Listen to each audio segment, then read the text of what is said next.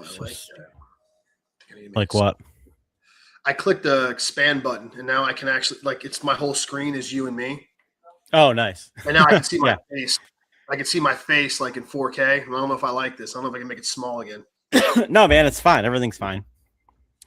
All right, so live viewer comments show up on the. Okay, so yeah, basically a fucking bomb went off in my shop while I was assembling all these K390 knives. Like,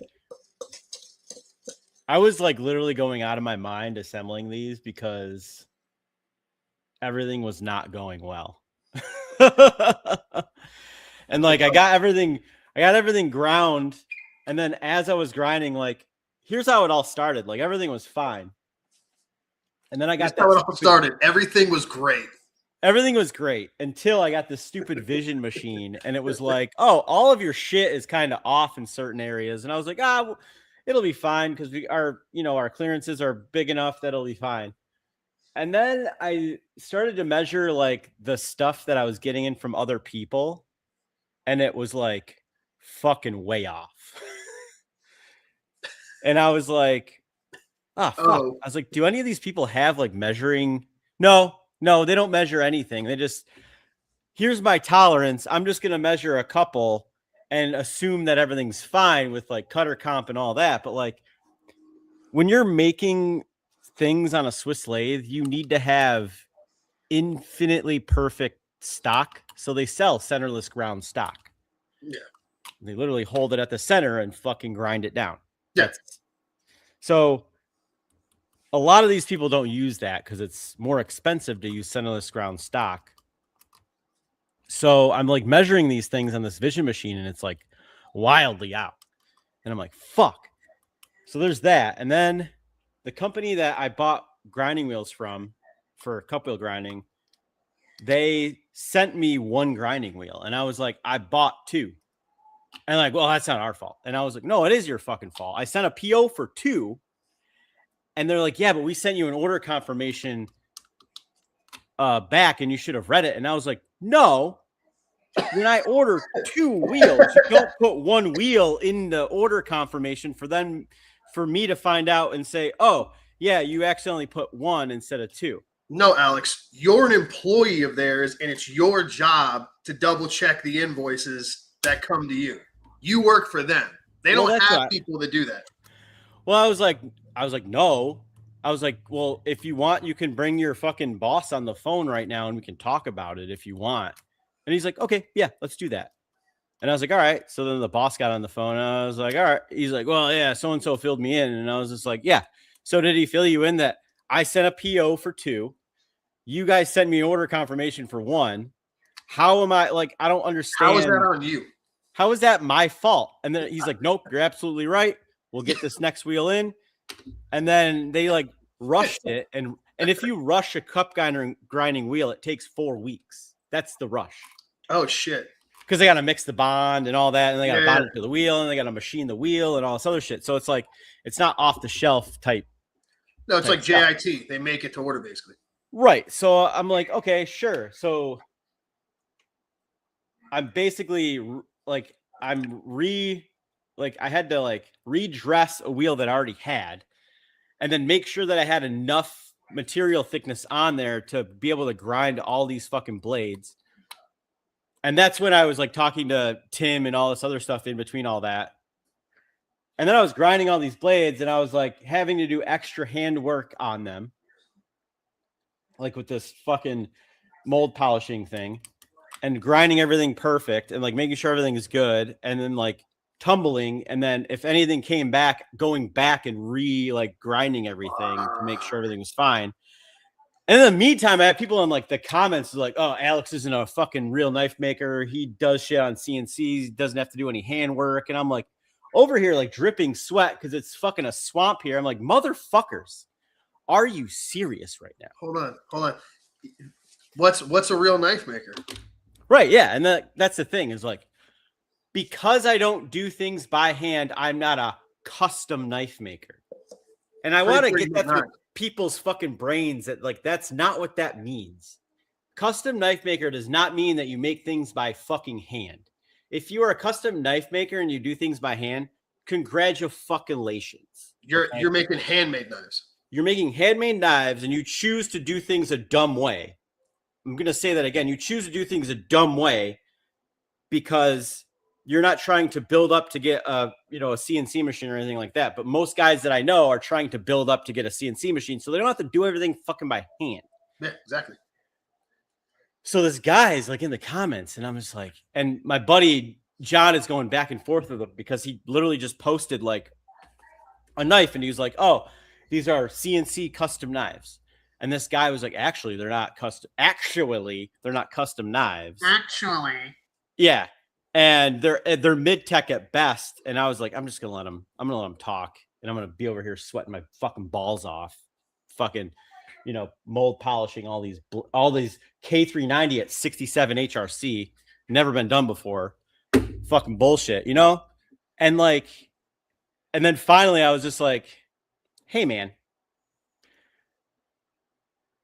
Ken Onion was the one that coined the term fucking mid-tech. Nobody else. Because he said Tom Mayo. Oh, he said Tom Mayo coined the term mid-tech. And I was like, I was like, actually, Actually, Ken Onion did, and I was like, I texted Tom and asked him, and he said no, he didn't. I don't have Tom Mayo's number. I fucking lied about that. But I texted Tom. I texted someone who knows Tom, who knows Tom. It makes it better because these people like puff their chests out, and they're like, no, this guy did this, and I was like, actually, he didn't. And then I went down through, and I was like, basically explained everything, and then was like, I'm sorry you weren't held enough or too much as a child, didn't get enough hugs. Yeah, like fuck off. And then he just immediately changed his tune and like shut the fuck up. And I'm like, why do these people waste everyone else's time? They need attention, bro. They need it's like you said, it's like that little kid that acts up like they just want any attention. That's like it's like, all right, what was the point of the conversation? Like, what is it? So if you think it's a mid-tech, whatever, what's the point in arguing about it? Right. Yeah. I don't understand that at all. Like, you just want to start a fight in the comments, be like, actually, it's a mid-tech. Yeah. And it's like, best. It's a mid-tech. Okay. So what is it at worst? Right. If at best, and again, when you say something at best, that's you're using that as an example of like something bad, and at best it's this, right? Like if somebody lies, you're like, well, at best they misrepresented the truth. Worst case, they lied, right? Okay, well, right. Is mid-tech is that a 4-letter word all of a sudden? Is mid-tech a bad thing? Well, that's the thing is I don't understand is because the whole reason why Ken Onion brought up mid-tech was because he was making handmade custom knives. Yeah. And he wanted to differentiate the handmade custom to, hey, I'm getting a bunch of parts made and I'm just kind of cleaning them up and assembling them. That was it. Exactly. But everyone's just like, nope, that's a mid-tech, so it's trash. And it's just like, get fucked. If your definition of mid-tech is that, then everyone on the planet is making a mid-tech knife. Everyone's making exactly. That's the actual exactly. That's the definition of a mid-tech, because he started getting knives made by Kershaw. His model, after the Kershaw stuff, it was I'm not gonna sell a $60 leak, and I'm not gonna sell a $1,200 custom. There's the mid-tech, the middle ground, where I'm gonna have parts of one of my models machined out, and then I'm gonna assemble them. So I'm gonna put them together for you and sharpen them, but I'm not making them all from scratch, right? So it's in the middle. These are $500-$600, whatever the fuck they were. They're not his customs. They're not made by Kershaw. They're in the middle, mid-tech. But again, right? Is that a bad word? Is that bad? Right. Yeah, and I don't think it's bad at all, because we're utilizing this technology to make all this stuff, and like you still have to do all the work. Yeah, the whole point is you can get one now. People think it's like fucking slapping the Staples Easy button, and it's fucking not. Like, because nobody has any idea. Nobody has any idea. People think when you have like a lathe, or you have like, well, maybe a lathe is a bad example, but once you have a CNC machine, it's like, oh, you just punch the buttons in and it makes knives, and you're just like screwing shit together, and like out they go.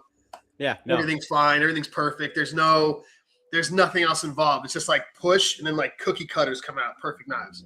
Dude, it's wild, and like it's funny because a buddy of mine will send me knives because he's a collector. He collects all these different knives and stuff, and he'll send me knives every once in a while, and like I'll get to like measure people's shit and like look at it, and I'm just like, oh, literally everyone's fucking full of shit.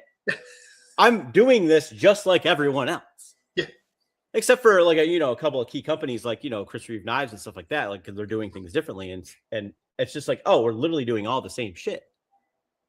And I'll see like well-regarded fucking knife makers, and I'm just like, oh, like they're just taking this fucking thing to a fucking their grinder and like making it flat, and, Yeah. and it's just like, oh, okay, I'm doing all right. It's everything in knife making. It's over exaggerated. It's lore.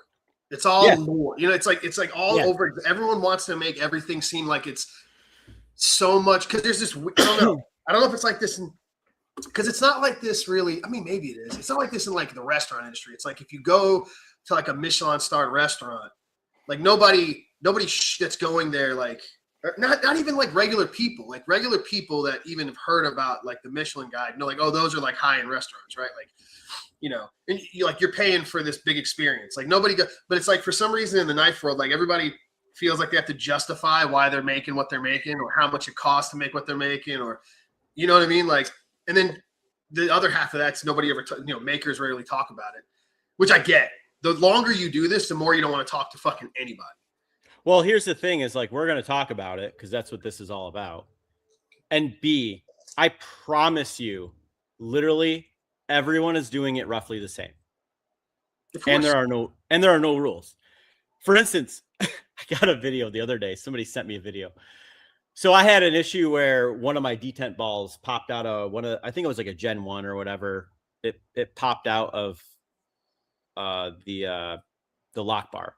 And it was the way that I machined the fucking lock bar insert. It somehow encased the fucking detent ball, and I would push in the detent ball with the lock, like with the lock insert in there, and it would kind of hold everything in. I've moved to a different system now, so it's like totally different. But anyway, this ball fell out, and the whole Discord knew about it because I shared all that shit. And then like yesterday, I got a fucking video from one of the dudes in Discord, and believe it or not, never happened before. A Montana knife Montana knife company Montana had the same issue happen.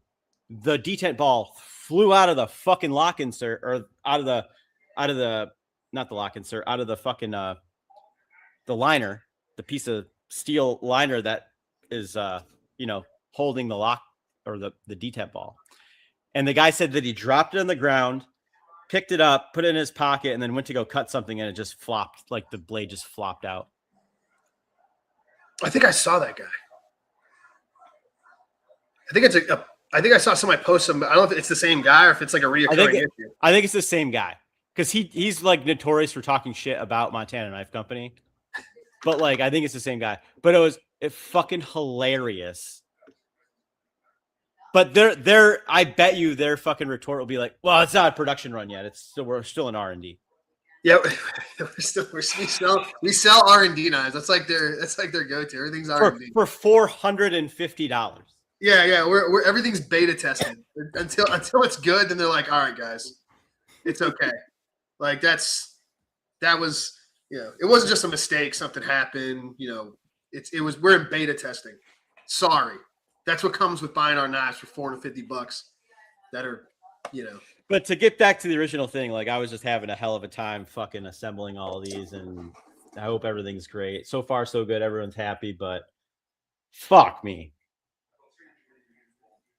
It's good times, man. Like, what would making anything be without problems? Especially when you're a public like company like this, like in the knife world, like it's like It's not like if you're like a shoe guy, like you don't have access to like the CEOs of Nike. You know what I mean? Like in the knife game, it's like you could just DM the guy that you bought the knife from and just cuss him the fuck out. And that happens more often than not, and it blows my mind that people do that shit. And I'm just like, are you like I'm literally fucking in the middle of dinner. Just like stressed out from the day, just fucking eating, trying to get caught up on reels, talking to my kids, listening to whatever dumb shit they're fucking saying. And like, a grown human being is like, fuck you, this thing fucking sucks and blah blah blah. Like, I expect better quality for the type of money I'm fucking paying. Everybody and knows better. Like, holy fuck. Everybody knows better. Like, I just saw, it's funny you say that because I just saw, and I love those guys. You know the Dutch Bushcraft kids? Yeah. Yeah, I just saw them, like they popped up in my YouTube as I'm grinding, and they're talking about some new Mora, right? And it was funny because like I love those guys, right? And they're talking about this Mora that's like half the price of another one. It looks exactly the same, but their only complaints were like some of the screws that were holding together, the fasteners were loose, and there wasn't there was a burr on the edge, and the spine wasn't like 90 degree to throw sparks. And they show them, they're like, look, it only takes us a minute. We hit it on the strap, we ran it over our work sharp, we tighten the bolts. They're like, these things are just kind of like we're glad it's cheap, but it's like that only took like a minute. And in my head, I'm just laughing because I'm like, yeah, they're like, what? They should be able to do this. And I'm like, yeah, but they make like 10,000 of those a week. Yeah. Like, yeah, they're not going to sit there. Like, think about 10,000 minutes extra a week to do what you just said. Like, no, like the whole point of the video was like the first night they were comparing it to, they complained it was too expensive. So it's like they felt like they answered and they made like basically almost the same knife but half the cost. It's like, so you're happy it's cheap, but then like there's a burr on the edge, or like the spine's not all like, it's a cheaper knife, right? It's what you wanted, right?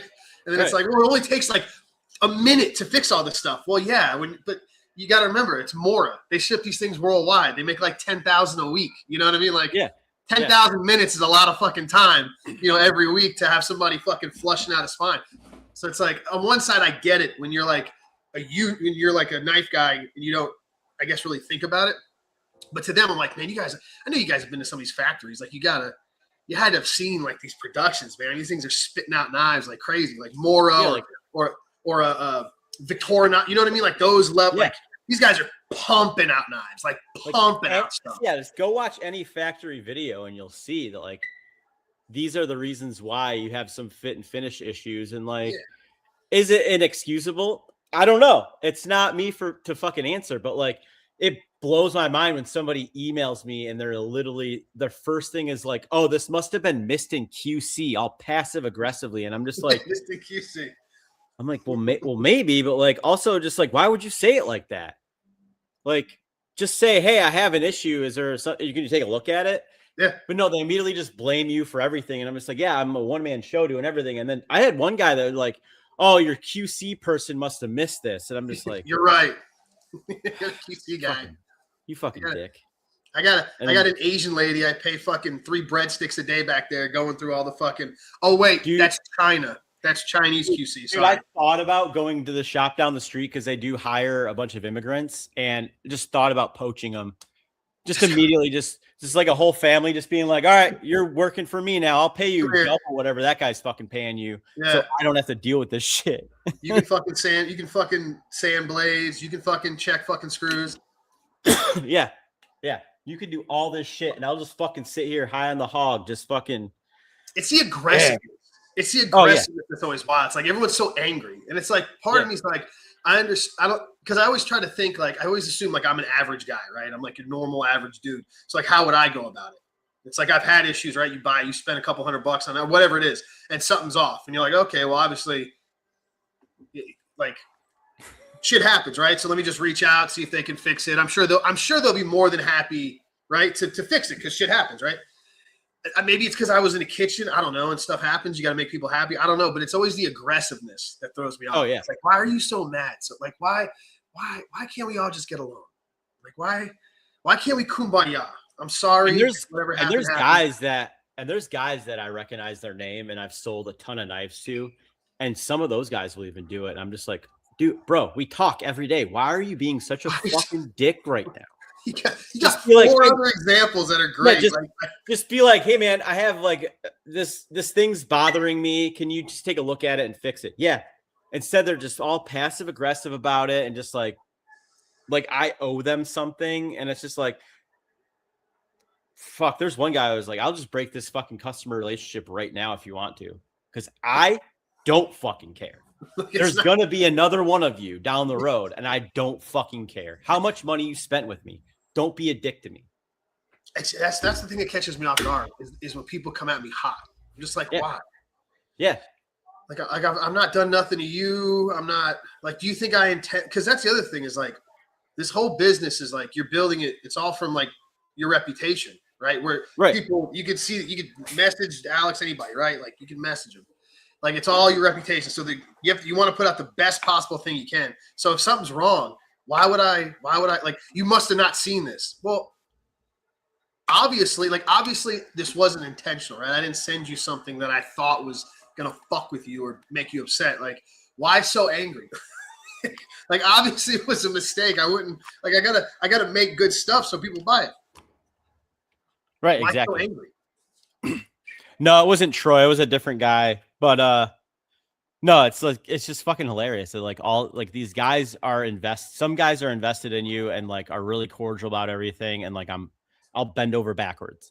But there's some people that like I've sold a bunch of knives to, and they're just for some reason they're just so fucking arrogant, and I'm like, can you not do that? Please, just don't do it. Just be nice to me.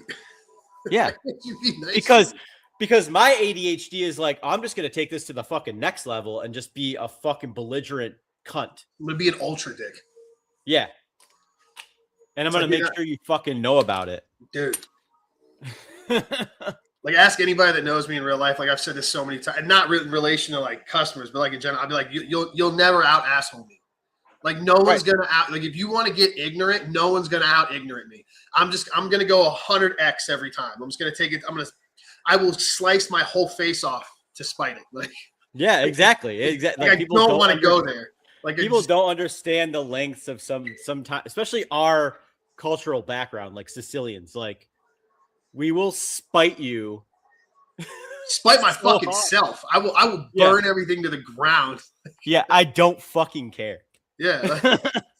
Like the other day, I was like driving down the road and like had the kids in the car, fucking girlfriend was in the car or whatever. And we're driving normal and a cop just whips right behind me. And I'm like, you motherfucker. I wasn't doing anything. Why are you whipping behind me like this? What did I do? Why? Why me? So then we get on the highway and he gets closer and I'm like, fuck you. And I just immediately pull over to the side of the road. And I'm like, go past me or pull me over. I don't fucking care. That's something I would have done. And then my girlfriend's like, why are you so angry right now? And I'm like, because people do this shit to me. Just stop fucking with me. Like, why? Exactly. That's how I always feel. I'm like, why? I'm like, I'm nice to everyone. I'm like, why am I? I wasn't speeding. The registration wasn't up. This fat fucking cop just pulls behind me and just like, I'm gonna fuck with this guy. Why? I remember me and one of my buddies came back from getting deployed. We're down at like a local bar. Literally, have like a drink, and then they're like, "All right, we're gonna go to wherever else. We go get cool, get in the car." They go flying by me, right? At like 100. Guess who gets pulled over? You, yeah, yep. And I'm like, now I'm not gonna say what about them, right? Because that's my guys, or this is my best friends. But I'm like, why the fuck am I getting pulled over? You know, and then he's like, and then of course I just started laughing because he's like, you had anything to drink? And I'm like, yup.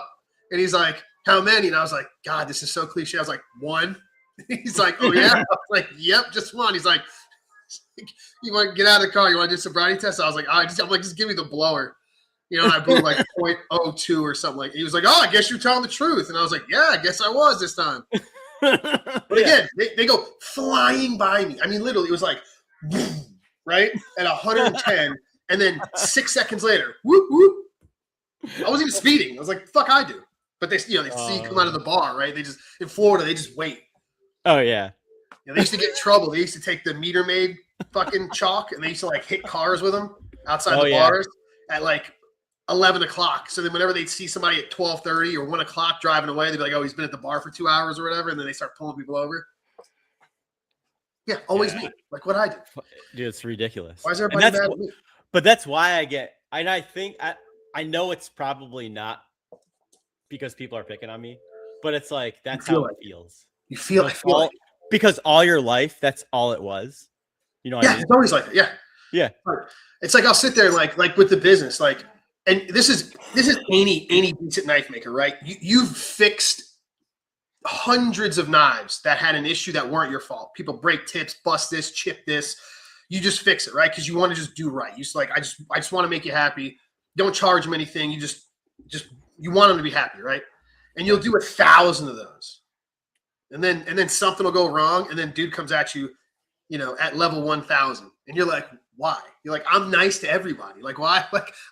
Like I fix all these people's shit for free, and then this you don't like about it, and you come at me like I'm the fucking devil. Like I'm running out here trying to like screw you over because, you know, the scale shrunk when you got it. And now, you know, you're mad at me because you think I sold you something wrong.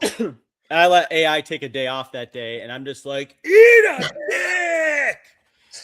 Like, you know, Dude, give me times I text. I got to do the AI thing, like you said. I forgot about that. Like, I'll text it and delete it. Text it, delete. I'm like, yep. And I'll give myself like 30 minutes. Like, don't go back to it. Like, just chill the fuck out. Just put it in, and then go to the bottom and let AI handle it, and then it'll be I need the AI assistant because it's like polish, and it'll just polish it right up. It'll also, if you're super passive aggressive in there, it'll keep some of that in there, but like even a little, like, oh yeah, it'll twang it up a little bit. It's nice. Kind of ease it in there.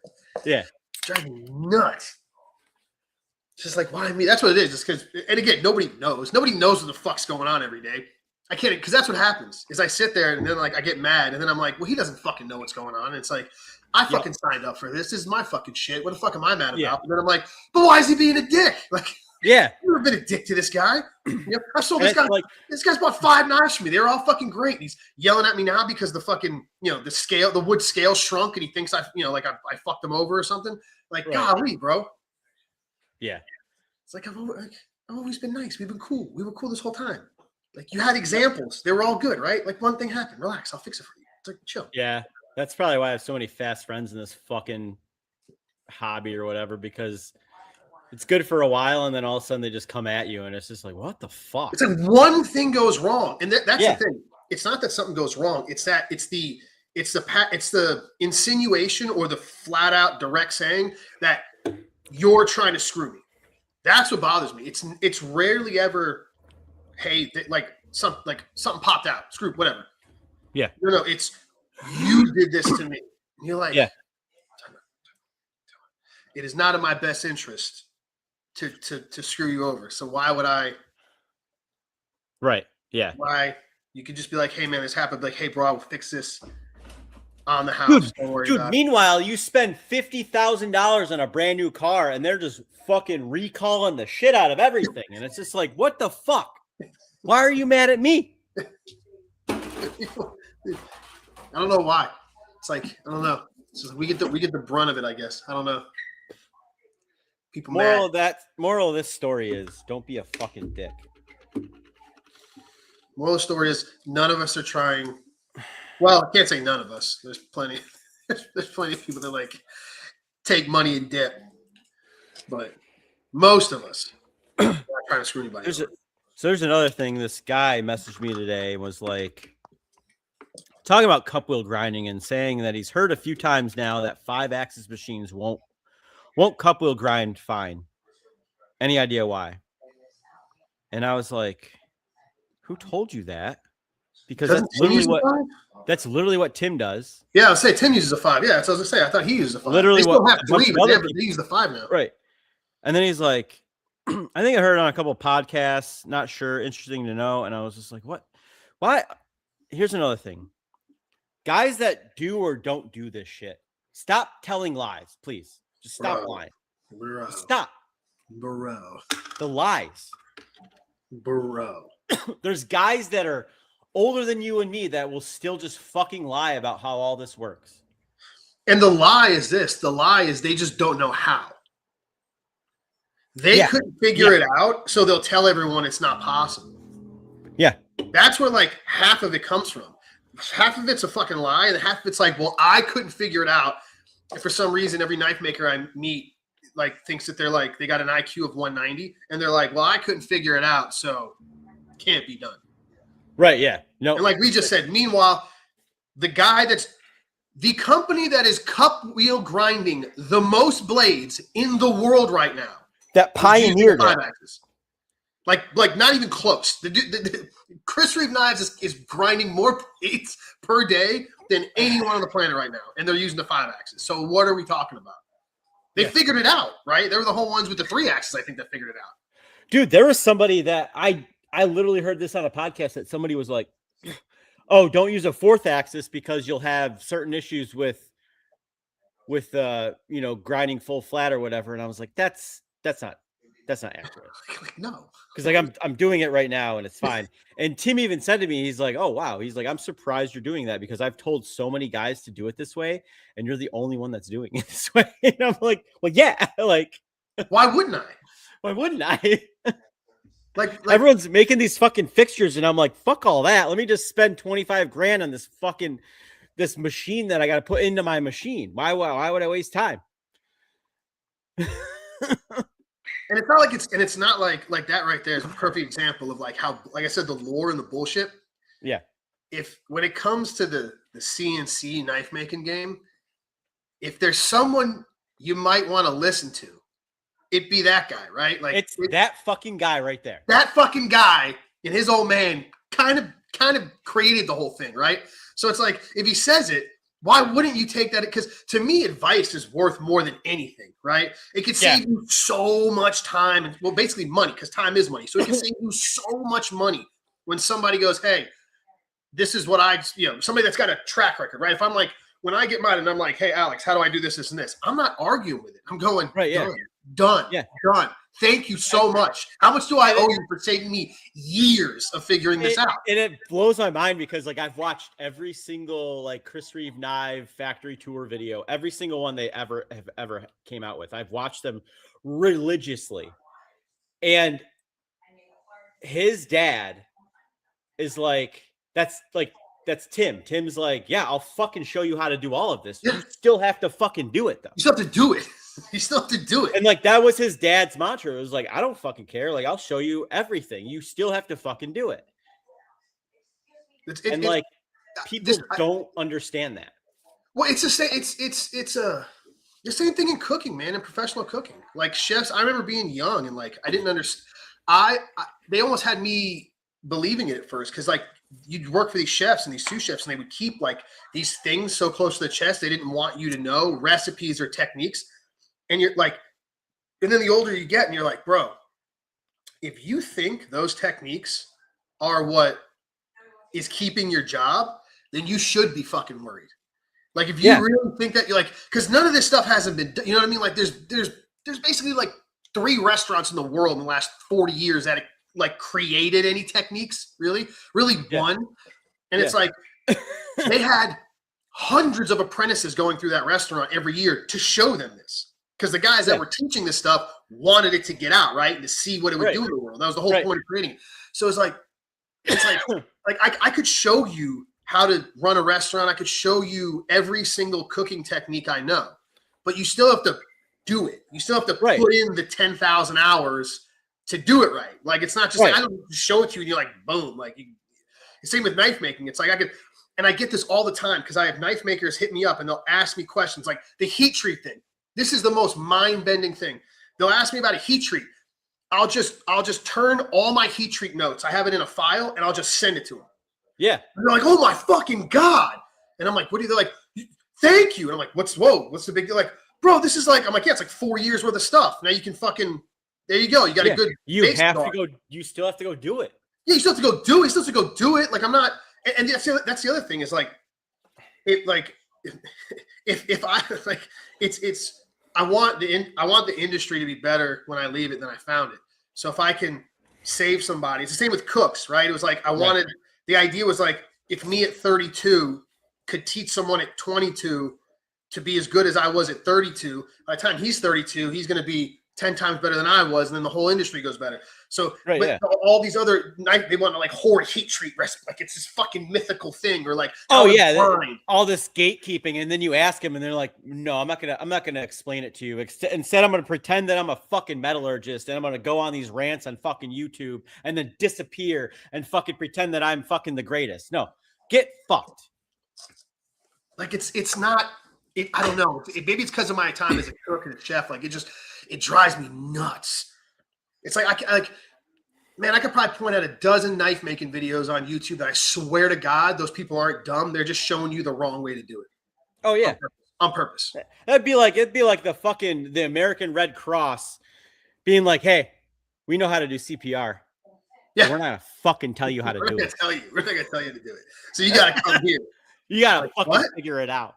Yeah, it's like if the information you're gonna give, right, is if you give it away and that ruins your thing, your whatever your business model is, it ain't that valuable. It's not that great. It's not that good. It's not that good info. If it gets out, that's all you got. Yeah, you could probably learn more cooking techniques from watching Ratatouille than That's what I'm saying. It's like there's just so much more that goes into every industry other than like these like knife making. Like there's so much more that goes into it than like understand. Like I want guys to understand heat treating. I don't want them to, you don't want to see a bunch of dog shit. If you have good heat, if you're a good heat treater and you don't want to tell people how to do it because you think that'll put you out of business, then your knives are dog shit. Like if you can't sell the knives. And that was my whole thing with like Montana Knife Company when they came out that video of like showing their heat treat oven. The one thing that Josh said was like to protect our intellectual property. What IP, dog? From IP? You explains. From who? China? China doesn't fucking care, bro. Like what IP? Yeah, what IP? What are we talking about? Like what IP are we talking about? if it's that valuable, do you have it patented?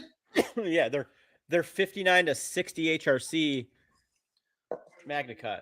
Like good fucking God. Like it's like you make fixed blades. What IP? What IP are we talking about, bro? We've been making them for fucking 1,000 years. Like what are we? Yeah, we're like fucking intellectual property that you guys are trying to hold abreast that like you clearly don't give a fuck about the knife industry at all. If you're gonna do that kind of shit, like you said, is it your super secret formula to get MagnaCut to 59? Because that actually takes skill. Like you really had to shoot for that. Yeah. Like you really had to intentionally shoot for 59 to get MagnaCut to 59 because you can get that stuff 63 with your eyes closed. Yeah. You don't even need cryo for it. It'll fucking do it as is. Yeah. Especially the stuff coming from Aerosteel. The stuff from Aerosteel, I don't know. Again, I think it's because I don't know. I think it's because the way they measure the batches there, the elements are off. I'm telling you, because Aerosteel MagnaCut gets harder than CPM MagnaCut at the exact same protocol. For sure. And I think there's more carbon or something in there. Like, because I was talking, I told you that guy, what's his name, Bill? And he was talking about how there's differences in how they measure it before they pour the whole heat. But yeah, like you gotta, I mean, that's Montana Knife Company. You gotta, you had to try hard to get it to 59. That was very intentional. You're like, crank this temper oven up, bitch. Yeah, I can't wait until they do like their next 20 fucking renditions of their R&D Montana knife to see what they actually change. Well, see, it's funny. I don't know if anybody else has noticed this, but to me, it just seems like they just copied Leatherman. Yeah, because Leatherman started doing the garage where they take like a knife or not a knife, a multi-tool, and they'll like spiff it up a teeny bit and then do a limited production of them and sell them for like triple the cost as collector's items. Yeah. So that's what this seems like. They're like, oh, we're doing R&D stuff, because that's what's called the garage. It was like R&D stuff that they said it was like, we're testing stuff out to see if the market, sure, whatever. But that's what it seems like they're doing. It's like, oh, we're going to put out a bunch of R&D stuff and see what hits. Well, no, because that happened with their folder came out for them. And it was like, I don't know, like a couple hundred, maybe $300. I can't remember what it was. And everyone lost their shit.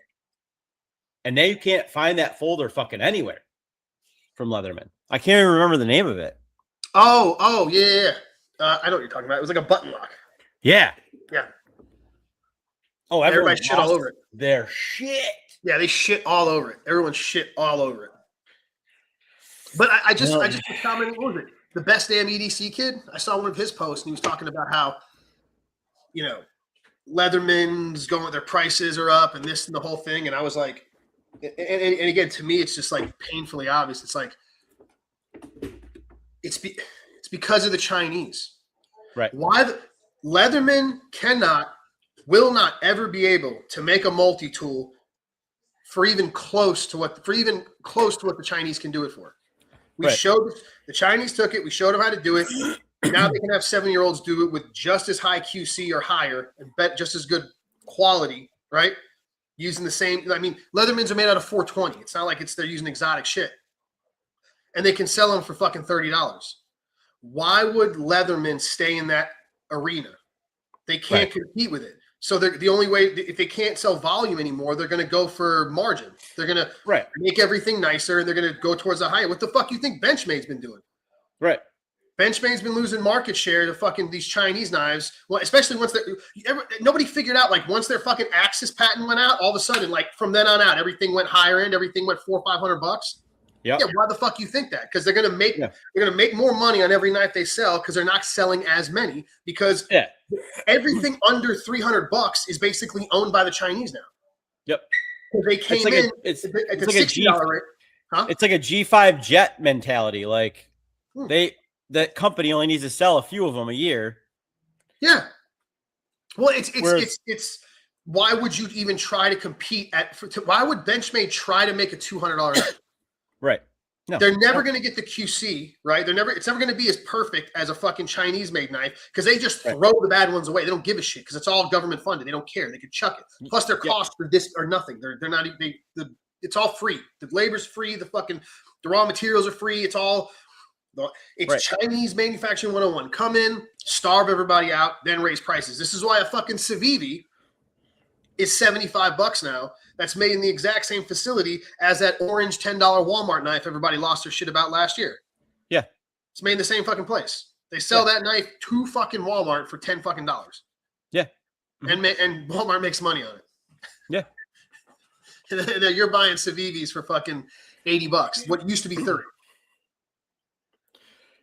Yeah. Why would Leatherman why would Benchmade try to make a $200 knife? There's no point. Someone it's buying Chinese shit is what happens. You keep buying Chinese shit. The American manufacturer is going to start working towards the high end because that's where they can. That's the spot where we can thrive. Right. Yeah. Make I mean, that's why that's why I want to double dip. Is I'm making my fixed blades for so cheap that I want to be able to make an affordable fixed blade. Yeah.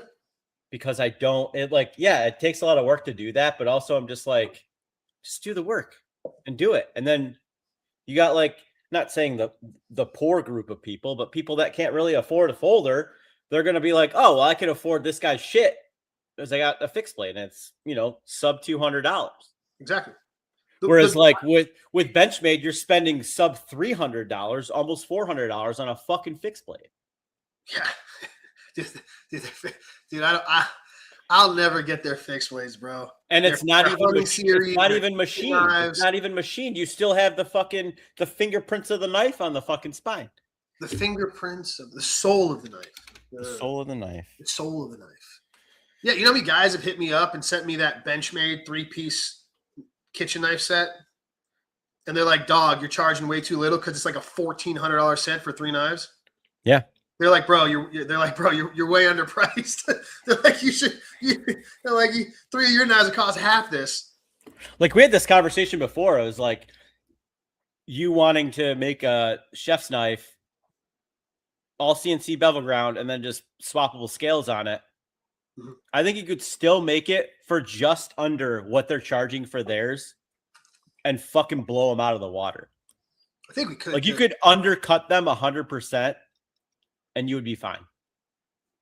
I think we could. It's gonna happen. It's on my all-time list is gonna happen. I have 2 things. There's that one, and then I wanna go at Cosini. Cosini is the company that makes the knives in all the restaurants. Mm-hmm. That they upgraded them recently, so they actually figured out how to belt grind them. They used to take this horrible 2-inch wheel and put these horrible 1-inch tall 20 grit fucking hollow grinds into them. But now they made them where they're still shit steel, but they sharpen them on a belt like a regular bevel.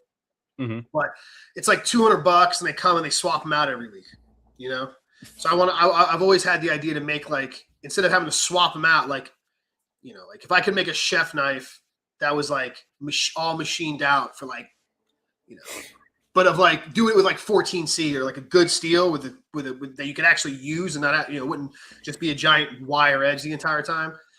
That's another one of my pipe dreams. But the more expensive everything gets, the less what's gonna happen. Because I just want to like go back to the kitchen, and be like, here's like $150 knife or under or something where it's like real basic but way better than anything else you're gonna get. Oh yeah, for sure. Truck. Yeah, I mean, I still think it's possible. Even with companies like Cutco or like that Dexter company, like I still think you could undercut those guys to a degree. I mean, if it's made overseas, then it's going to be very difficult. But I think you could still. I'm making it overseas. Making nothing overseas. Yeah, 0. I will die. Dude, there's so many guys there's so many guys that I'm just like, they get to a point and they cave and they go overseas, and I'm like, it was like the Farron Forge sisters were like the first ones to do it. I remember. Why? I remember them. They were like doing great, and all of a sudden, I don't know if they were, but it seemed like they were the first ones to hit up. Like it was we at the time to be like, do those Farron Forge collabs, and everyone was buying them like crazy, just fucking flying. Oh yeah.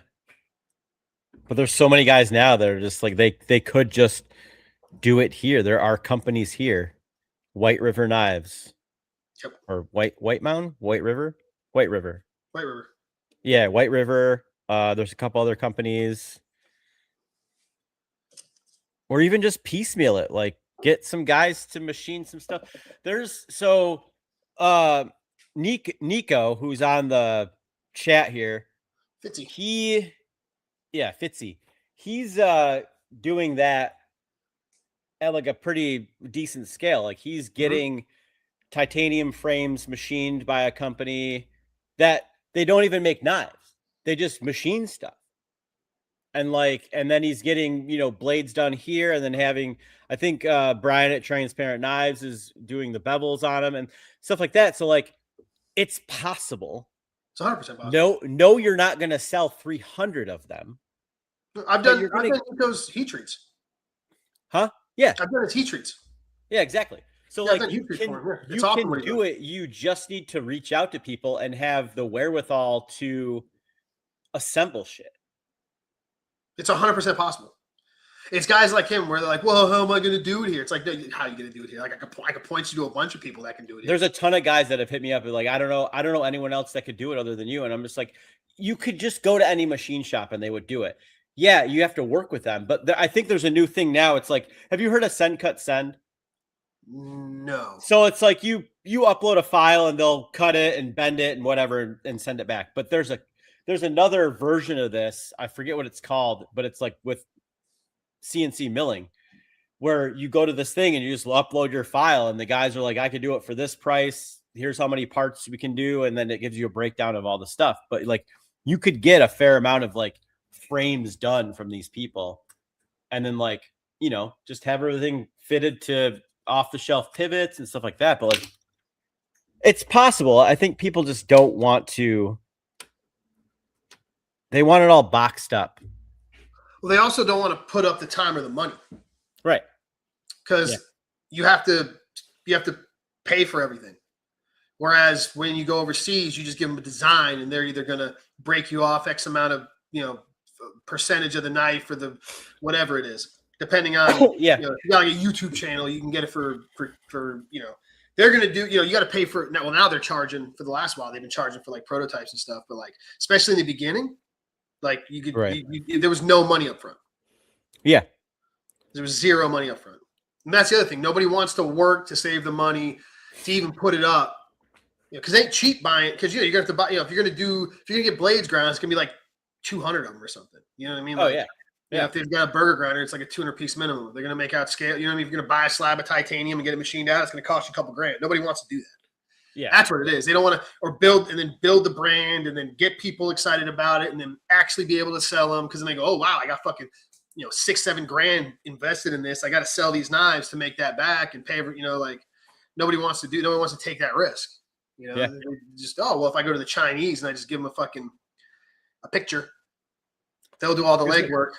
Here's a picture. Okay, my pre-order is ready, guys. And then it's like, let me wait 6 months.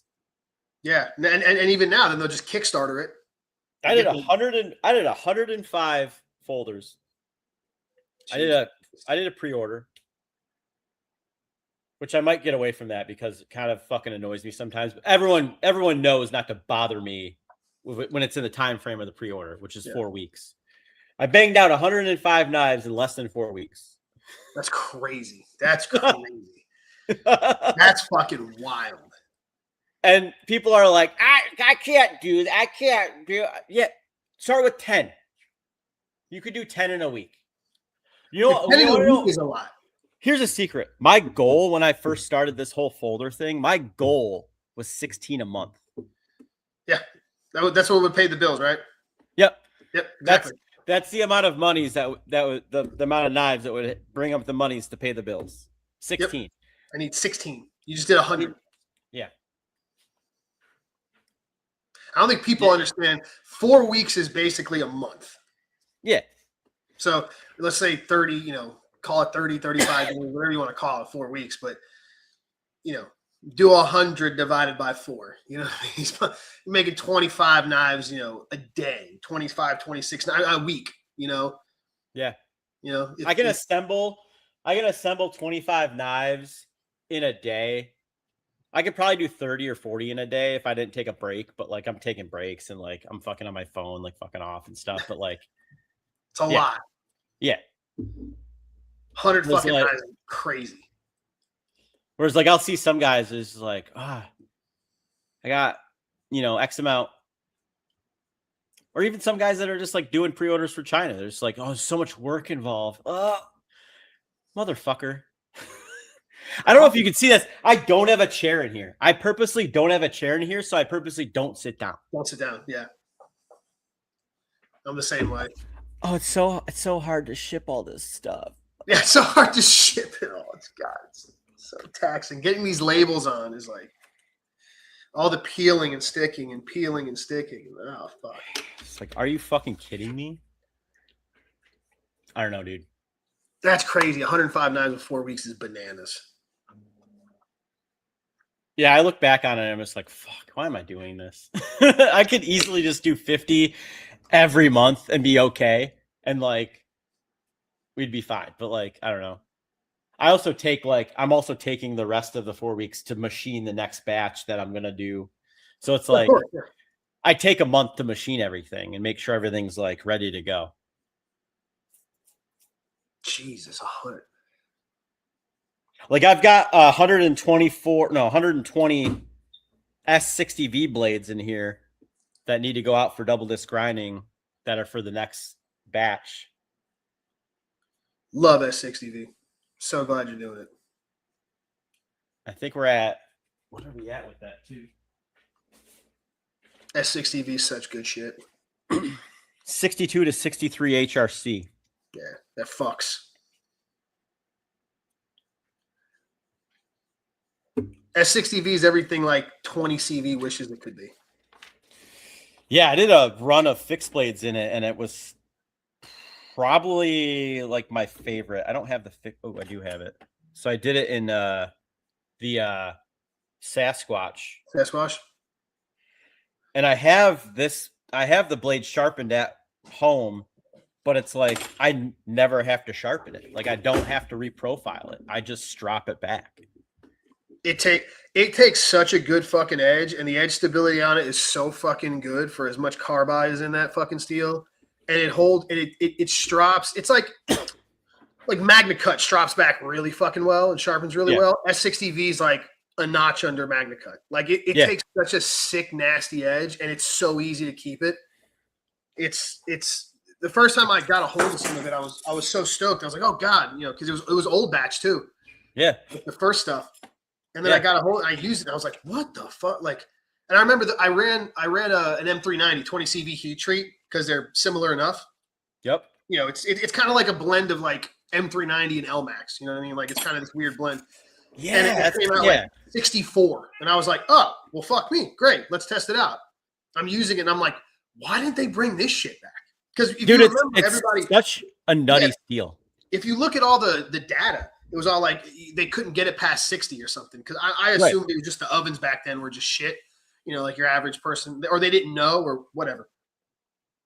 But came out great. I've done a bunch of running. People fucking.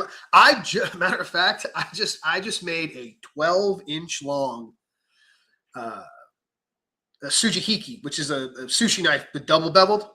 Yep. In S6DV for a guy. Oh God, That's gonna last forever.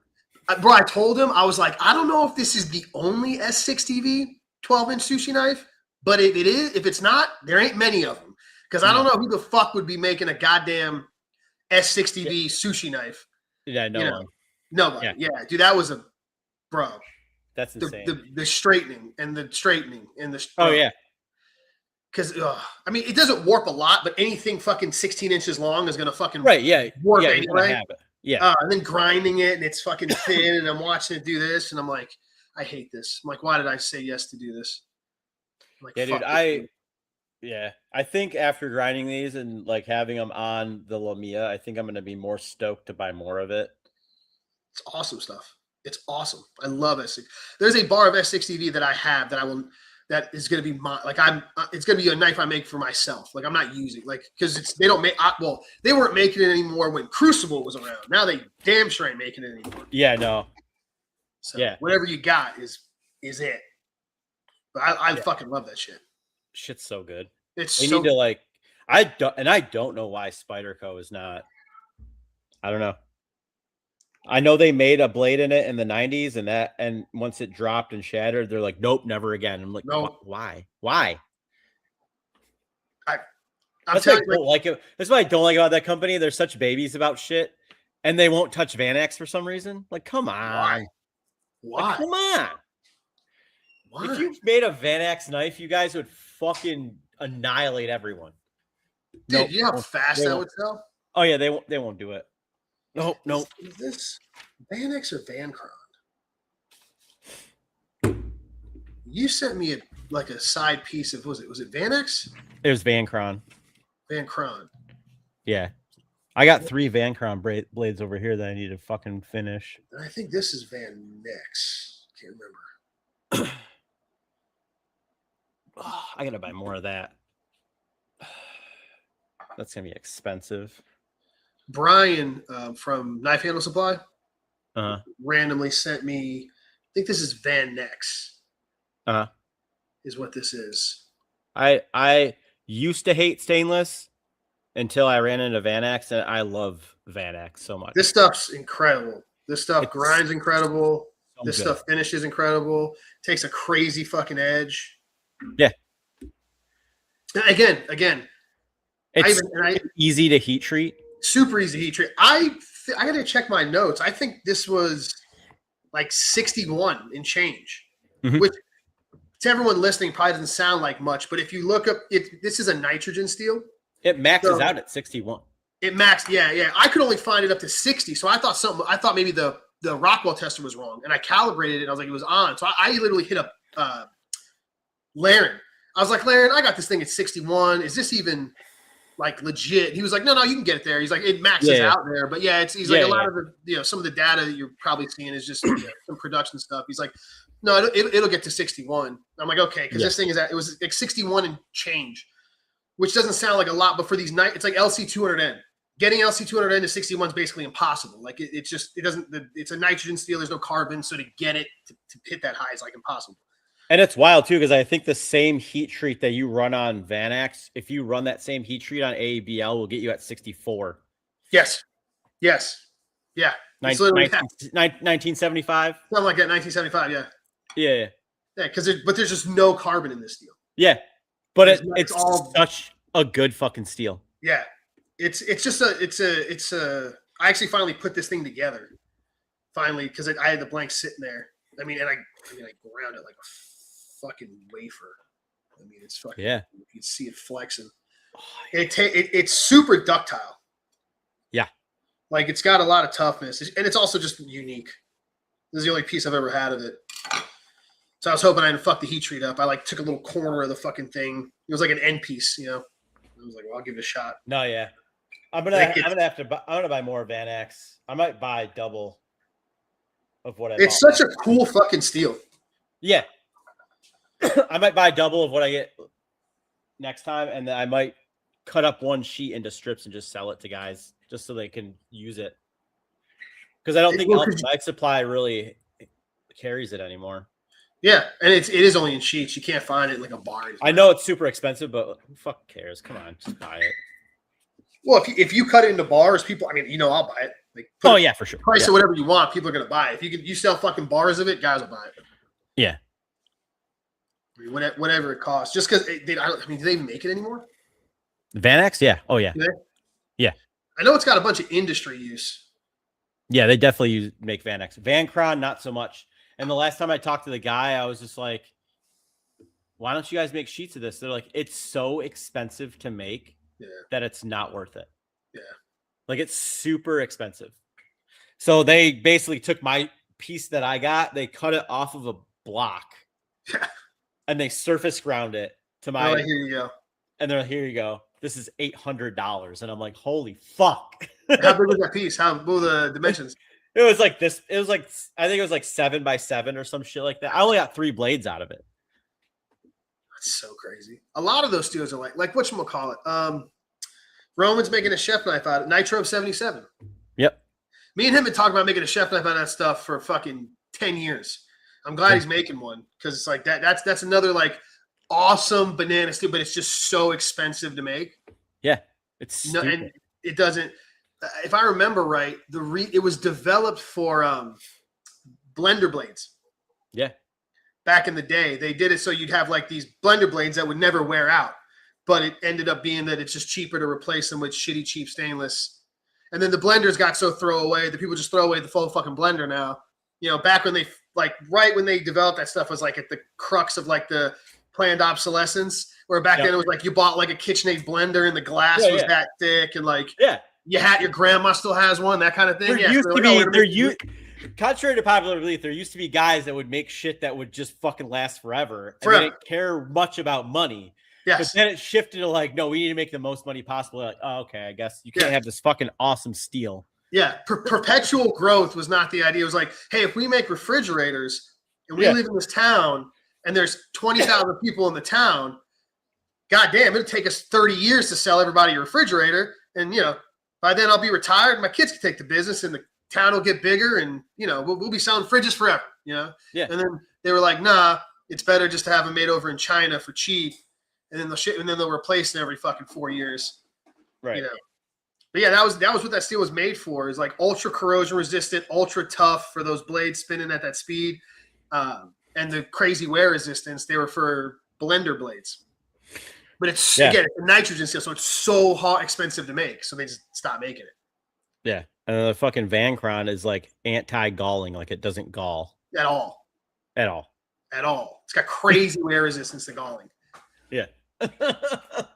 And what's funny is it's like I bet there's a ton of industry that could use it, but they'd rather just use throwaway parts from China. Right. It's like I was talking to the guys at Alima when I went to Blade Show. Mm-hmm. And like their 12C20 AEBL, like a ton of the sales that come from that steel is actually like compressor valve parts. Because it's got such good impact toughness and it's it's so stainless. They use it for a lot of it gets used in industry for like compressor parts. That's insane. Like who would have thought? You know what I mean? Obviously, they sell a lot of it for razor blades and stuff like that, but you use it for compressor parts. I bet Vancron would do an even better job. Oh yeah, for sure. Like would just be you'd never replace it. Yeah, anything that needs to like wear against something, it would do exceptionally well. Or other metals. Think about it. Especially in stuff like compressors, where if you have or any tape where you have metal on metal, it's usually non-hardened parts. You know what I mean? So you take Vancron and you put that. Jesus, I mean, you never need to replace it. Yeah, like if you had like a rotary screw compressor and you took the impeller and made it out of Vancron, it would last forever. Ever. You could charge as much as you want for it because it'd be a one and done. You'd literally replace it like every decade. Yeah, because the bearings would wear out before the impeller. Yes, yeah, literally. Because Vancron's got like a fuck ton of how much vanadium's in it? It's got a bunch. It's got a. I come off the top of my head. I want to say it's up there, but the friction coefficient on it's like nothing. So it's like that's why like there's no galling. Like there's no rub. I mean, they still have it as a product on here on fuck your cookies. Yeah. Pancron. Properties. Extremely good galling and adhesive wear resistant, unique low friction properties, very good abrasive wear resistance, high hardness and compressive strength. Yeah. Application areas: cold rolling, cold work tool steel applications, fine blanking, powder compacting, tool steel solutions, and tool steel blanking and forming. Yeah, the adhesive wear resistance is 100%. Let me just see if I can share my screen. Next step, Alex is going to be using Vancron for his lock bar inserts. They'll never be replaced ever. No, ever. The titanium will corrode before the goddamn insert would rub out. You could spine whack it and shatter the blade. With Vanex, you could probably just do some tweaks to reduce the RA more, but RA, I don't know. RA's the more and more I look into it, and the more guys are starting to like do down and dirty testing, like breaking, like RA is not near. If you move steel reasonably quick, RA is not nearly as much of a problem, I think, as people make it out to be. Yeah, it's like with the Vanex. I mean, I moved that steel real quick, real fast. That steel was at 1975 and was negative 320 degrees in 3 minutes. I don't think it's not necessarily just it's not the RA, I think, in Vanex that's going to soften it up. I think it's just there's no carbon to dissolve, you can't take nitrogen only has so much of a hardening effect. You know what I mean? Yeah, you're relying on mostly nitrogen to make it hard versus. Yeah, and there's only so much you can dissolve. It doesn't have that same.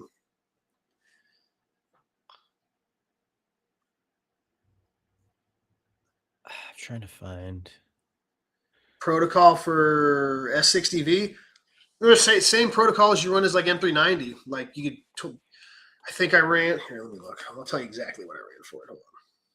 Bust out the notes. Where the notes at?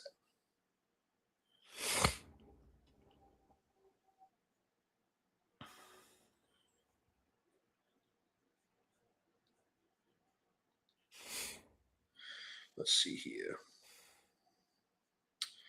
Notes. Where are we at? Oh, that's the sales brochure. Shit. I'm trying to find the technical brochure. There it is. MagnaCut 390. Let's see. S60.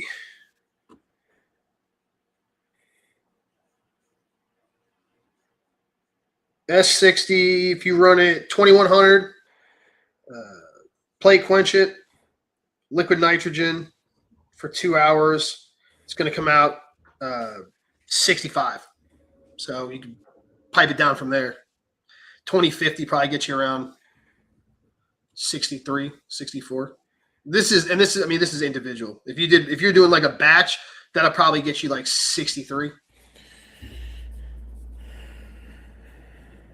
Because obviously, you're doing them one at a time. It goes quicker.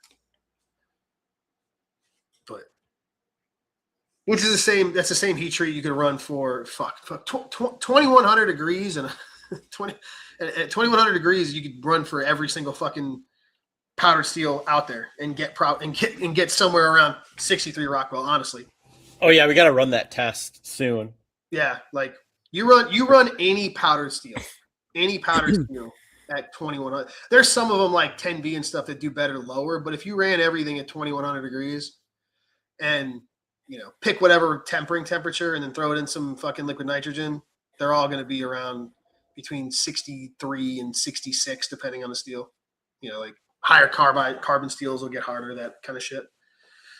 Or maybe above. No, I guess no. Sorry, K390 will go like 67, but it'll land somewhere there depending on the composition. Yeah, it's like the Konami code of fucking heat treating. Yeah, you run anything at 2100 because it's pretty much across the board. It could be literally everything from fucking crew air, like even 3V. It would be, You might get a little more RA in it, but not much. I mean, even 3V, you can run 3V fucking, you can run 10V at 2100. It's still going to come out.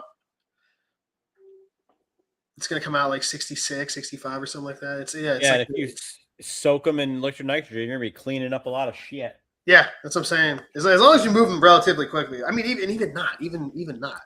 If you look at any of those fucking tempering or not the tempering chart, is that what it is? It's like the fucking charts that have all the swoopy lines on them. Yeah. The temper versus rock. If you look at the time at the bottom, it's like 7 minutes. Oh, it's a long time. Yeah. Before anything happens. Yeah. The TCC curves. Yeah, that's what it is. TCC curve. Yeah, it's like a solid 7 minutes before anything happens. Yeah. And you get like weird structures. So if you're just moving at a fairly quick pace, like you're fine. That's why like sometimes I'll get guys like I'll do heat treats and they'll when I send them all my heat treat stuff, they're like, hey man, this doesn't match up with like Laren's book or whatever. Like you're getting a higher number. I'm like, it's because it's me moving one blade at a time or 2 blades at a time. Yeah. Like my quench rate's faster, so it's gonna come back harder. Obviously, it's not fucking linear. It's not like infinite. Like it's not like if you can quench a blade within 10 seconds, an air hardening steel in 10 seconds, it's gonna be any better than a minute and a half. Like there's definitely like a finite level of how fast you can get and how hard a steel will get. That's another thing I think a lot of knife makers that I think is fucking funny. Like guys will fucking soak plates in ice and dry ice and chill their plates and all that. Mm-hmm. Don't make a damn bit of fucking difference. Mm-hmm. If your plates could be fucking, negative 100 degrees, the second that 2100 degree steel hits it, it's that negative 100 degrees gets sapped out in a fucking fraction of a second. Like, yeah. And I've tested all of this stuff, dude. I've had plates that, and they're aluminum, right? We're losing aluminum plates. They only get so hot. Like if you want to be like Billy Badass about it, get copper plates. It's funny. There was a guy that I was friends with. He was experimenting with copper. So first what he was doing is which I thought was smart. He was taking, he had like a cylinder full of like aluminum balls and he would quench them in that and blow air through it. Yeah. He thought it would pull the heat out. And it worked great. And then he was like, what if I do copper? And I was like, holy even fucking fat. Because he was doing that because, well, then the problem is when you get copper plates, they're like fucking $250 for a set of plates that are even knife size. That's the big problem. Aluminum, you can get big ass plates for like $90. Yeah. Huge plate. You can get a fucking, these big old plates for them.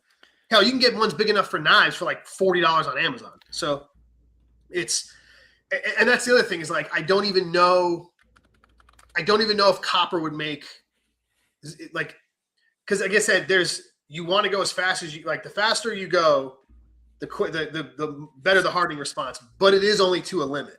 Like it's only so fast you can cause that chemical reaction to happen. So copper. I don't know if the juice would be worth the squeeze in the copper. When I see guys like ice and plates and stuff, and I'm like, because I've tried it. I've fucking soaked them in dry ice, liquid dry, dry ice and denatured alcohol and all that to get the plates like fucking negative 80. 12 by 12 copper plate that's 1 inch thick is $879. See, so imagine so if you're looking at like half inch plates, $1,600. Yeah, for a quench setup. Yeah, you see what I mean? Like M390. You're gonna get like half inch plates that are like like 12 by 4. It's gonna cost you a couple $100 for copper plates, So M390 and M398 gets harder with oil quench. Would you avoid that? It does and it doesn't.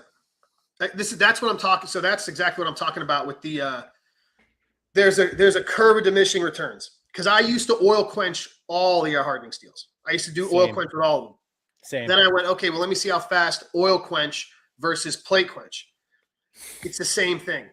When you see oil quench data on those sheets, they're taking batches and dropping them in oil. Like if you've ever seen like big foundries when they're quenching giant parts and that's what they're talking about.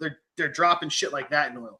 When you're doing 1, 2, 3, 4, whatever in your heat treat oven at a time, whether it's the plate, so you quench them in oil, it'll go from 2000 degrees to whatever, fucking, whatever the point. I think it's 800 for most steels is you need to get it under 800.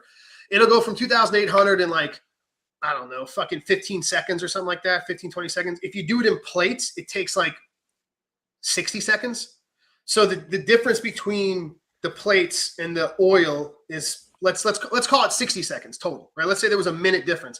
That minute, the speed that it hit isn't going to grant you any more hardness. Like that's what I'm saying. It's finite. It's not linear. It's not like if you quench fucking M390 in water, it's going to get harder than if you did it in plates. If you do a big batch of them in oil, the more steel, obviously it's going to cool the whole thing down faster.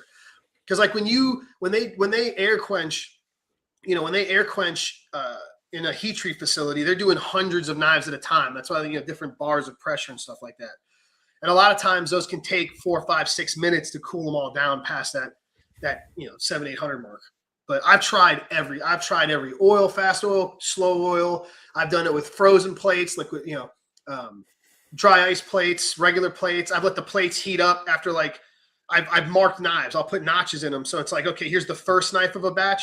And then here's the last night when the plates are as hot as they could be, right? I've ran 7, 8, 9, 10, 2100 degree blades through it. So the plates are like fucking 200 degrees. Doesn't make a difference. It happens. So when you put a piece of steel, it's also the thickness. All the knives that I'm doing are 1/8 inch or under thickness. So 125 thou and under. When steel's that thin, it's gonna the heat comes out of it so fast. I think the biggest problem with people reaching good hardness numbers across the board is people don't soak long enough. That's my thing. I think people are afraid to soak steel for long enough. I think when it comes to carbon steels, it's because a lot of guys use a forge. So it takes too long to keep that heat even, and they're worried, which makes sense. And when guys do stuff in ovens, they don't want to soak it long enough. You give M390 or M398 like a solid 25-minute soak, 30-minute soak at temp, you watch how hard that gets. And you like oil, doesn't matter. But then oil, you got a big old mess too. It just doesn't really. Then you got to constantly change the oil because you got to remember those oils are designed for 1600 degrees. Like those are not designed to cool 2000 degree steel. So it fucks that oil up pretty quick. So can you see this? Yep. Okay. So this is for CCT for K390. If you look at the bottom, this is the time in seconds. Yeah, seconds. So you have 100 seconds. Okay. And this is so the temperature is over 1,000 degrees Celsius. So we're talking well over the 2100. Yeah. But if you look, you don't start to see anything. Like if you look at the pearlite or the bainite or the ferrite, none of that stuff happens until a long time, 100 seconds. Yeah. So you're well over, a minute and a half. Yeah. So if you, and that's we're not talking cryo either. This is just quenching. Right.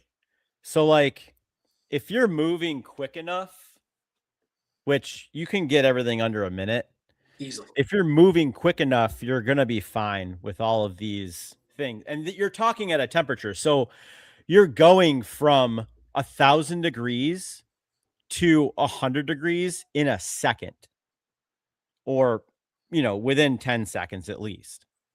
So you're not even going to touch the fucking whatever the bainite. Well, no. Remember, this is 100 degrees Celsius. So that's like 200 and something degrees. That's right. Okay. Yeah, that's still 200 something degrees. Yeah. You're 1,000 degrees Celsius is like 2,200 degrees or something. That's right. So you're dropping fairly quick. And you have to remember that these are designed for giant ass ovens that quench at 1 bar or something like that, which is a standard 1 bar or a 5 bar or whatever.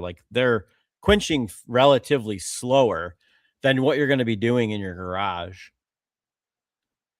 Also, this site is fucking dope.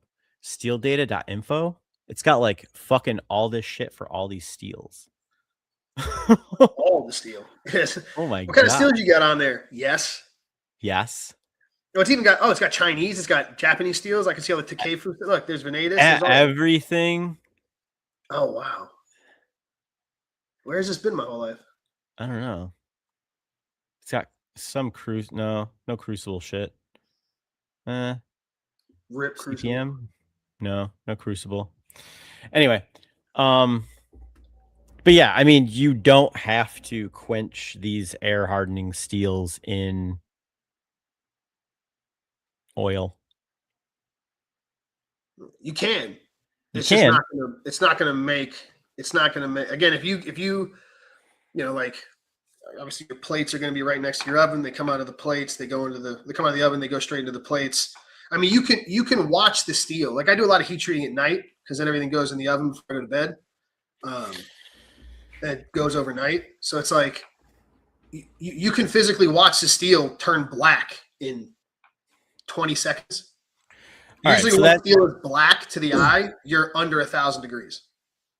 This is a better representation. So this is Venatus 8. So 1,000 degrees Celsius, and then your martensite start is just under 400 degrees Celsius. And then your martensite finish is roughly a little over 200 degrees Celsius. So like you really only need to get in between that window and go past it and you're fine. Like 350 degrees Celsius is like 780 something degrees, around 800 like we were talking about. And it's within 1 minute to 10 minutes. Yeah. Before you start getting any weird. Yeah. So when we were talking about getting it under the martensite start, which is about 800 degrees right there, you see looks like 7 or 300 and I don't know, 60 or whatever that is. That's around 800 degrees Fahrenheit. Yeah. That's where most of the steels, that's where the martensite start point is.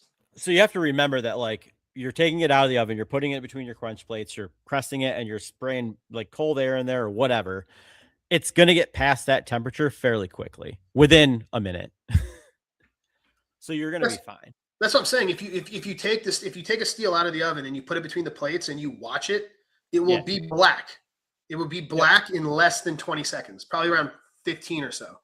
Black is black steel. When steel goes black, it's about just under 1,000 degrees, around 1,000. So you're right within striking distance of that 800 degrees. Right. And yeah. But yeah, I think like you said before, people have issues with holding it a long time because you hear all these stories of like, oh, if you hold it, it's going to grow grain and blah, blah. I'm telling you, everyone's so afraid of fucking grain growth. Whereas like temperature has more of an effect on it than time. So if you hold it for a long time, you're going to be okay. Yep. It's the act. Exactly. It's the, when you see those temperature charts, they're talking about, Laren talks about this in some of his videos. That's like if you're holding the steel in infinity. Yeah. So grain growth happens at different temperatures, not the time, like he just said. Yep. Yeah. So once a steel hits 2,000 degrees, the grain growth is where it's at. It's grown. It's where it's grown. Now, when we're talking about these powdered steels, they've all got so much fucking vanadium in them. It's not going to. It doesn't. It's just. We were doing a bunch of testing before ProCut came out. ProCut has like 0.25% vanadium in it, right? That's how they found out the toughness data is we kept jacking up the austenizing temp to over 1,800, and they still didn't see any grain growth because that little bit amount of vanadium for that amount of carbon pinned the grain that heavily. 80 CRV2 has the same effect. So when you've got a steel with 3, 4, 5, 6, whatever amount of vanadium in there, it's not going to go. It's the grain growth is just not. It's powdered for a reason. Yeah. The fucking reason they run it through these mesh screens and they powder it in the first place is so like the everything's all distributed. It's already there. It's not going to blow up. Everybody, that's another one of those old lures that everybody was all worried about. Oh, you're going to blow the grain up. You're not going to blow the grain up. You have to I've blown grain up. Okay. Take some Nitro V and run it at 2,100 degrees for 20 minutes. You'll see some blown up grain, but that is almost 200 degrees over where it's supposed to be and held for much longer. So. Yeah. So so 3D printing powder steel size is 0 to 45 microns. Powder steel for metallurgy is 45 to 150 microns. So, 45 microns to inch. I forget what it is. Yeah, it's like a thou. QDP. So when you stick, if you got an oven, you can try this. If you take a thick piece of steel and throw it in the oven, like you open the door, right? Depending on how good your rebound is, and you throw a thick piece of steel in versus the same size. Let's say the dimensions are the same, just the thickness. You throw one in there with a thin piece of steel, you'll see the rebound happen much faster.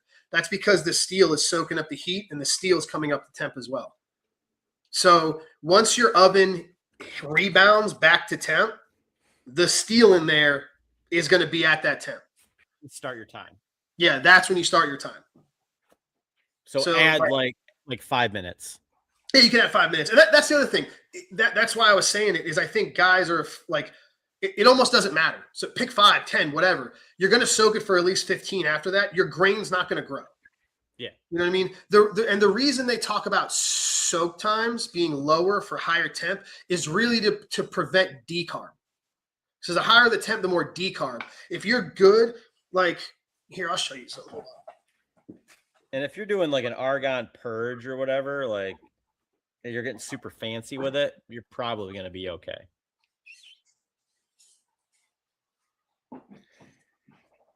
Yeah, we could probably do like specifically heat treat, but like the whole podcast reason is we want to tell people what people aren't telling you, basically. Do you see these? These all look silver, right? You see a little like oxidation right there. These are all hardened. So, and this is, I'm not fucking jerking myself off or anything here. When this is just me, like, so I can take this, but you can still see the scratch marks in it from me. Whatchamacallit it.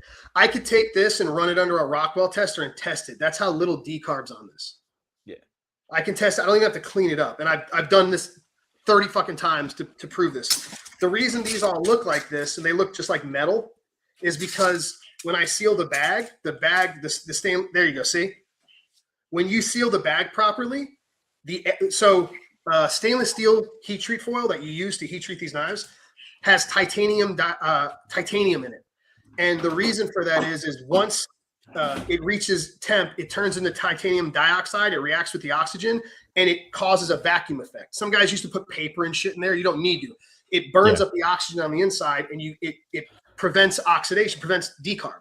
So if you're wrapping your steel properly and getting a good seal, they should come out basically looking like that. Usually my ends always look like that because I don't know, they oxidize for whatever reason. But this is another reason why I always put them in the bag edge side up just in case anything happens down here. Yeah, like when you're getting those like fucking galactic finishes or whatever the fuck on the steel, that's not great. That's not good. Yeah, there's oxidation happening. It's not like your knife's not ruined or anything, but it's it means you got air in the bag and then you got a lot of decarb is what happened. You know what I mean? So, and if the blade's, it's thick enough, you can get it all off or whatever. I'm not saying it's horrible. A lot of guys count, but it's not good. It's not what you want. You want them to come out looking just like that, just like they went in basically. So that it didn't matter how long. So these were soaked for, this is 14C and this was soaked at, 1950 for fucking 20 minutes. I'm not going to get any decarb. So it's more the longer, even when I go 2100 and above, I still soak for 15 minutes. I and it's still why, again, I get consistent results and the hardness is where I want it to be. And and again, it all comes out in the sharpening. I hand sharpen every knife I make. So I see if there's any more, RA in the steel through the sharpening, how the deburring process goes. So whenever I do a test knife of a new steel, that's the biggest part of this. How does it grind and then how do I sharpen it so I get a good gauge on how the steel deburrs and how the heat treat went. This is why I changed my the 14C AEBL. I used to in the beginning run like 1975 to try to hit that 64. I run it at 1930 now and I get 63.5. with way better sharpening properties than it ever had at 1975. Why? 1975 dissolved too much carbon. You got too much RA in it. The sharpening wasn't nearly as good. With 1930, way better. Hands down, the best properties you can get out of anybody doing ABL. Never run anything above 1930, in my opinion. You get you'll get all the hardness you need out of it, and you'll get a way better edge out of it, way better performance. So it's the higher the temp thing, the shorter the soaks. I think that's more to do with controlling decarb, not necessarily you're worried about grain growth or anything like that. Like I said, because I've done it a million times. I've thrown, what was it? The Magnamax. This was in there 2100 degrees for 15 or 20 minutes. Like I said, I don't do anything under 15, and this didn't have any decarb or anything like that. They came out looking just like the same way they went in. It's just making sure you get a good seal. I use a hammer is what I do. Some guys crimp. I don't know what the best. This is just what I've always done. I take my hammer and I tap the edges as I fold it, and that seems to give it a nice. You don't tap too hard because then you'll rip it. But as long as you get it sealed. I bought a little caster wheel from Home Depot. See, that's a good fucking idea. That's a great fucking idea. Actually, I need to get a caster wheel now. That's way better than hammering it. Actually, you don't rip shit. That's a good idea. I learned that from fucking one of the guys at Grimsmo Knives. That's a good fucking move. I was like, "What you got over there?" And he's like, "Oh, a caster wheel." And I was like, "Sick! I'm gonna go buy one right now." Son of a bitch. Anything those Grimsmo guys do, I'm copying. They fucking those guys care about everything that goes on those knives. Oh yeah, the way they fixture stuff, like it all learned from them. Like I didn't come up with any of that shit. That's what I'm saying. Is like everything. Learn from the best, and then you just become the best, and then you can pass all that shit on to people. Yeah, like if you go watch the Grimsmo, I mean, like those guys were machinists who were like, we're gonna make knives. Like I remember their videos when they were doing their own in-house heat treating. Like it was one blade at a time. They fixtured up a whole fucking little press, and they had fucking coolant running through it, and they were to every and CPM 154. It's like the easiest steel in the world. They still do one blade at a time. One at a time. Like they care about every single thing that goes in that knife, and it shows if you've ever handled one of their knives. Oh yeah, it's fucking wild. The Norseman. If you've never handled a Norseman, it has the lightest detent pressure you'll ever feel in your life, and somehow it locks up like a goddamn bankful. Yeah, like they lock up as solid as any. It slams down. It's like thunk. Like it'll lock up as tight as yours, as a Chris Reeve. But the you go to open it, and it's like it feels like a gas station. Like it's so light, the tension on it. Like, and again, it's probably all in the geometry and however they figured that shit out. But that was like the first thing that like blew me away. I was like, why is this so light? And then it just drops like a guillotine. Like your finger will come off that thing. Yeah, because it's got this big horse cock shaped blade. With that big nub at the end. But it's just crazy. Like, but you open it up and you try to move it, nothing. You get nothing out of it. Yep.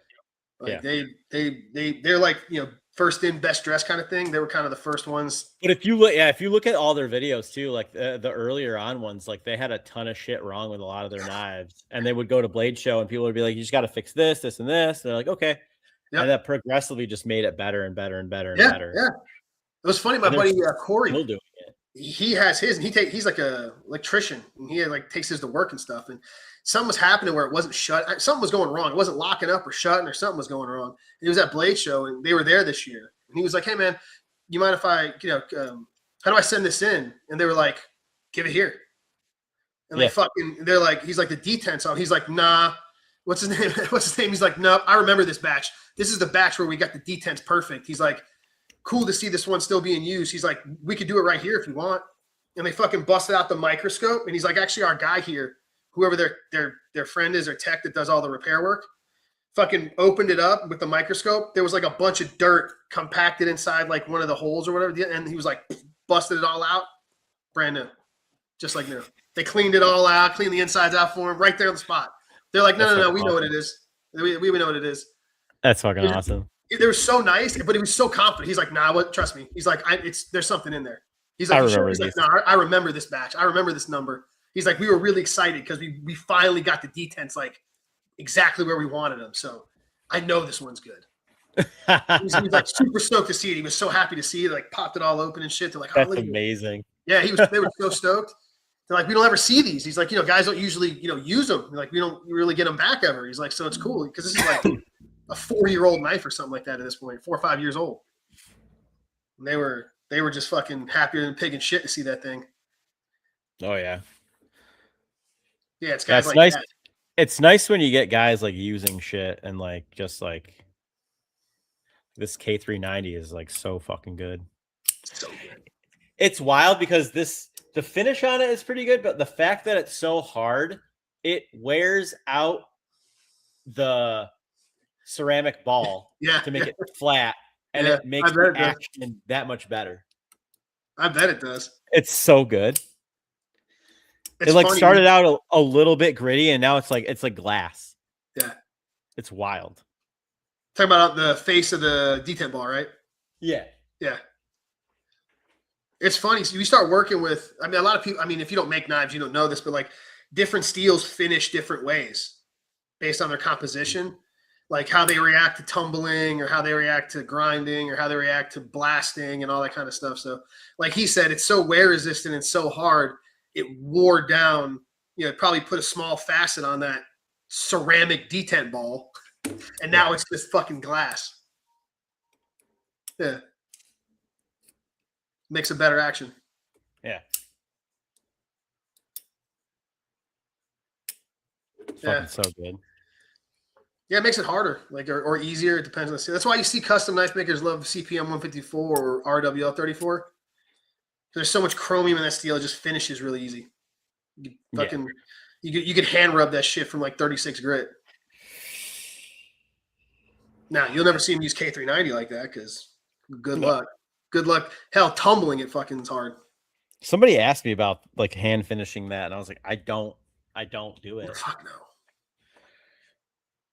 Yeah, but don't you want like a fucking set? No, I don't care. No. I'll blast it with 36 grit right now. Bro, it's like that's what I'm saying. Like if you don't, it's like one of those things. It's like whatever industry you're in, you know stuff like because you deal with it every day. So like people don't, if you don't make them, you don't realize like it's one of the, once you start using it, you start understanding why like you don't see companies using it because you're like, oh, Yeah. you got to make 10,000 blades out of this shit. Like, because it's all a process. Everything's money. You know, everyone's got to make money to survive. So if you're Hogue, right, or whatever, making a knife, and someone's like, oh, do K390, and they're like, my God, that would take us, because they have a process, right? They're going to take it. They're going to take the blanks, then they're going to grind them, and then they're going to tumble them or blast them, and they're going to coat them, whatever. You take a steel like, K390, like they're gonna have to leave it in the they're gonna have to take it to a higher finish. They're gonna have to throw it in the tumbler for 3 fucking days. Like it just fucks the whole process up. There's definitely, like, I've noticed like this finish is different than this S90V. Yeah. Oh, for sure. Yeah, I don't know. It's fucking wild. Well, I mean, I wonder if you could tell here. You can kind of tell. I mean, so. Oh yeah. Okay, this is Magnamax, and this is Van. These are the same finish. This is the same grit finish on both of them, like the same belt. I don't know if it's showing up on camera, but this looks much more coarse. Yeah. And this looks much more of a fine set. It's the same exact fucking belts. Right.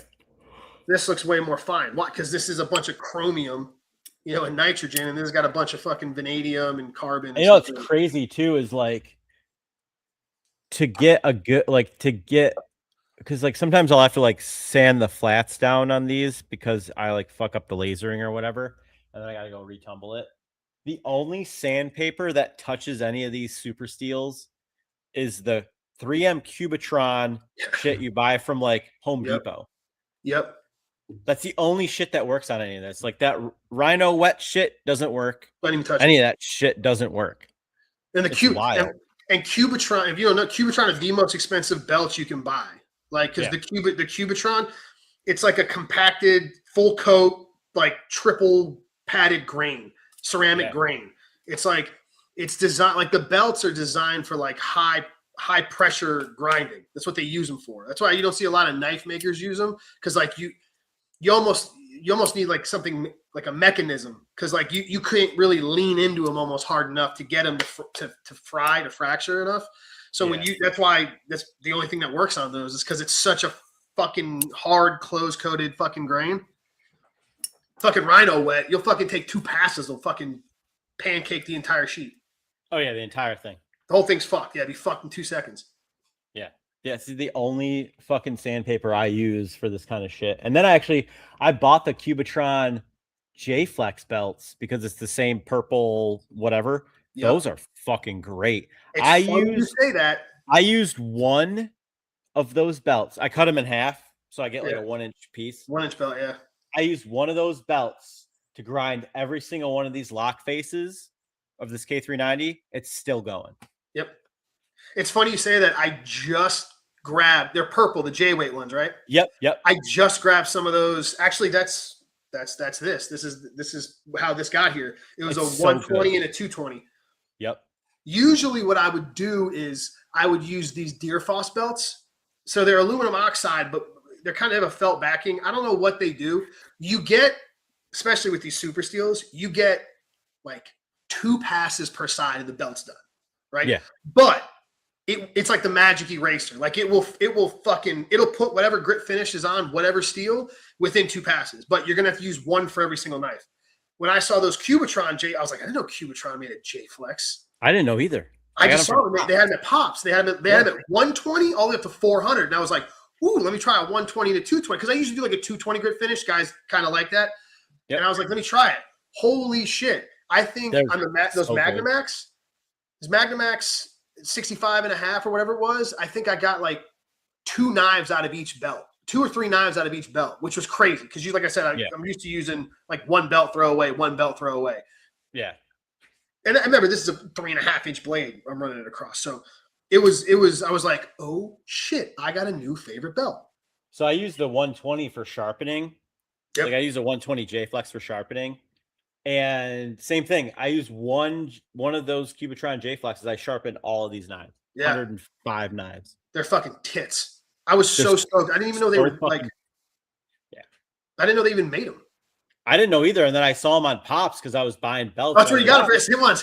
Yeah, I was like, I buy all my belts from there. And I was like, I'm just going to get them from here and fuck it. Like I bought a bunch of them and I tried them and like they're the truth. Yeah, I went over there and I was like, when the fuck did we get these in? And then one of the guys there, Luke, was like, "Who fucking had these things?" And then like I asked Dusty, he's the shop. Did not just have them. I fucking buy belts there. Brother, I worked there. I worked there for like a year. I was like, I know every fucking belt in this building. You know what I mean? Like, you know what I mean? Like, and I was like, and the thing is like, I use the Bora belts, right? They're made by Deerfoss. They're these purple belts. Yep. And where they have them set, and those are I used to use the 880s from VSM. I started using these Boras. I like them better. So I've been using those for like a year and a half, right? Where they have those J-Flex Cubitrons are right next to the Bora belts. And I was like, bro, I buy Bora belts every week here. I'm like, I've never seen these belts here before. And he's like, we've had them for like 2 years. I'm like, what the fuck we have? So I see Dusty. He's like, Dusty, because I went to get more because I tried one, right? And I came back to get more. And I was like, when did you get these? He was like, maybe like 3-4 months ago, I think. And 3-4 months ago, I was, busy. I was, working. I wasn't really making any knives. So I hadn't been to the shop hardly at all. He was like, I don't know, 3 months ago. And I was like, okay, well, that makes more fucking sense. If they got here this is a little while ago. I was like, if they got here, that makes fucking sense. I wasn't really here. Fucking tell me they were there for fucking a year. Yeah, because I just re-up on belts and I saw them and I was like, oh, I'll grab a few. And I tried them and I was like, they're so good. They're so good. I went to go buy this fucking sheet of material right here. This fucking watermelon fucking material. Oh, I used some of that. So I bought some of this and I was like, oh, I'm going to grab more of those belts. Yeah. So I fucking grabbed more. Yeah, he was like, "Oh, we've had him here for like a year and a half." And I was like, "My ass, you've had him." I'd walk by him every day and not see him. I go on that site like once a fucking month. There's no way. I'm there like twice a week picking up stuff, and I'm like, "No, there's no way I would have seen these." Like, I didn't just magically look up and see them today. They're like right next to him. No, they got them. They're ceramics, and for those of you that don't know, usually ceramic. They don't really make J-weight ceramic belts. Like the binding process. There's not really too many of them. There especially ain't any that are like go up to. Usually ceramic stops at 120 grit. They don't make them past that because it's like the bonding and stuff and the size of the grain's hard. Those come all the way to 400 grit, which is nuts. Which I need to go try the 320 and the 400 because the 320 is good. Fucks. Yeah, fucks. I use the 320 for all the lock faces. Really? Yeah. I bet it's nice. It's so good. I gotta go with 320. Let's give it a shot because I tried the 120s and 220s because that's usually what I use anyways. I'll go 120 or 180, 220, and I was like, "Oh shit, son!" I bet the 420 is good, or I bet the 400 is good too. I bet it's real fucking nice, and I bet I can get a couple knives done with it. And again, this is the high carbide stuff. That's why it's more impressive when you're using the high carbide stuff. It just kills abrasives because it's got a bunch of fucking carbides in it, especially stainless. Oh yeah, 100%. Chromium just kills abrasives. Yeah. Like That's why somebody asked me is like, which would you rather machine? Would you rather machine S90V or K390? And I was like, K390 all day. all day, all day. Chromium. I had a machinist tell me that a long time ago, and I was like, and I just thought he was talking about like parts for whatever the fuck they make. And then I started grinding knives. And I'm like, what the fuck? Like, it could be ABL. ABL, like you would think ABL is like such a low alloy steel. You know, it's not like any crazy. It'll fuck your belts up like almost just as fast as MagnaCut. I think I get 1 or 2 sheets of lock inserts, and I gotta swap tools with ABL. See? Yeah. ABL is like will destroy your abrasives so fast you wouldn't believe it. It's because all the chromium that's in it. It just destroys shit. Yeah. It's insane. Yeah, it's not like it. You would think like if I was going to make a chef knife in ABL or a chef knife in MagnaCut, right? It would take like significantly more belts, or like let's say like 4V. It would take significantly more belts of 4V. It doesn't. It takes almost the same amount of belts to grind a 4V knife at 65 as it does ABL at 63. Mm-hmm. You know what I mean? And it's easier to finish a 4V knife because it takes a finish better. Whereas like when you have chromium in steel, everything's got to kind of be fresh when you're finishing it because it'll burnish. You'll get these like it'll look shiny and shitty really easy, unless it's 154 cm. That stuff just looks great all the time, but it'll look shitty. Right. So then you got to constantly make sure you get like if you're gonna do a finishing pass, it's got to be a new belt. It looks like dog shit. Yep. Yeah, chromium will fuck your shit up. Yeah, that's where this uses so many belts per blade thing comes from, because you're using, like you said, 1 belt per blade. Oh, that's just finishing them. Yeah, that's like if I'm doing and that's finishing. That's right. Yeah, grinding them is a different. Yeah, you figure the Bora belts. I use 50 grit. They're like $9.50 a piece. You know what I mean? Takes this the Magnamax takes like 3 on the 50 grit, and then I got to go to 120. Or usually an 80 and then 120 and then the finishing belt. So yeah, there's like fucking, I don't know, 25 or $30 in belts on a fucking knife. Yeah. Which is annoying as fuck. But there are some old guys that love using belts for eternity. I'm not one of them. I used to be one of those guys, and then I was like, fuck it. It's so much easier to fucking just grind with a brand new belt. Because I get annoyed. I'd be sitting there and you got like 20% of it, like 10% of the knife to do. And you're sitting there for 10 minutes. You're like, fuck it. And you swap a new belt and in 30 seconds you're done. And I'm like, oh, I just wasted all this time. Yeah. And I'm like, I'll go use it for something else. Like I'll put it to the side and use it, I don't know, to like clean up a flat or something like that. Because it would just drive you crazy. You're sitting there spending, because it takes long enough to grind, whatever. And I'm sitting there extra time fucking around with a belt. Then I get mad at myself. I sell them to my fucking landlord. For what? Because they use them for metal finish, for the metal spinning. They use them for finishing the aluminum. Oh, I bet it'll fucking finish. He's like, aluminum. I really like the backing on these. It's real rigid. Yeah. And I was like, oh, I got a bunch of them. If you fucking you want to buy them. Well, finishing aluminum, fucking, you could use huge belts for that. Well, yeah, they're finishing 50-51, which is like fucking, bubble gum. Bubble gum, yeah, that's what I'm saying. You could use a belt for God, I don't know how long aluminum. He cuts them in little strips, and he's gotten like, I don't know, he's got like a bunch of strips left, but he's like, I really love these because they last forever and blah. I bet they fucking do. It's ceramic, like it's ceramic cutting 5150 aluminum. Like that's like you could scratch 5150 aluminum with a green sponge. Yeah. You know what I mean? Like you give them some ceramic belts, you're gonna be using them fuckers all day. That's fucking hilarious. That's why all those old heads love using all those shitty carbon steels. Yep.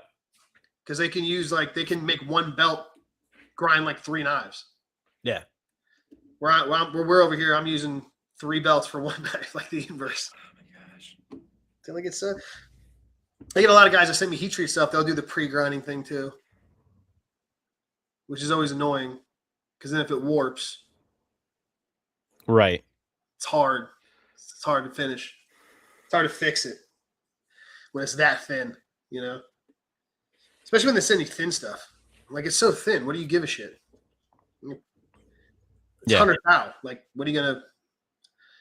How much money are you saving on abrasives pre-grinding it? Not a lot, because since the beginning, everything's been 100,000 for me, and I mean, you don't save that much. Rex 121, you do Whoa, that's Rex. pre-grinding it. Rex, you But pre-grind. oh my god, that shit. I regretted every fucking second of every day fucking using that shit in my garage when I first did it, because it was like I had to use like Diablo cutting wheels to fucking cut it. I couldn't use like a bandsaw. Oh, I bet, yeah. So I had to buy like the Diablo brand cutting wheels, and those even like I had to buy like 12 fucking packs 10 you're going through. Yeah, yeah. 12 packs, bro. They're just burning out, yeah. And then I couldn't really afford carbide drills, so I was like just buying packs of drills to fucking drill out the holes and shit. Fuck. It was just eating drills. Just you get like 2 knives, got to switch drills. 2 knives, got to switch drills. Yeah. Like I have that sheet over there, and I'm just like, I'm gonna wait a long time before I fucking do anything with that. Bro, that's rough. It is. It's like, and you didn't expect it. That's what makes it rough. Right. Because you're like, how bad could it be? How bad could it be? Think about the worst shit and then times it by 10. Dude. That's how it is. It's like bad. When I did that Huck and I had that like Brittany blue carbon fiber, I was like, oh, yeah. I'll just cut it on the bandsaw. No, you won't. Dude, I bought all the bandsaws at Harbor Freight. You can't. Because like I would cut like 2 sets of scales and it'd be getting hot. I'd be pushing it so hard. Yeah. Like it would just, the carbon fiber would just destroy the belt and like, and I'm talking, the scales are, 4.5 inches by 1.5 inches. So it'd be like basically 5 cuts and it was gone. Oh yeah. Swapping out fucking, dude, I was losing my fucking mind. Yeah, like dude, I thought it'd be easy. Yeah, I was like, I did that with carbon fiber here. I was like, I'm just going to square it up. It'll be fine. Just cut on the bandsaw. Nope. I remember. And then I had to call my water jet place. They're like, yeah, we can do that. Yeah, that's the move. You're like, fuck this. They fucking water jetted it. It's like, holy shit, dude. That's probably the best way. Carbon fiber is so fucking hard. It sucks. It's not bad. Grinding, it's fine, but like machining it and shit and cutting it, yeah, it's just, bro, it just sucks. It sucks so bad. It sucks so bad. I remember sitting there. I did like the first 2 cuts and the blade went out, and I was like, uh-oh. Because I had 4 sheets to cut. Yeah. Yeah, the only downside of getting a water jet cut is that it does delam on the edges, so you need to leave enough space to like account for that, plus how thick the water is and all that. Which is fine, but like you're not cutting it with a bandsaw. Oh, you can. It's just gonna take a lot of bandsaws.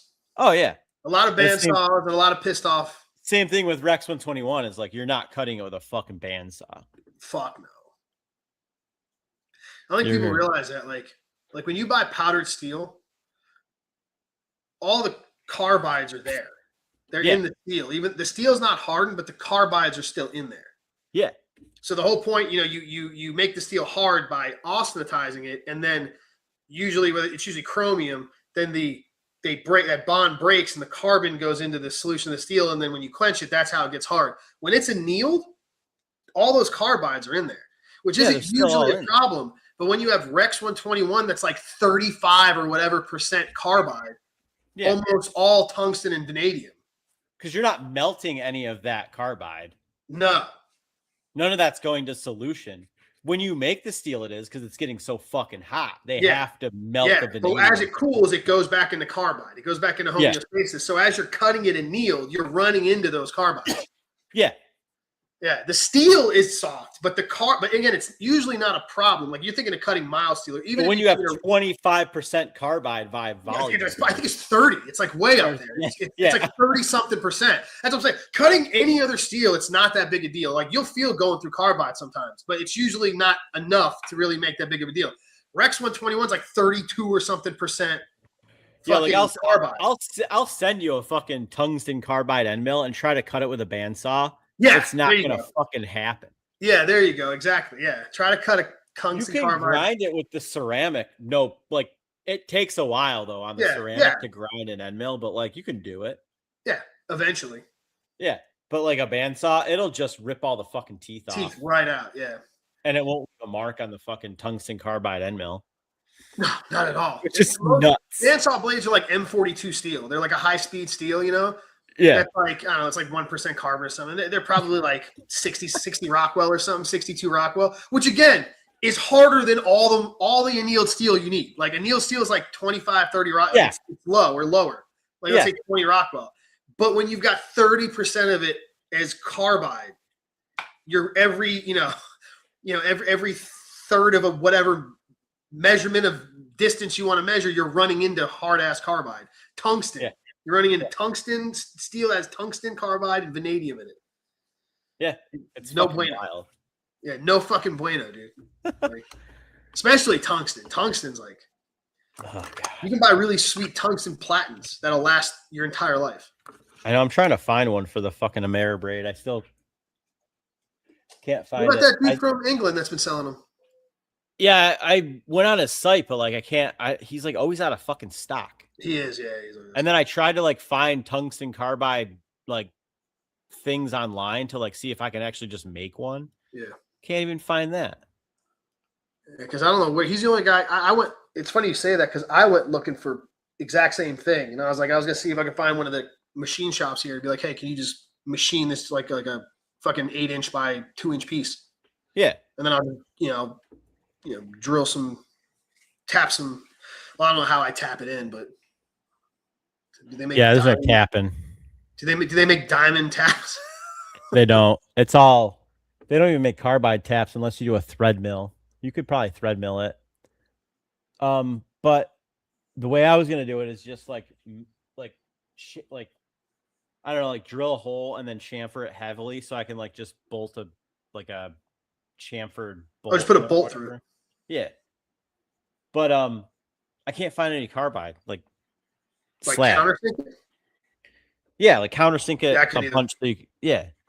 But like I did the like glass I used the glass platen for a while and that shit's stupid. It wears out.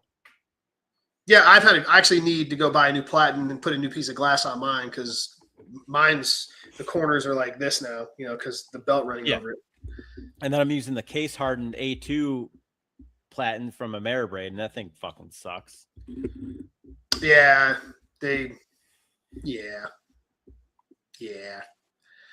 I saw how I don't know. I think it was smart, but I don't know. I threw glass on it day one. Not even. It's not. I don't know. Like I like their idea of case hardening it to 60, but it wears out still. The belt wears out glass. Right. Yeah. Glass is a lot fucking harder than fucking 60 Rockwell. Yeah. That's why you need tungsten. Yeah. Tungsten fucking sheet. Let's see if the radial platens I got from them, those work fine because they're radial. Oh yeah.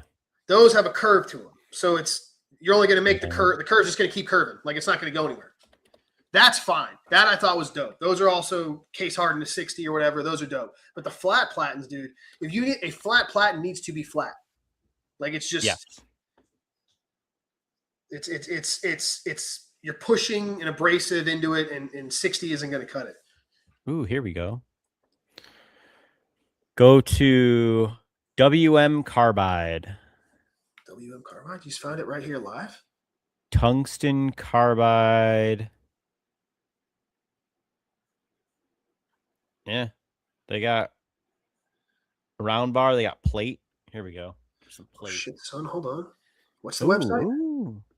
WMCarbide.com.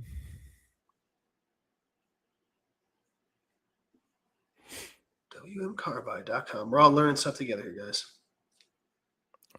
It's a Chinese company, it looks like. The fuck? Server's down. What are you talking about?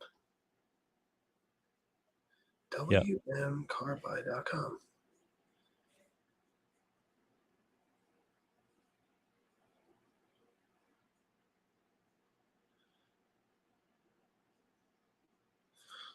Why are we being gay? Don't be gay. Then there's It's not letting me go to this site. QualityCarbide.com. Let's try quality. You might have like a blocker on your website thing for any Chinese websites. That'd be awesome if it did. Like, I don't know how to do that or not, but maybe my phone heard me bitching so much it like did it by itself. We'll just shut this off. Yeah, we're like you don't want to go there. That's not it. What the Yeah, I can't find is going on? Anything. Oh, here we go. Okay, here we go. All right, online metals. Tungsten carbide rectangle bar C2. Yeah, there we go. Yeah, order some fucking. That's what we need.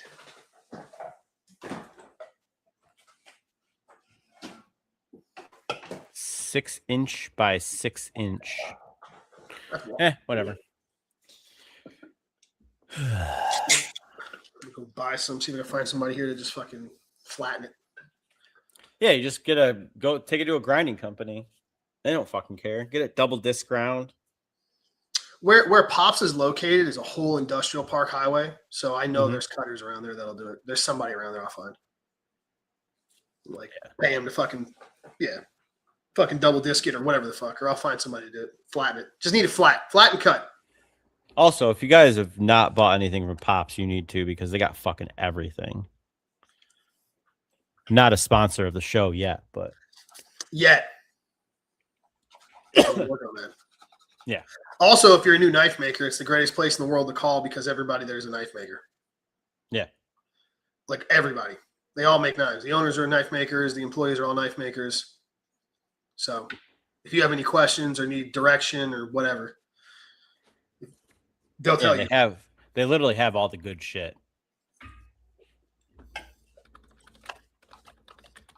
And they have lots of good. I mean, they got good relationships with everybody too. There's good people. They do good business. Like for instance, the other day, I was there and I'm talking, and I see Dusty go, "The fuck is this?" And some guy's like, "Hey, I don't know how to go about this, but I got my steel, and it's in the shape of a U." And so Dusty goes and looks up the order, and it's like 3/8 of an inch pro cut. And I was like, a U? We all start laughing. We're like, a U? Who the fuck? Yeah, right, bro. And he's like, I've included a picture. And he sends a picture. Bro, the entire fucking UPS box looks like this. Oh, my gosh. And we all start dying laughing. We're like, well, fuck, we were wrong. Holy shit. Joey's like, get that man a piece of steel ASAP. How the fuck we're all laughing. We're like, who the only thing I could think of is like maybe when they took a forklift, it was on a pallet and they caught it. Bro, it was a fucking boomerang. And this is, I mean, it's annealed, but it was fucking 3/8, dude. Oh my god. It was fucking thick ass steel. We all were laughing, and the box didn't break either. They dropped it off to his house as a U. Holy shit. It was so fucking funny. We were all like, yeah, bullshit, whatever. This guy just probably trying to get a free bar of steel or something. The picture uploads. We're all like, oh shit. Nope. No, that is a fucking boomerang, dude.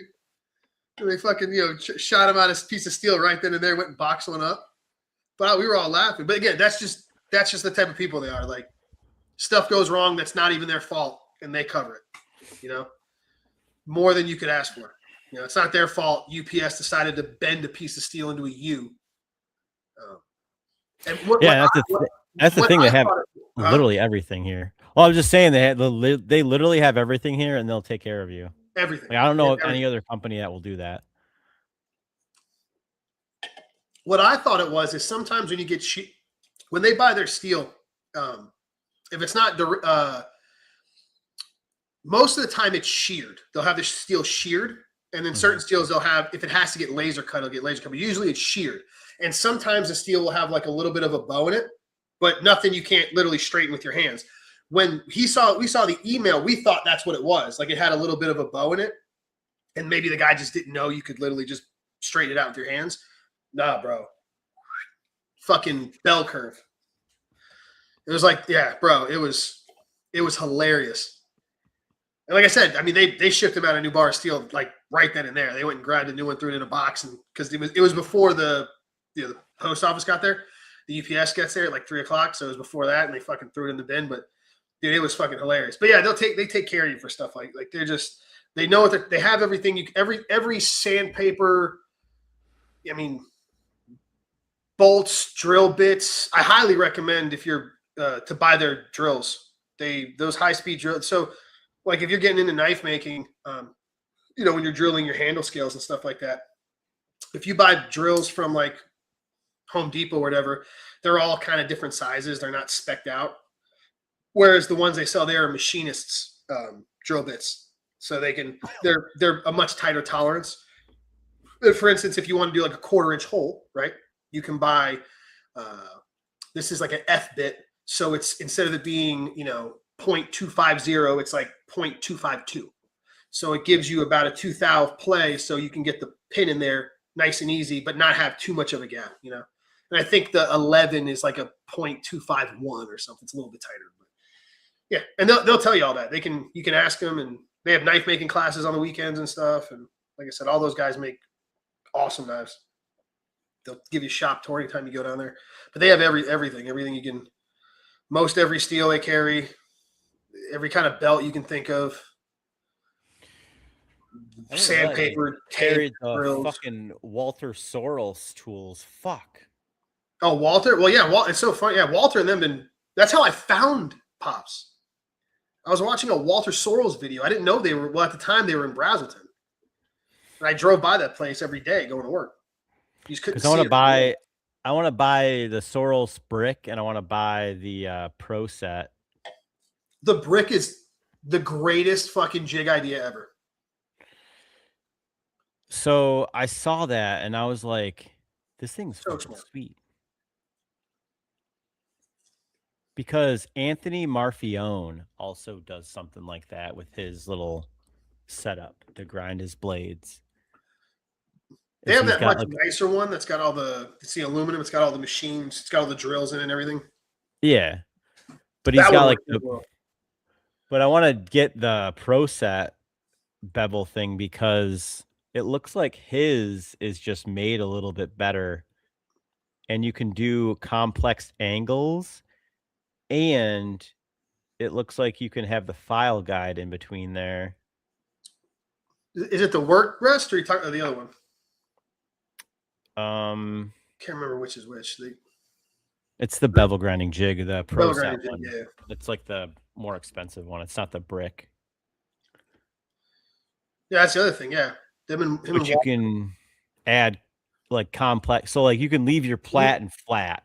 And then add the angle you want on the jig, which is fucking sick. Anyway. All the stuff Walter's been putting out, I don't know when they sat around and talked about it, but all of a sudden, Walter's been making all these cool fucking jigs and tang tappers and the brick. I was telling another guy just asked me about jig grinding the other day, and I told him to go get that brick. I was like, dude, it's $60. Yeah. And it's smart. It's like smart. It's simplicity. It's got 4 different angles on it. You literally set it. I think it's even magnetic, and it kind of holds the blade to it. And then you just kind of walk it across. Like if you're just getting into knife making and you want to use a jig, dude, $60. And you can leave your platen flat. Yep. Literally, you leave the platen flat, and all 4 sides have a different angle. I think it's from like 2 to 6 degrees or something like that. And then you can just walk it right across. If you decide then you want to buy a better jig, by all means. But if you just, or if you're just a hobbyist, you just want to make some knives like on the weekends or something like that, bro, for $60. Yeah. And it works great. Because I remember when they got them, because they test all this stuff before they go full gorilla with it. And like all those guys grind freehand. So they were all like, Steve, what do you think about, jig grinding? You think we should get into it? And I was like, yeah, a lot of guys use jigs. Most guys I know use jigs. Mm-hmm. They're like, oh, we're talking to Walter. They're making some jigs and stuff like that. And I was like, do it. You'll sell a bunch of them. The first batch of like 100, I think they sold out in like 2 days. Yeah, you can't. I just saw, because I follow him on Instagram, and he's just like marking up a bunch of stuff in his laser marker, and I was like, damn, dude. Like I said, make fucking knife jigs and fixtures and shit, and you're good to go. That's what he's doing. He's got a whole shop. I'm gonna fucking get out of the knife making gig and do that. Start making tools. Fuck. Make some carbide hammers. Because I spent like I forget how much on this knife grinding jig from this one dude. It doesn't make them anymore, and it was made out of like steel or whatever, which is fine. But like, it's just a shitty fucking design. I've seen a lot of really expensive jigs. Oh yeah, there's like that Moeen jig or whatever that's like $800 or whatever the Yeah, fuck. dude. I'm like, Oh yeah, I don't like it. Don't get me wrong. Like, this is what I was telling the one guy. I was like, because you hear people on both sides, like they both have their merit. Like jig grinding has its pluses and negatives, and freehand has its pluses and negatives. And like, especially if you're just getting into knife making and you want to make a good looking knife, particularly if you want to saber grind it, jigs are awesome. Like you're gonna get a lot of guys will do jigs. Yeah, like a lot of guys don't realize this. Like maybe not now, everybody's going out of business, but like a couple of years ago, when all these knife makers were popping up, if you notice, like everyone's knives kind of looked similar. They were all like screw construction, machined micarta handles or G10, saber ground, flats, done. Came with a sheath. It's because everybody, they'd get them water jetted out, and then they'd send them to heat treat, and then they'd have them double disc, and they'd have the handles machined. They'd come in, they'd bolt them together, or they throw them on a jig, and they'd give them a quick saber grind, and then boom, you got a knife. Maker's mark, sharpened, done. So you can very quickly make like a good looking knife and a functional knife with it, especially if you got a jig. It's making repairs on stuff is not as easy if you want to do stuff like because he was asking me about hollow grinding, but hollow grinding with a jig is like redundant as shit because hollow grinding kind of is its own jig. Hollow grinding is the easiest grinding to do. It's super easy. So like, hollow grinding is more difficult. If you want to do full flats, it becomes a little bit more difficult. If somebody chips a knife and you got to regrind the knife, refinding that angle, it can be a little tricky. If you want to do a recurve or something like that. So there's like merits to, I freehand grind, but you have more options when you freehand. But again, with a jig, it's like you're gonna be able to put out a good looking knife a lot quicker. It's still a skill set to learn. Still got a learning curve. Yeah, I freehand, but I use one of these Banky file guides. File guides are so dope. I don't know. I have a fucking I have a carbide one that I bought when I first started, and I never fucking use it. Yeah, they're good. I don't know why I don't use them. Everyone I know uses them. So the file guides, if you don't know, the file guide, it's got like, if his is like mine, it's got carbide on here so the belt doesn't wear it out. And you can put it where you want your plunge. And then you kind of grind right to it, and it keeps the plunge nice and even. So you don't have to be an idiot like me and chase it if you fucking push it too far. The file guides are another super smart tool. And like he said, if some of those jigs, you can't use a file guide. Yeah, it's resting up against it, and then the file guide would push it forward. If that makes sense. It'll throw the angle off. Yeah, it's weird because like a lot of those jigs, like if you can use a file guide with it, they don't make it like a universal thing. You have to use their file guide. Yeah. And then also when you have it like mounted in, so like let's say I have this at like the angle that I want to grind it. It's obviously not like a 90-degree angle. It's like an angle down. So now if I grind this side, if I grind one side, then the other side's flat to the guide. Yep. But when I flip it, now I've removed a bunch of material off of that side, and it's not. So it's like it doesn't touch up against it. It's fucking annoying as shit. Yep. And the only way to fix it would be to run a bolt through and have it tighten up against that. And you could, exactly. To give it that. So I wanted to see Walter Sorrell's and be like, oh, the way to improve it is to do this, because you run into an issue where like it's just gonna flex and throw off the fucking grinds anyway. Like big time. Yeah. I don't know. I gotta sit down and just design something, but I've not had the fucking time to do that because I gotta make making 100 knives in a month could definitely take some time. It's stupid though. I want to do everything. I could teach somebody to do all of this stuff and I could just go do other shit, but I don't know. Good luck with that. Yeah, can't find anyone that wants to work. It would be nice not to live in a place that doesn't have that has more knife people. There's like no knife people where I live. I live in Georgia. There's a lot of knife people here. Yeah, you got a ton. I got none. Georgia's like knife people central. New York is scared of knives. Yeah, I hate it. Stop being so scared, New York. New York is scared of knives. I live in Georgia. I swear to God, like you can't throw a rock here without hitting like a forged and fire guy. Yeah. Like there's like tons of them here. Like every time there's like I go to like I'm a member of the Northeast Georgia Knife Makers Guild. Every time we have like a meeting, there's like 8 of them, or 10 or 12. Depends how many people show up. Lots of knife makers. I want to start something here, but I can't because nobody would join. It would just be me. It'd be just you. Yeah. On a move to New York, we'll start a guild. It'll be 2 of us. I mean, there is like locally, I think over in the next like tech park area, there is like a fucking like a forging shop. I should go over there and introduce myself, but like it's the forging guys. They got like a fucking chip on their shoulder. I don't want to fucking forging guys. Yeah, forging guys suck. I'm like, can you bend your knife in half? The forging guys do it to themselves. It's like I've never met a guy who stock removes or makes knives with machines or whatever that's ever like, fuck forging guys. They're always like, yeah, man, Damascus is dope. That shit's awesome. Make me some Damascus. Guys, and they're like, fuck you guys. You don't even know how, you're not even real knife makers. And you're like, God damn, bro. Like, why can't we all just get along? Like, why you gotta like? I think what you do is dope. It's super cool. I'll buy the Damascus. Like it's awesome. Nope. They're always dickheads about it. Like, I don't know why. Like, why? Like, we're real knife makers. You just like okay. Like, yeah, that's why I don't buy Damascus from those types of people. I buy it from like Baker Forge because those guys are like, oh yeah, you make cool shit. We make cool shit. Let's do cool shit. Okay. Baker Forge are the definition of making cool shit. They're like, we're gonna make all the cool shit. We're gonna make as much cool shit as we can possibly make. Dude, I buy all their cool shit. Like I got so much fucking steel from them. I got this fucking steel. They do whatever this is. Fucking Ice Storm. I remember when Sanmai. Yeah. They even did Nitro V and ABL. They even did stainless stuff.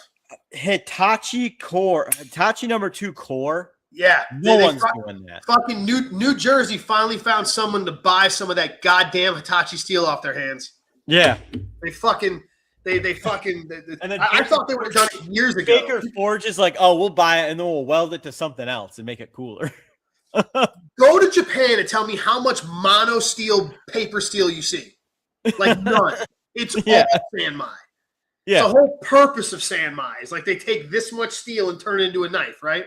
Yeah. I thought they would have gone to Baker Forge years ago. They've been trying to sell that fucking shit forever. And finally, when I saw the Hitachi, I was like, oh, finally, they figured it out. Like, they were like, hey, bro. Matter of fact, I'm willing to bet they've been trying to work that out for years. They were just trying to shaft Baker Forge and make them pay what they paid for it. 100%. I guarantee that's what happened. 100%. Guarantee they were like, yeah, we'll sell it to you for $250 a bar. And they were like, whoa, bro. Like, no, we got to make money too. Like, we got to, like, dude. What's crazy is 85 or more percent. You could buy 85% of the Baker Forge stuff for cheaper than you could have bought that fucking Hitachi steel from 100%.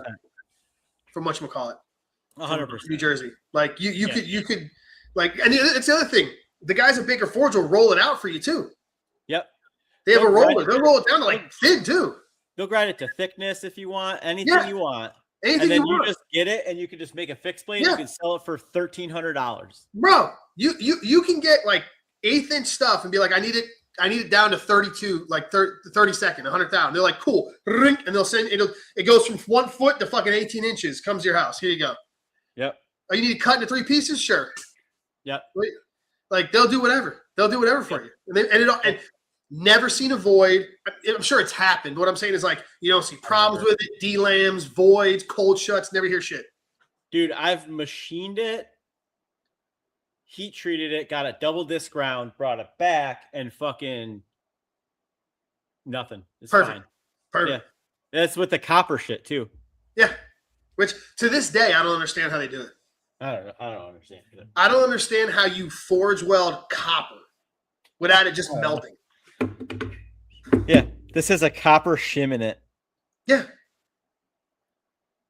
I remember when I first started seeing this stuff pop up, I'm like, it's impossible. I'm like, how do you get, I'm like, to forge weld steel, you need it at like 2,000 degrees. I'm like, doesn't copper melt at like 15 or 1600? Yeah, it says a 1084 core, and they got copper just all distributed through it. It's Yeah. fucking wild. It's awesome. They look gorgeous. All their stuff. They'll put nickel shims. They'll put copper. They got brass. Oh, They got all kinds of fucking stuff they put in them. They look beautiful.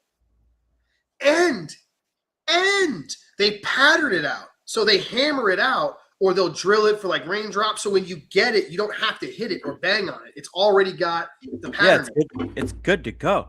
It's not just straight lines like bacon. Yeah, those guys are doing fucking some magic shit over there for sure. I gotta buy You know, more. funny. I'll probably go and buy some of that white paper or that blue or white paper from Baker Forge now. Yeah, it's definitely should do it. Because it's always been, coming from. Blue Ridge Sandmai is like, it fucking looks dope. Is it blue paper or white? It's Hitachi number 2, so I don't know if what's that. Well, there's blue 2 and white 2. Well, I don't know. Hitachi's the company. It's probably white. Hopefully, it's white. I'd rather the white. It might be blue paper. Okay. If it's Shirogami, it's white. If it's Yeah, Aogami, it's Yep. blue. Yep. But I don't know. I gotta go on their website and see. Let me see on Baker Forge. This Shiro, I'm for sure buying it. Because that would be like, for me to make a knife in that would be like the full circle moment. Going from being a chef and using Shirogami to then making a knife with Shirogami that's Damascus by or Sanmai by an American company in South Carolina. Fuck. Let's see. I don't like their website. That would be the coolest shit ever. Sanmai? They don't have. A They've got Shiro. regular Oh, Shiro. Damascus.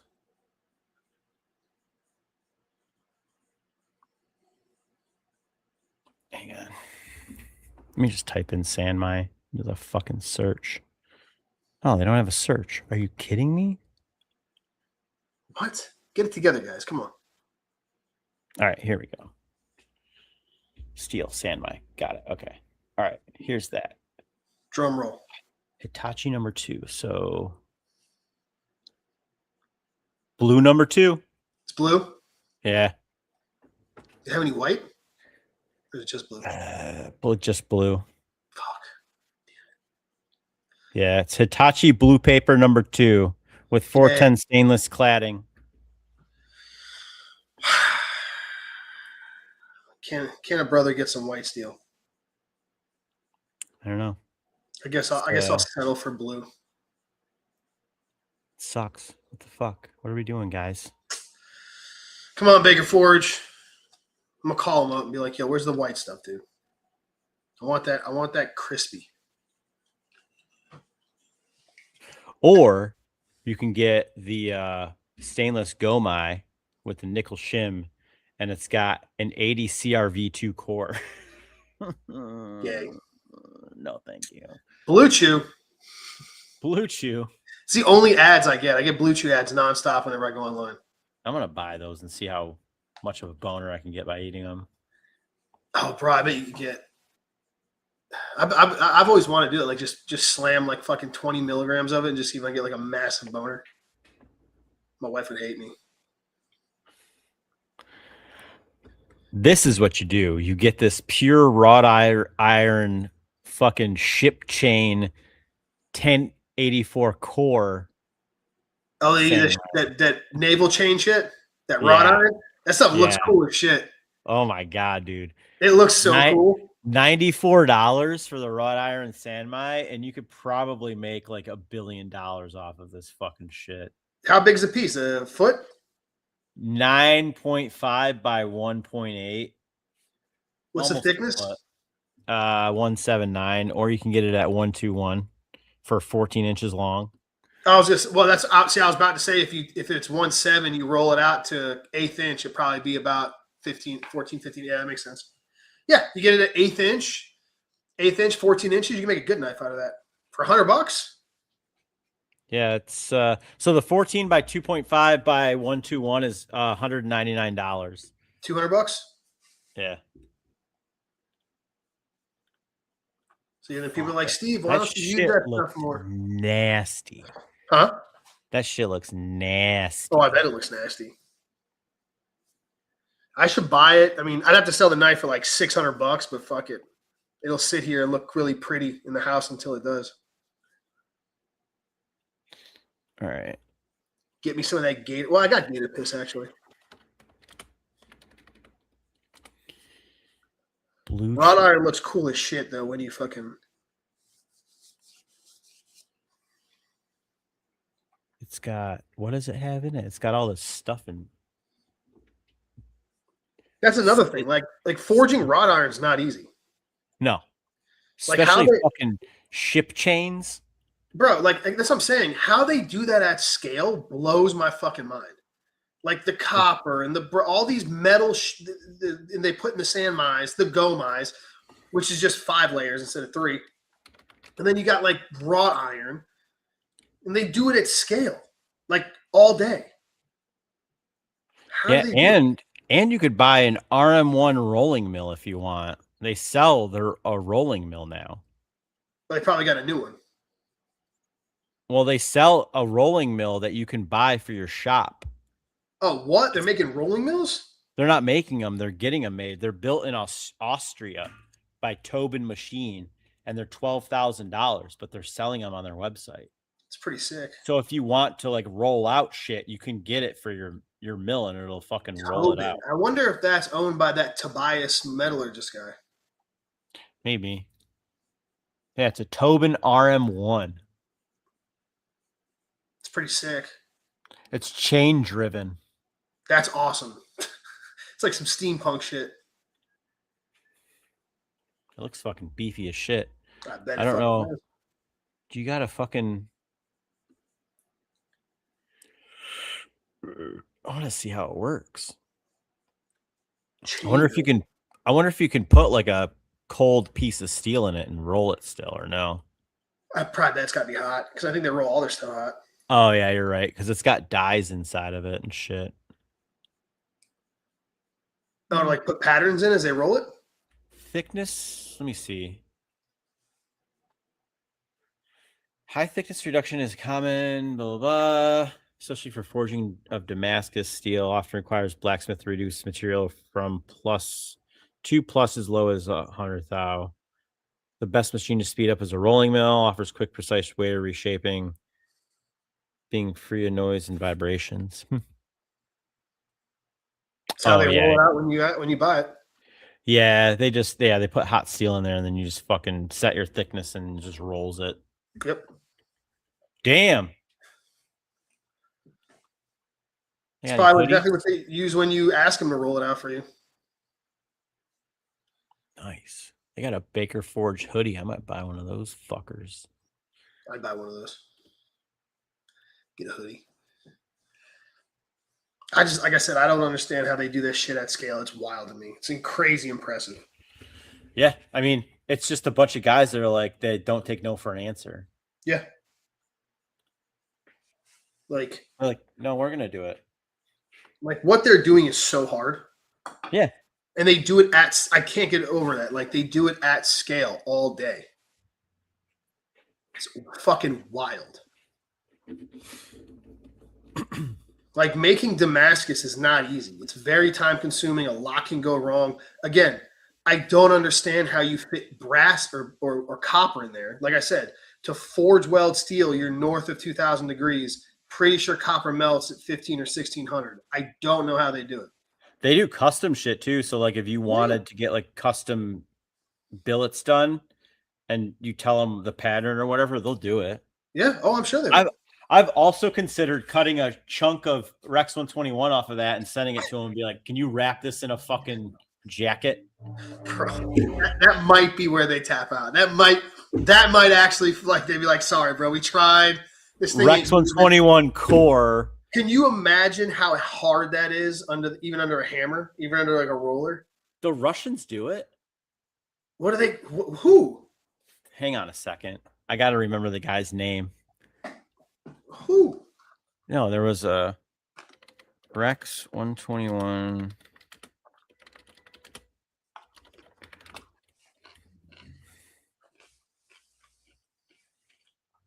He said the Russians do it. The Russians do it. I got to find the guy. Here we go. No vodka, anything's possible. It's not him. Where the fuck is it?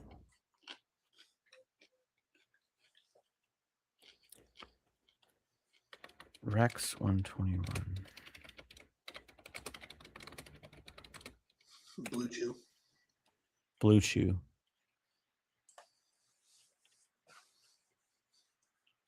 It's not much the Russians can't do.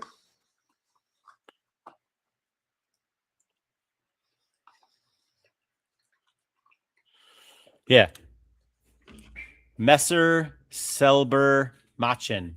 Whatever the fuck that is. It's a CPM Rex 121 plus Damascus plus Ironwood. And it's a CPM Rex 121 core at 68 HRC. And they put stainless Damascus on the outside of it. Because why the fuck not? Because you know why? Because fuck you, that's why. Yeah. And then there's another guy that did a folder like that. I can't find.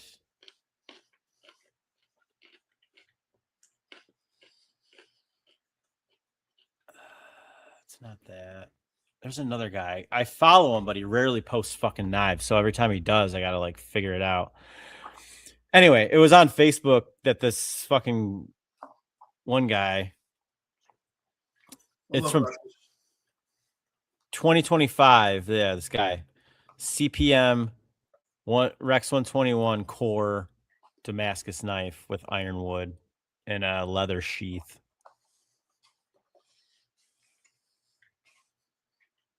I don't know how long it took, but I don't want to know how long it took. In Russia, we do Rex 121 core.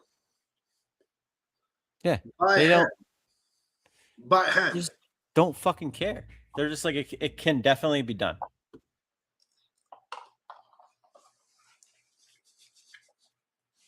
And then he just makes this like fucking dope ass Elmax knife with like the most perfect fucking grained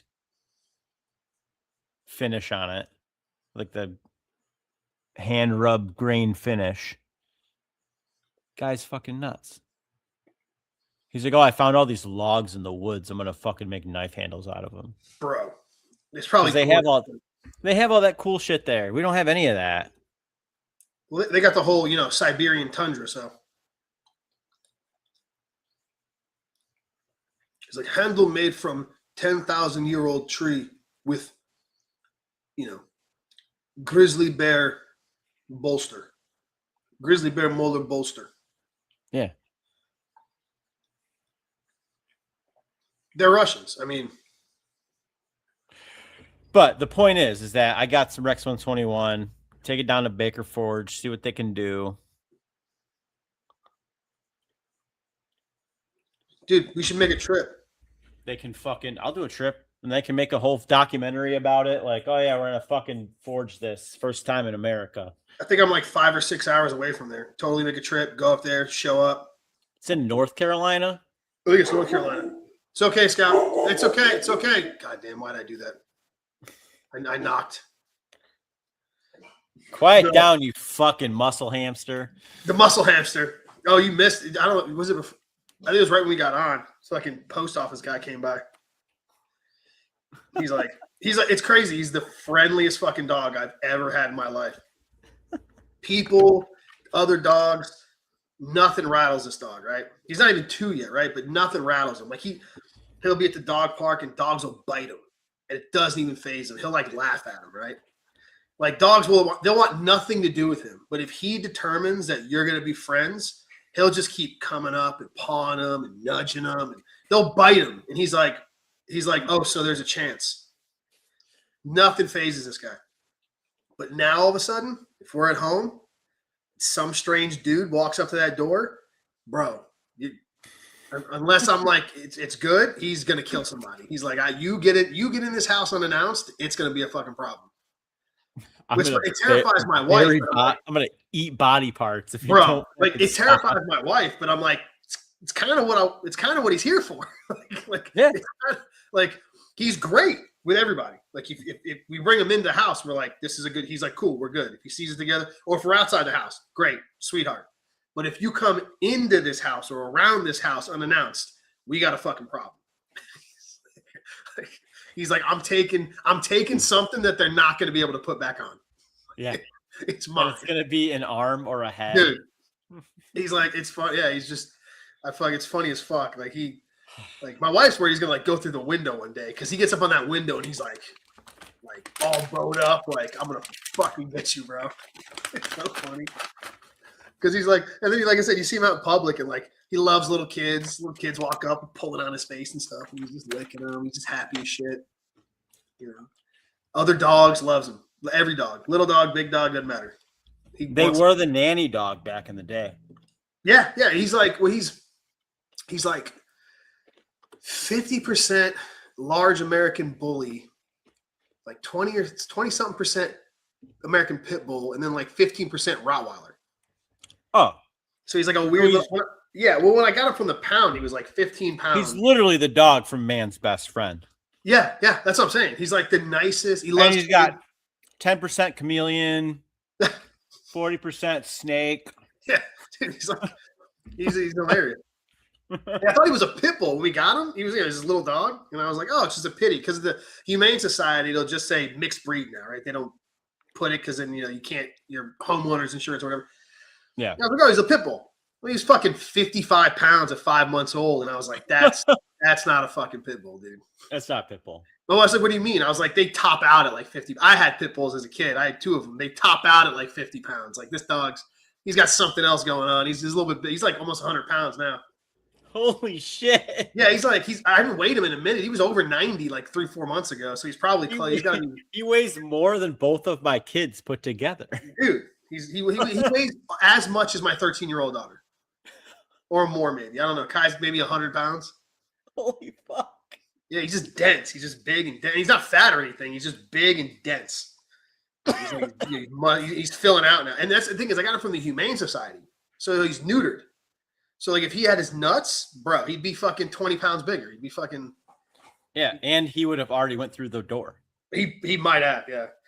It just surprised me. I wasn't expecting it. All of a sudden, like the last couple months, all of a sudden he's like, nah, bro, you coming to this house? I don't know you. You got to get through me. Yeah, you got to get through me. Like he's funny as shit. It's like, and then what's funny is like one of the UPS guys showed up one day and gave him a treat. So now he thinks like the delivery drivers have treats. So like if we're outside, like sometimes I'll have him out there. And he's got his vest on, and I have like a thing in the ground, like a leash, so he can because he just likes to lay in the sun and just cook. He loves laying in the sun. So I'll be working and just kind of keeping an eye on him. Well, the fucking delivery driver comes up.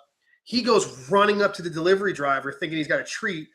The fucking delivery driver sees 100 fucking pound bulldog looking shit running at him.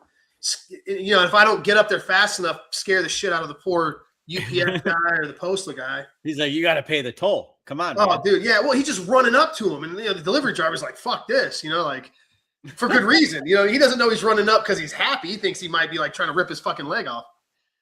So I always got to like run up to the dog before the dog, runs up to the fucking delivery guy.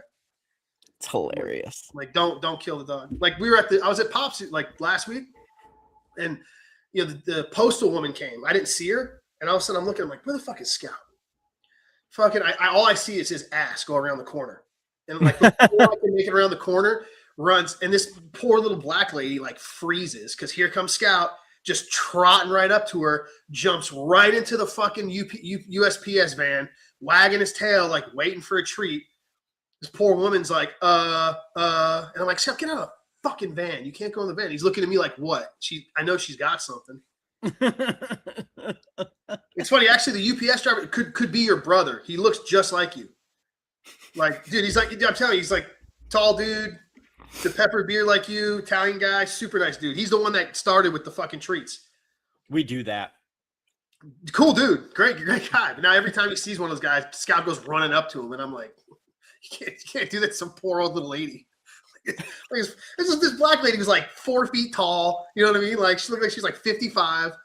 You know, I come around the corner. Here comes Scout running at her. She just froze. And I was like, he's fine. I promise. He's good. He's not going to eat you. I swear he won't eat you.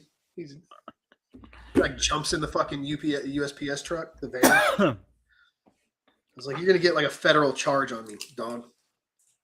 No, I don't. They can come arrest me because you're jumping into fucking federal trucks and shit. No, like, yeah, we should, yeah. I think North Carolina is where Baker Forge is. They're not that far from me because I'm in North Georgia. I want to say they're North Carolina because they moved to that new big facility. Let's find out. Yeah. North, yeah. Watauga County, North Carolina. Never fucking heard of it. Probably in the middle of nowhere. It's probably why they built that thing out there. It's on like a fucking sick ass compound or near a sick ass compound. I don't know if they own those houses over there, but oh wow. I assumed it was in the middle of nowhere. That's why they could afford to, that's where you want to build it. It's literally in the middle of nowhere. But if you look where their building is, they got like the giant building, and then in the back, there's like 3 giant ass fucking houses. And that whole area has like nothing but mansions. That's wild. I'd imagine they'd have been like far away from everyone because they got those hammers running all day and shit. Oh, don't get me wrong. It's in the middle of the woods. Nobody's going to be able to hear them. Oh, okay. It's far enough away from the. Oh, yeah. Yeah, I figured cheap land out there. You put a big old building out there, bang on shit all day. Don't gotta worry about nobody. Fuck, I should move out there. They live pretty close to Damascus, Virginia. Do they? For everybody that doesn't know, that's where Damascus started, was Virginia. Yeah. The Syria shit's a fucking lie.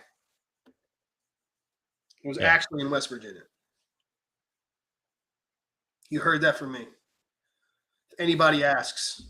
Let's see if I can get directions. Baker Forge. Probably like a 10-hour drive for you? Longer? 12? 12-hour drive? 10 hour. 10 hour? 10 hour, 45 minute. Yeah, 11. Look, I'm good at this. Fuck. Probably like 4 and change for me, something like that. Maybe a little less. Drive up there. Just bring it. Like it'll be a mission. They won't know. We'll just show up. Bar is steel in hand and be like, I need you. Hey, how's it going? Like, who the fuck are you? I'm the guy with Rex 121 that you're going to put into a fucking metal jacket. Yep. And we're going to do it today. Yeah, it's going to get done today with shooting a documentary. Yeah, it's happening. We're going to do clear your schedule. Yeah, clear. I don't care what you got going on. Okay. We need this done. The Russians are beating us. Yeah, we can't lose to the fucking Russians. Come on. Come on, man. That's how it feels every time I see something cool come out of Russia. I'm like, we're losing to the fucking Russians. Again, yeah. Like we're welding together fucking 1084. Come on, guys. Like what are we like? What we've been doing that since the fucking 60s. Come on. Where are we at? We got so many other steels we could do. S60V core. We could do all kinds of shit. They've done stainless. They did nitro V and ABL. Yeah. So let's move on. Dude, an S60V core? Oh my god, that'd be so sick. That'd be so sick, dude. K390, we can do K390 core. That'd be, oh my god. That'd be nasty. Yeah, it would. I haven't seen that. Well, I'm gonna buy a sheet. Could you, because when you're dealing with Damascus, you got to bring it up to a pretty high finish, before you etch it. I think the highest I brought it up was like 300, 400. I'm not fucking with the 600. What I mean is, could you imagine having to bring up K390? Oh yeah, you could do it. Be a bitch. Just grab those Cubitron belts. That's right. Look at the cubies. But I don't got to worry about it because I can just cup wheel grind that shit and then just fucking hit it with the 320 grit, whatever. Right. You got the cup wheel. That's right. You got the cup wheel. Polish it and then fucking etch it. That's what right. I'm actually going to do is with this stuff, I'm going to cup wheel grind it, clean it up on this, tumble it, then etch it. Why the tumble? I don't know. See what happens. I just want to see see what happens. Might look really cool. Tumble and then etch it. It might look good. I don't know. Hey, worst case, you just rub it out again. Yeah, because like I don't have one. I sold all the Baker Forge ones I did before, but I think I only brought it up to like a 300 grit finish, and it looked fine. It looked that nice, huh? Yeah. Because they're like on their site, like bring it up to 600, and I'm like, I'm not. He's like, I'm not going that far. I'm not fucking doing that. It's like, nah, bro. It's too high. It's a lot. Yeah. I want the grind marks in there still. And then I was looking at like finishes guys have done, and they've left the grind marks in there. I'm like, that looks fucking sick.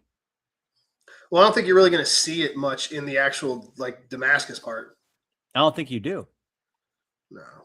You'll see it on the core more, but you won't see it on the. Oh yeah. You know what I mean? Because first off, the Damascus part's going to be softer, so it's going to look higher finish anyway. And then you got so much going on with the etch, you're not going to see it. You'll just see it probably on the core. Yeah. So it'll look cool anyway. It'll look cool. All right. So that's going to be the goal then, is to hit them up and be like, yo, let's do a project together. I'll buy the steel. You guys fucking put it inside of the taco jacket. How thick is that Rex? Pretty thick. Pretty thick. Can't remember what I bought. Oh, guesstimate. Let's check. Let's see.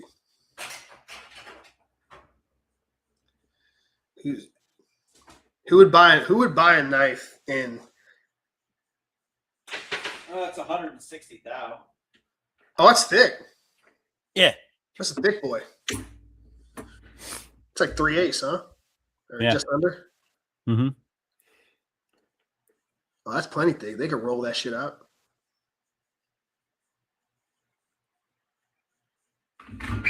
Yeah, bladed carry would definitely buy it. Yeah? Oh yeah. Who would buy some like copper Baker Forge Damascus with a fucking Rex 121 core? Just a nasty Rex core. It'd be like Jesus Christ. Because like usually like with Damascus, you're gonna have, carbon steel, so it's not as functional, right? But it looks really dope. This would be like the ultimate fusion of like traditional Damascus and modern technology. Yeah.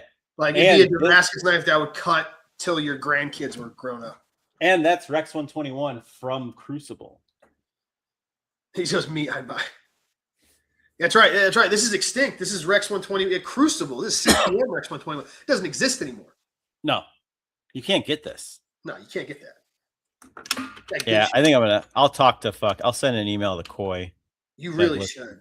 You know how sick that would be if it actually happened? And then if he can do it with that, then I'll just be like, all right, let's do K390 now and see what happens. Do you know how, bro, you'd have to announce that. Like, that'd be so sick if they could do it. After they did it and I had it in hand, I would be like, this is what we're doing in the United States. Fuck Fuck Montana Knife Company. Fuck Russia. Fuck Russia.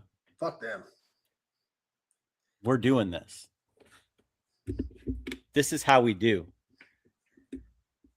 Dude, I would save some money and buy that if you did that for sure. I would have to own that. And I would make it like fair. I wouldn't even do like an auction or nothing. I wouldn't even do an auction. Because if you do an auction, then some guy's going to be like, I'm going to get it because nobody else has it. And I'm never going to use it. Oh, yeah. I want someone to use it. Oh, yeah. So I would sell it at like a decent price, but like I would just make it pretty fair. And then the person that bought it, people would just be banging on their door, be like, I need that. Well, you just do one knife or you do multiple? I would do a few. Because I'm saying you probably they make a bar, you can get a Yeah. couple. Depending on the bar, I would definitely do a few. Because they're going to stretch it out.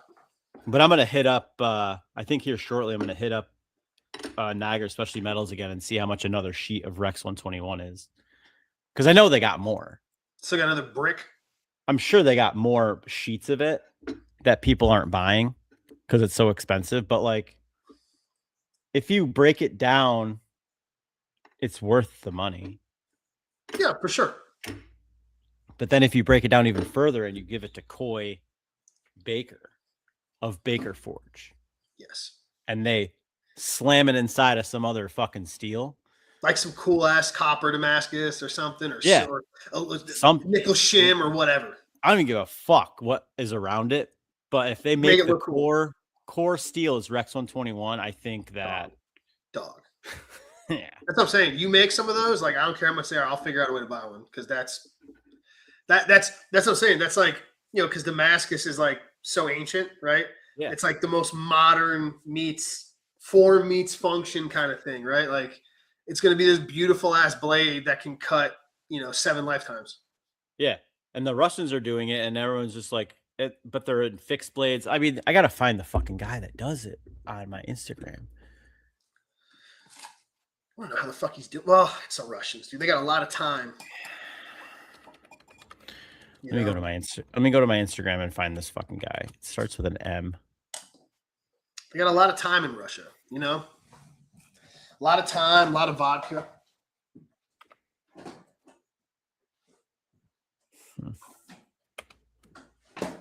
You have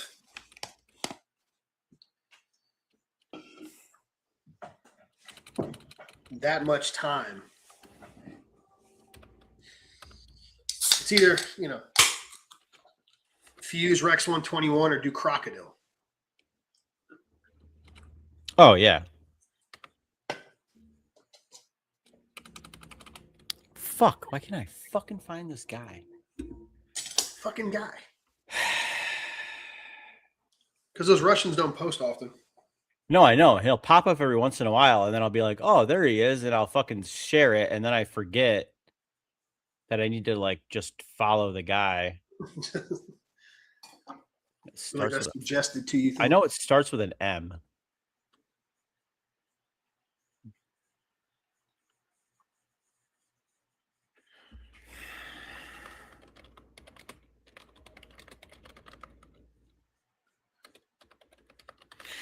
It was the guy that did a bunch of steel testing with like 8CR MOV. And he got it up to like 65 Rockwell. Huh, you want to hear something funny? So I just popped open my Instagram because I think I know you're talking about. Yeah. And I guess I follow this guy, Living Good Grindhouse. And just to what we were talking about before, he's heat treating some ABL. Mm-hmm. And he's thrown it into like his plates. And he says after 20 seconds in the first blocks, the steel is still around 200 degrees. Yeah. So there you go. Like we were talking about earlier. So let's say he's heat treated 1900, 1950. From 1950 to 200 degrees only takes about 20 seconds. Yeah, there's your that's wild. CCC curve. The whole oil doesn't need, you know what I mean? Oil might do it in 12,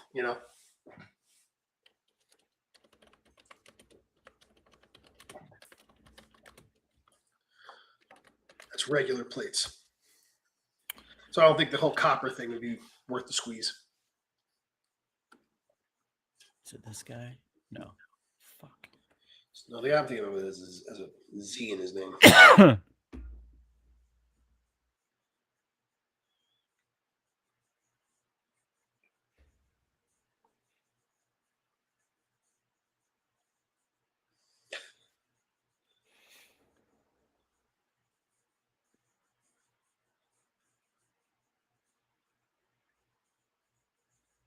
I'm gonna find this fucking thing.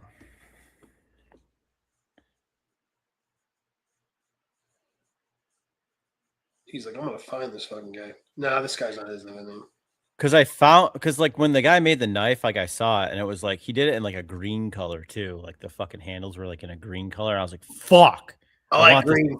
fucking knife. I'm a big fan of green. That well, you're not gonna do that. You're gonna use the machine anyway.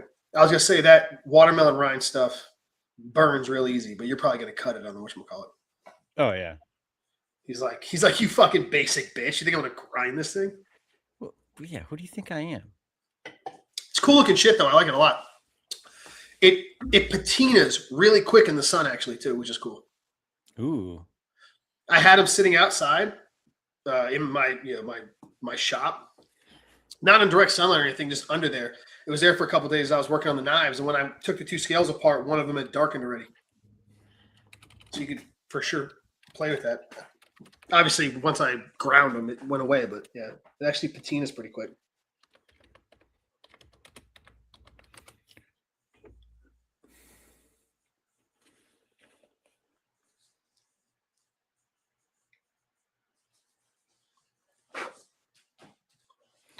It's not that guy. It's not that guy. Moral of the story is, Misha McKeel, my taste for work cards are stacking up for this bill. Blade Carrier, you're a funny motherfucker. he's stacking them fuckers up. I mean, for the Rex 121. I mean, like I said, I don't know. I might have to when I find it later, I'll send it to you. I can't fucking find it. Look, man. The point is, we got to beat the Russians. Can't have Russians outdoing us again. You know, like I know they got first Sputnik, whatever. now the Rex 121. Like, Yeah. are we Americans or Americans? I'm gonna put that in the email to Coy. The Russians are doing it, or are we Americans? No, are we Americans or We're Americans? Americans. Like, what the fuck are we doing, bro? Like, come on. Come on. Yeah, your core line is fine, but listen, I got some core that is gonna be hardcore. Like, sure, ADCR V2, really cool. I got something a little cooler. What's that? Rex motherfucking 121. Which is how you have to address it now that Crucible's gone. It's not I'm just gonna make that. Yeah, is it Mihaken Knives? Ooh, it might be that guy. Okay, hang on. I think Bladed got it. Mr. Bladed's on it. Not Instant Express. What are Panic? we doing? Is he a Ruski? I think it is that guy. Is that All right, how do fucking you guy? spell that? Chase rewards points. Mihanek. That was funny as fuck. My chase rewards points.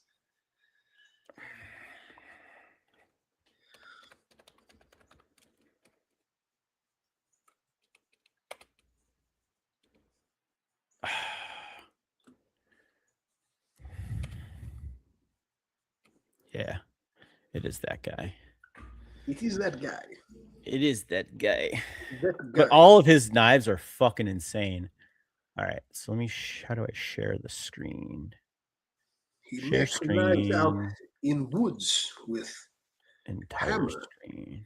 Okay, so he makes like a lot of awesome knives. I actually like the way it looks already.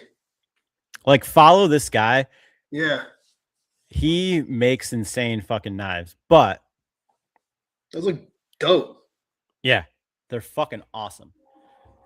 I think it's this one right here. Oh, that's 15V. 15V. Is that a 15V core? Yeah. Oh, well, what the bro? I mean, Yeah. that Look. right there, that's just as fucking crazy. That's That's just fucking crazy. It's not like he's doing M398, and Hey, it's yeah. like A lot of the Russians had that 98. probably like 60 something HRC, like 68 HRC or some dumb shit like that. I Some don't know. stupid shit, yeah. That's not it. He did 15V. That is just as nutty. But he does like this kind of Maybe shit. not just, but it's up there. Like this kind of shit too. He does like the weird colored whatever. Like, I know the crystallized titanium. How the fuck did he do it to the blade? I don't know. He did all three of these ones Look like at that too. That looks like crystallized titanium on the blade. Oh, no, it's not. That's dragon scale Damascus. Yeah. It's the Heat weird anode shit. or something. I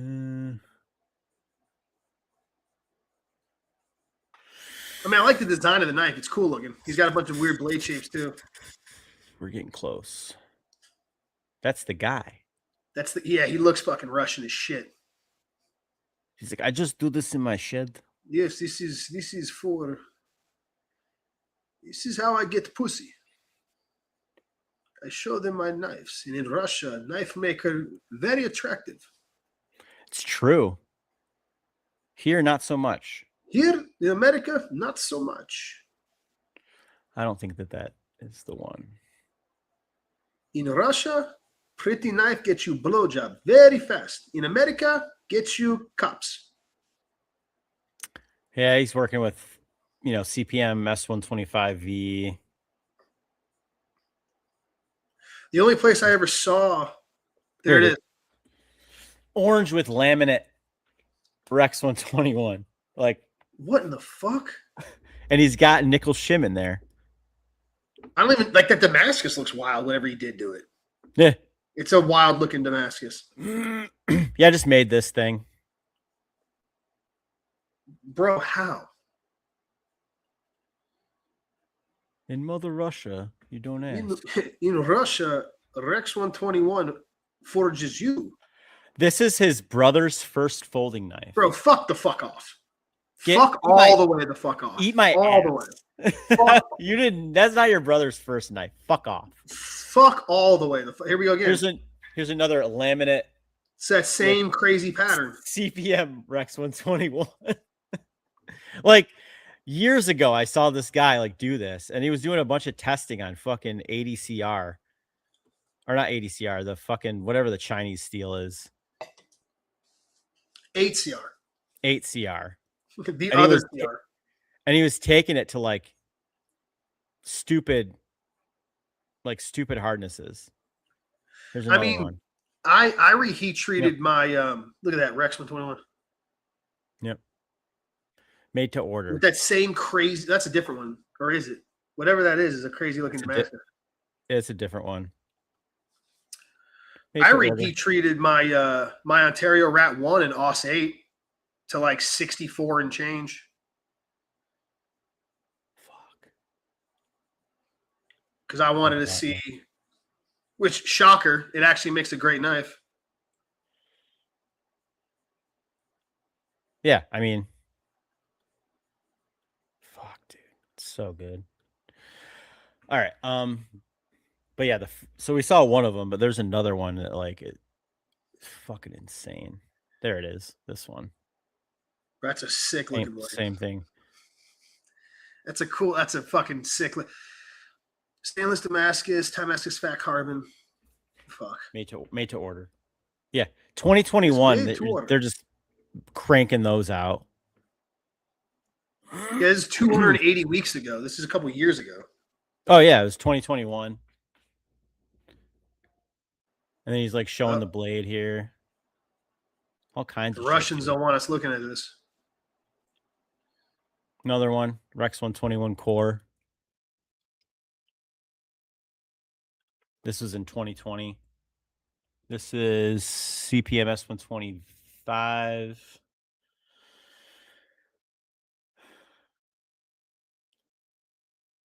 Yeah, just banging out fucking bangers, dude. Yeah. 2020, he was doing this. There's another one. Cuts excellently. Okay. Yeah. He's just got a fucking beer and a clamp and a fucking thing of fucking steel. And he's like, I'm just going to fucking sand this. Diamond paste. I polished a blade with diamond paste in the kitchen. What the fuck? Can you hear me? Because you're cutting in and out real bad. Oh, it's probably because I'm sharing. Oh shit! Look at that. Hold on. thing. You can see the fucking core of that thing. Yeah. Oh, there you go. Look at that. In work Look at that folder. dead nut center core. Yeah. With Rex 121.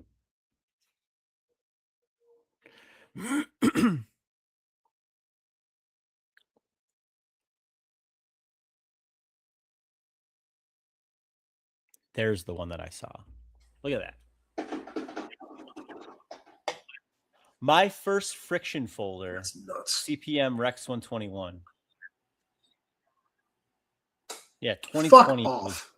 Yeah, 2020 he banged that out. My first friction folder. Yeah. Look, what's his face is tagging you right there. Oh yeah, because I think Alex. we were talking. Because I think that's who told me about it. This Well, guy, dude. and we were Alex, talking about Alex it one knows all the. Alex knows every knife maker on the planet. Yeah. I think because he mentioned it one time, and I was like, because I brought up Rex 121, and he's like, "Oh, have you seen this guy?" And I was like, "No." And then that's when I started following him. Here. Yeah, he knows. It's funny because Alex is like all about like the art of knives. Like he really could give a fuck less about, hardness or Oh, yeah. anything. But he knows all these he knows every fucking knife maker that's ever made a knife, I swear. Like guys like this, like you've never seen before. Fuck, dude, it's fucking wild. But that's how they're like. That's how he's like sanding this is with literal diamonds, and people don't understand that. Like they're like, "Oh, how do you finish this with sandpaper?" Like you don't. You do don't. it with diamonds in your wife's kitchen drinking a fucking IPA. Yes.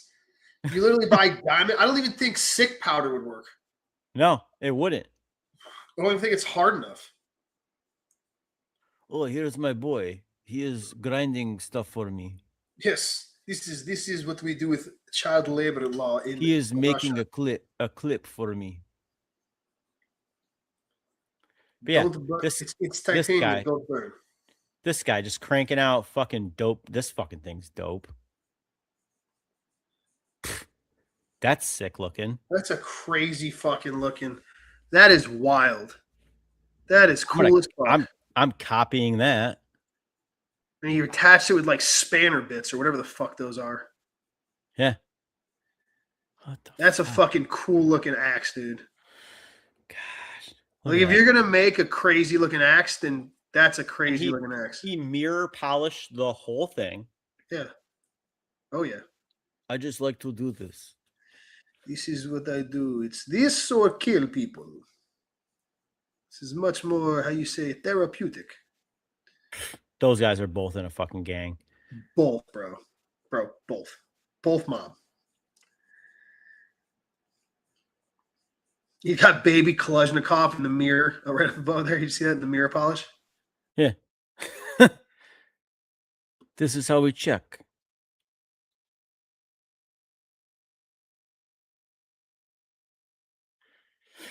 But yeah, this guy, making insane folders, and he's like still making folders, and they're just getting better. Like he doesn't do the Damascus, like the Rex 121 core anymore. But I kind of want to pick his brain and be like, "How'd you fucking do this, dude?" I got to tell my guys. Yeah, can you tell? Yeah, can you tell an American how you did this real quick? But I think it was in one of his stories where he had that whatever that Chinese steel is. He was basically taking it up to fucking, 65. Crazy hardness. Yeah, HRC, just like insane hardness. God, all these fucking folders are so fucking good. I'm gonna copy this guy.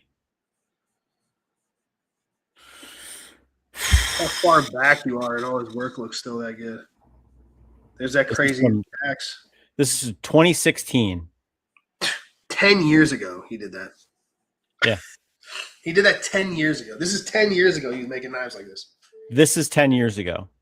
And everyone's like, oh, first time ever. No one's doing it like this. Yeah, nobody's done this. M390, probably at 68 HRC, I'm sure. Something stupid. For whatever reason. Because fuck you, a Russian. That's why they do everything like that. Yeah. Look at this.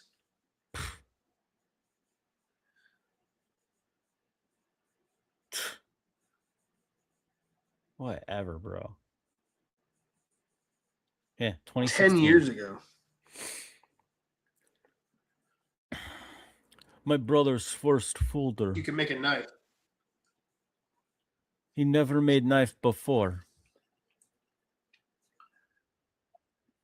Yeah, dude. All the Russians kind of say first try. All the Russians kind of have like a similar design language too, because this is very like Shirogorov-esque. It's very Russian. Yeah, very exactly. 2017 S125V, probably at 70 HRC. Probably quenched in water. Very simple construction, quenched in water, polished with diamonds. In his fucking bathroom sink is where he did it. You know what I mean? Like, yeah. But yeah, this guy. What's crazy is you start from the bottom there and you can look like very quickly how fast it gets better and better and better. Oh yeah, it's insane. Like he gets very good really quick. His most recent ones are these, like within the last just few months. Yeah, these are just bonkers. M398. Yeah. 93R, probably 93 Rockwell. I don't know. Maybe he figured it out. Who knows? MRBS bearings. It weighs 93 grams. Fine. I was going to go with medium blade. Look at that polish on that thing. Bit it looks blast. Like mostly a smoky mirror combined anodizing on the handle. MRBS bearings. Yeah. Knife weighs 93 grams. 93 grams? What's that? What's that? 3 ounces? Yeah. Something like that? Something like that. Super pretty. Really nice. This one's got a core in it. I don't know what core, but we'll find out. When he flicks it. When he fucking flicks it. It goes ka-ping. Ka-ching. Look at that. Look at that Tonto. CPM something. 3V. No. I want to know how long it takes him to finish one of these. Fuck, dude. Shut Say what? The fuck. I can't even see what he fucking wrote on the thing. Okay, I'll be able to pause it. Come on, flick it open. I want to see. Ka-ching. The fuck does that say?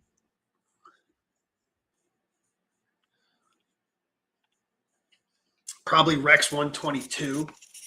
CPM something. Yeah, I don't know. But yeah, basically. CPM Rex 130. Oh, QPM 53. The fuck is that? I have no idea. What the? What? Where Q? Where's it? What? What are we doing? Hold on. Q. Huh. It's a high-speed tool steel from Germany. Typical hardness is 62 to 65. Okay. I only found a QP 23. QPM 53. 53. This looks almost like an M4. No, like a jacked up M4. Some Russian shit. Oh, here we go. Oh, there you go. Oh, it's got 8% vanadium. That's a lot. Fuck, dude. 2.5% carbon. It's a high-speed steel, so it's like probably like Rex 45. No, it's like Rex 76 or so. Hold on. Okay, because it's got like 4% tungsten in there too. Yeah, that's a. Hold on, let me see. That's wild. Yeah, he's got something like, and he's got like a nice, like just a plain one like this, but he's got like goes into the titanium and bolts into the titanium on the other side. So it's all one screw on the show side. 76. No, X86. No, what is it? Dude, this is fucking nuts. M398. These two. Fuck. My brother's first blade. This is my boy's first knife. An M93 84 HRC. Yes. We fuse steel with diamond. I like all those designs too. Dude, that's baller. CPM 10V core. That's No sick. biggie. No biggie. Just a 10V core. It's whatevs. It's whatevs. Russian taking our steel, doing better work. I'm fucking moving to Russia. 15V. Look at this. 15V. He's like, 10V is not enough. We go 15. He's making this in his shop when it's negative 80 outside. Fuck, bro. It's not a little blade either. That's like a 4-inch blade, dude. Yeah, it's like a Farad fucking whatever the fuck. Yeah, like Farad. Yeah, exactly. The T whatever the fuck it's called. There's another 15V with a ironwood handle. But yeah, don't worry. Fucking Montana Knife Company's doing it better than anyone. Yeah. Yeah, this guy only wishes. I mean, wouldn't you rather have a MTK over this? Fuck.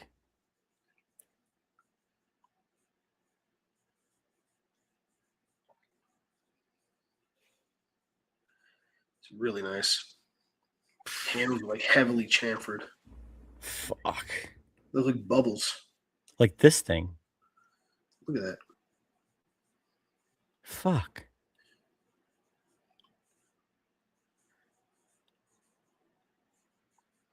I don't know what that is, but whatever. I want to know how long it takes him to finish one of these. CPM 20 CV. Oh, That's that like was an Alaskan native totem pole. Yeah, it was lasered on. 0.07 of 10. 10. Fuck.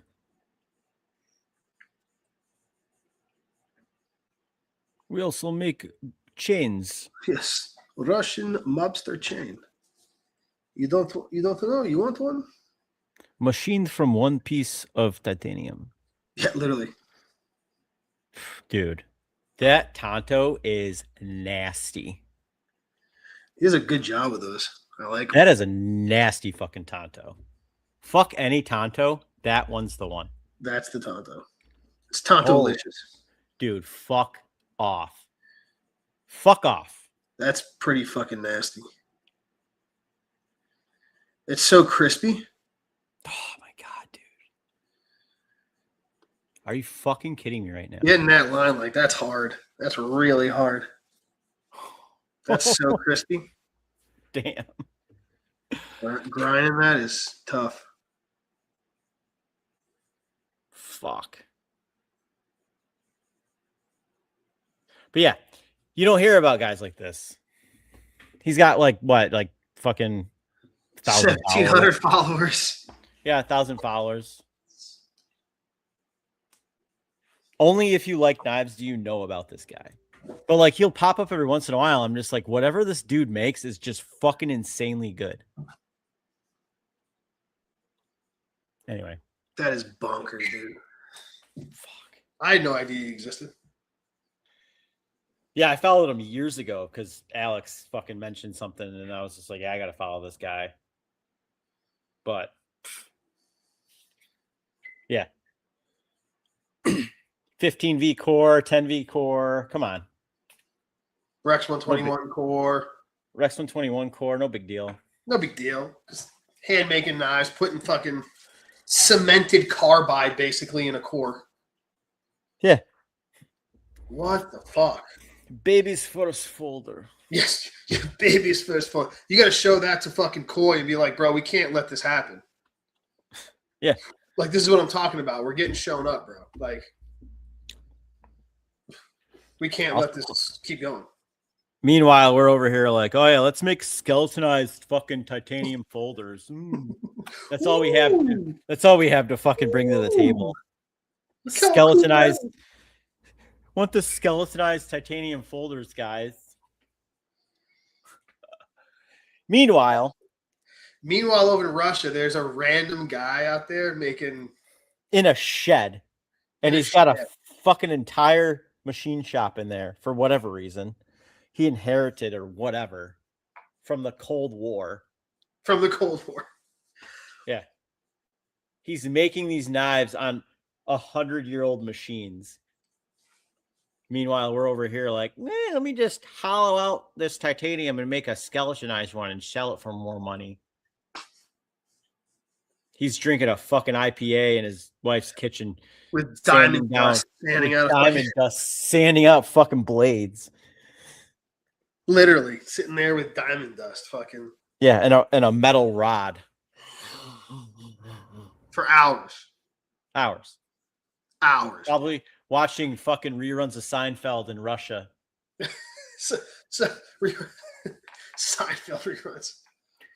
What the fuck? This one's funny. Like I said, just when you think you're George says he is an importer-exporter, but he's not really neither. Not needed, not necessary. I said, like, you think you may know how to make a knife, and then you see a guy like that, and you're like, yep, well, I suck. Yep, I'm going back to the drawing board. What the fuck? Yeah. Love that Jeez. shit. Damn, he's good. And the guys look crazy. And he's got, like, no followers. None. Just, yeah. I mean, I'm sure in Russia he probably sells a fucking fuck ton, but like, you got that level of skill just hanging out there.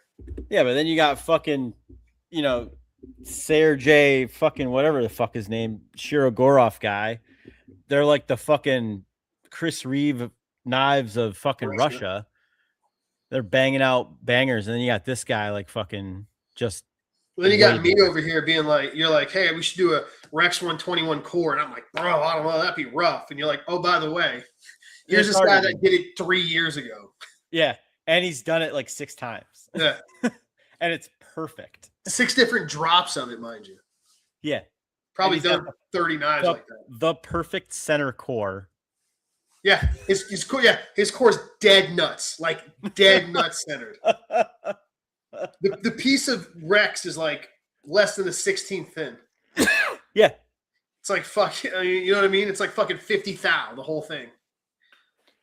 Yeah, and I was like reading before too, like when they're heat treating it, it's like they say it's tricky because you're getting close to critical temperatures of like it splitting to forge it. Oh, when you're heat treating it.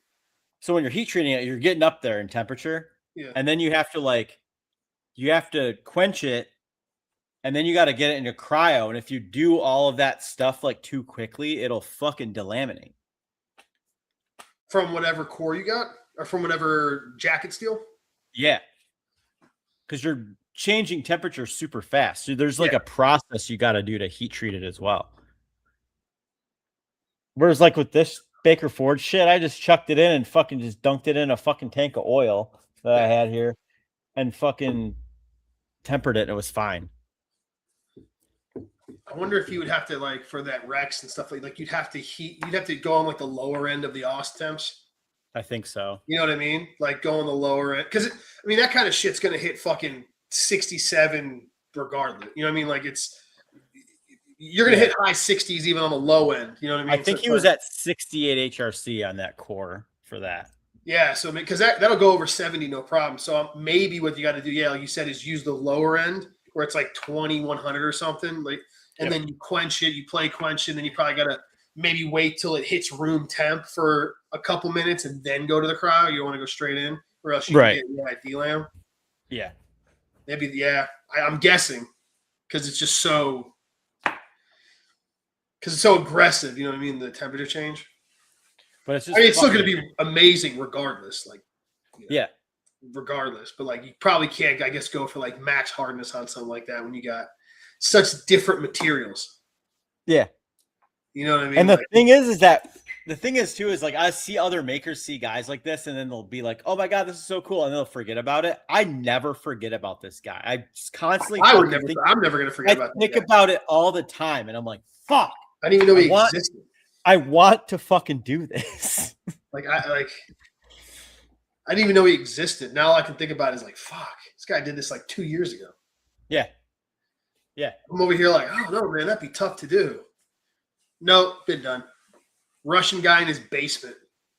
Yeah. And we're over here bitching about what HRC we can get on fucking MagnaCut for this fucking stupid fucking company in Montana. 68. Yeah. Or sorry, 58, 59. Sorry. 58. Which, like you said, to their credit, is very difficult to do. Yeah, they tried for that. That was not a mistake. That was they were like, I want this baby shit soft steel now. And their heat treater was like, got it, bro. Got you. Yeah. The kids would say, I got you, fam. Peters was like, yeah, we'll do it. That's our specialty. Mm-hmm. Actually, somewhat of a specialty of us to run shit, dog shit soft. So yeah, I don't know. You're in the right hands, guys. I don't know if you've heard about the great HRC debacle of 2019, but that was us, actually. no, that was actually us. That was actually us. I don't know if you knew about that. Yeah, I don't know if you know about the whole thing with what was that company? Fox Knives? No.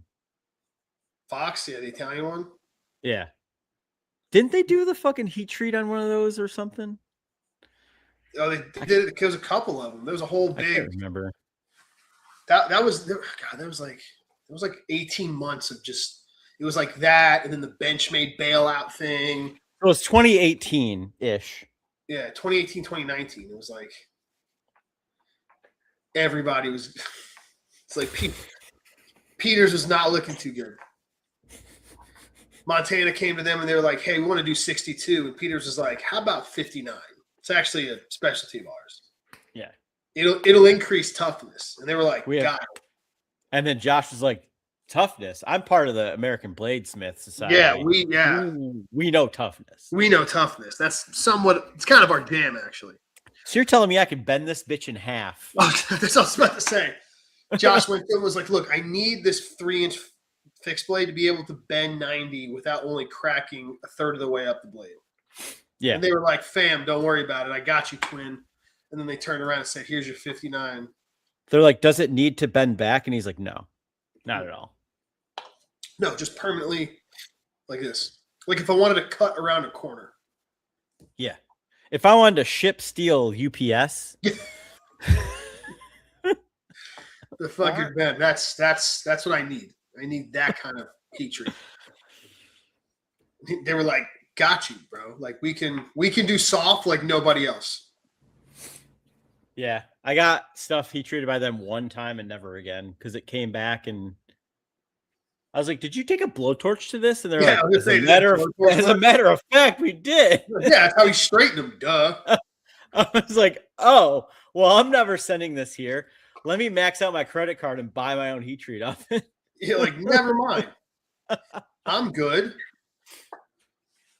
That was weird too. Absurd That- shit you ever heard in your life. You're like, "Did you use a blowtorch?" And they're like, "Yeah, that's how we straighten stuff." Yeah, Like this has to be a joke. Like Ashton Kutcher is gonna jump out and I'm getting punked. yeah. I was like, "Did you use a blowtorch on this?" They're like, "Yeah."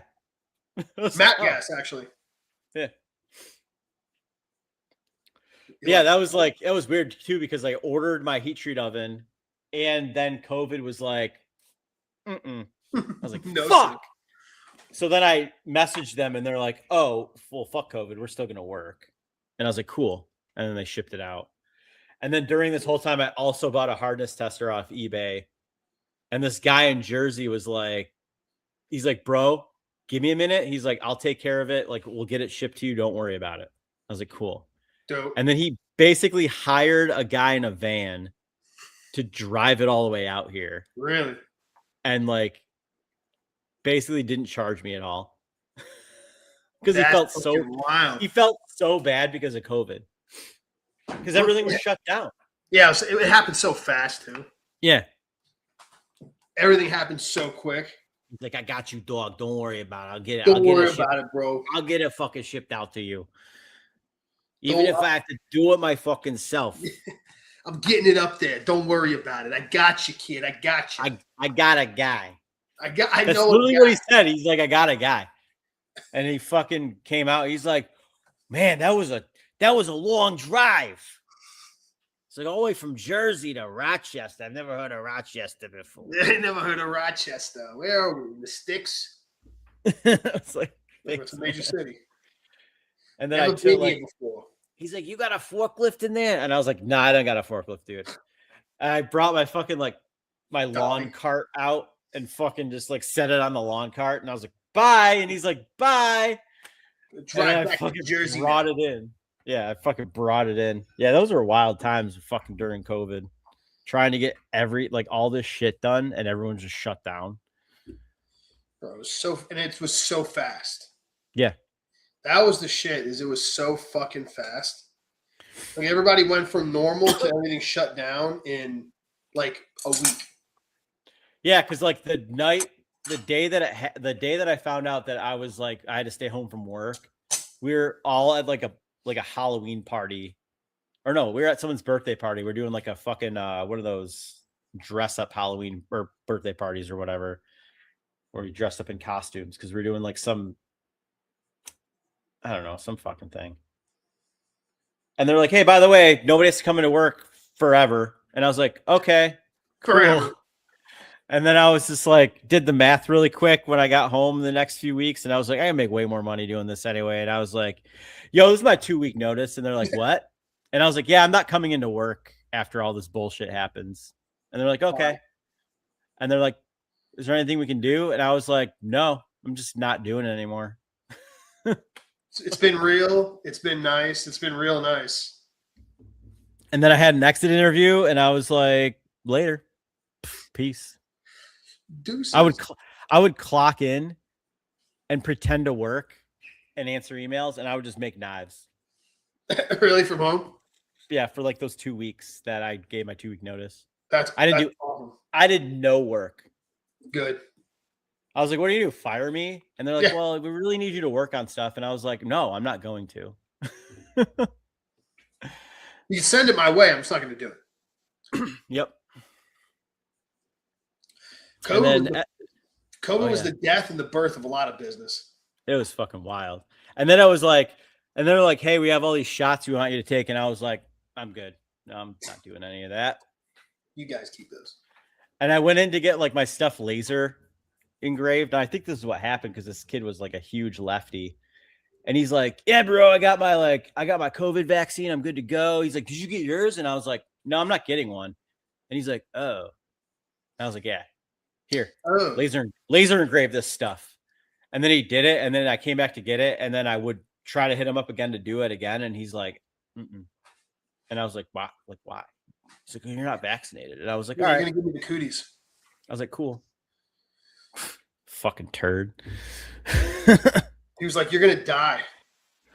Maybe. My grandma's sick. I probably will, but it's not going to be by this shit. What was it? The winter of death? Isn't that what the president said? Oh, yeah, that was great. I remember when that happened. We're all going to die. And then I remember, too, like, I got it, and I was like, it's actually not that bad. I never got any. I'm sure I got it. I never got any symptoms. Like, Charlie got it a couple times. Kylie got it. I got it, and I never got the fucking can't smell shit thing. No, she got it. It was like 2 days. It was like all the stereotypical symptoms. And like, I was like trying to get it. I was like, I'm sick as fuck right now. This sucks. I need to just sleep it off. And I did. And then the next day I was like, fine. I was a restaurant worker, dude. I've gone to work with missing this part of my finger. I've gone to work with pneumonia. I've gone to I think I'm worried about a cold. Look, everybody was freaking. I knew it was bullshit from the beginning because, I don't know, high school biology. you know, you learn about like viruses and stuff like that. It's like, Oh yeah. it was like, look, if it's super dangerous, it's not going to go very far because everyone's going to die. And if Right, it yeah. spreads really fast, then it ain't that dangerous. It's one of the other. Right. Viruses need a host. It's like, Yeah. because I grew up in the kitchen world. Like bacteria will kill you. Yeah. Like staph, E. coli, salmonella, these things will fucking kill you. And bacteria don't need you to be alive.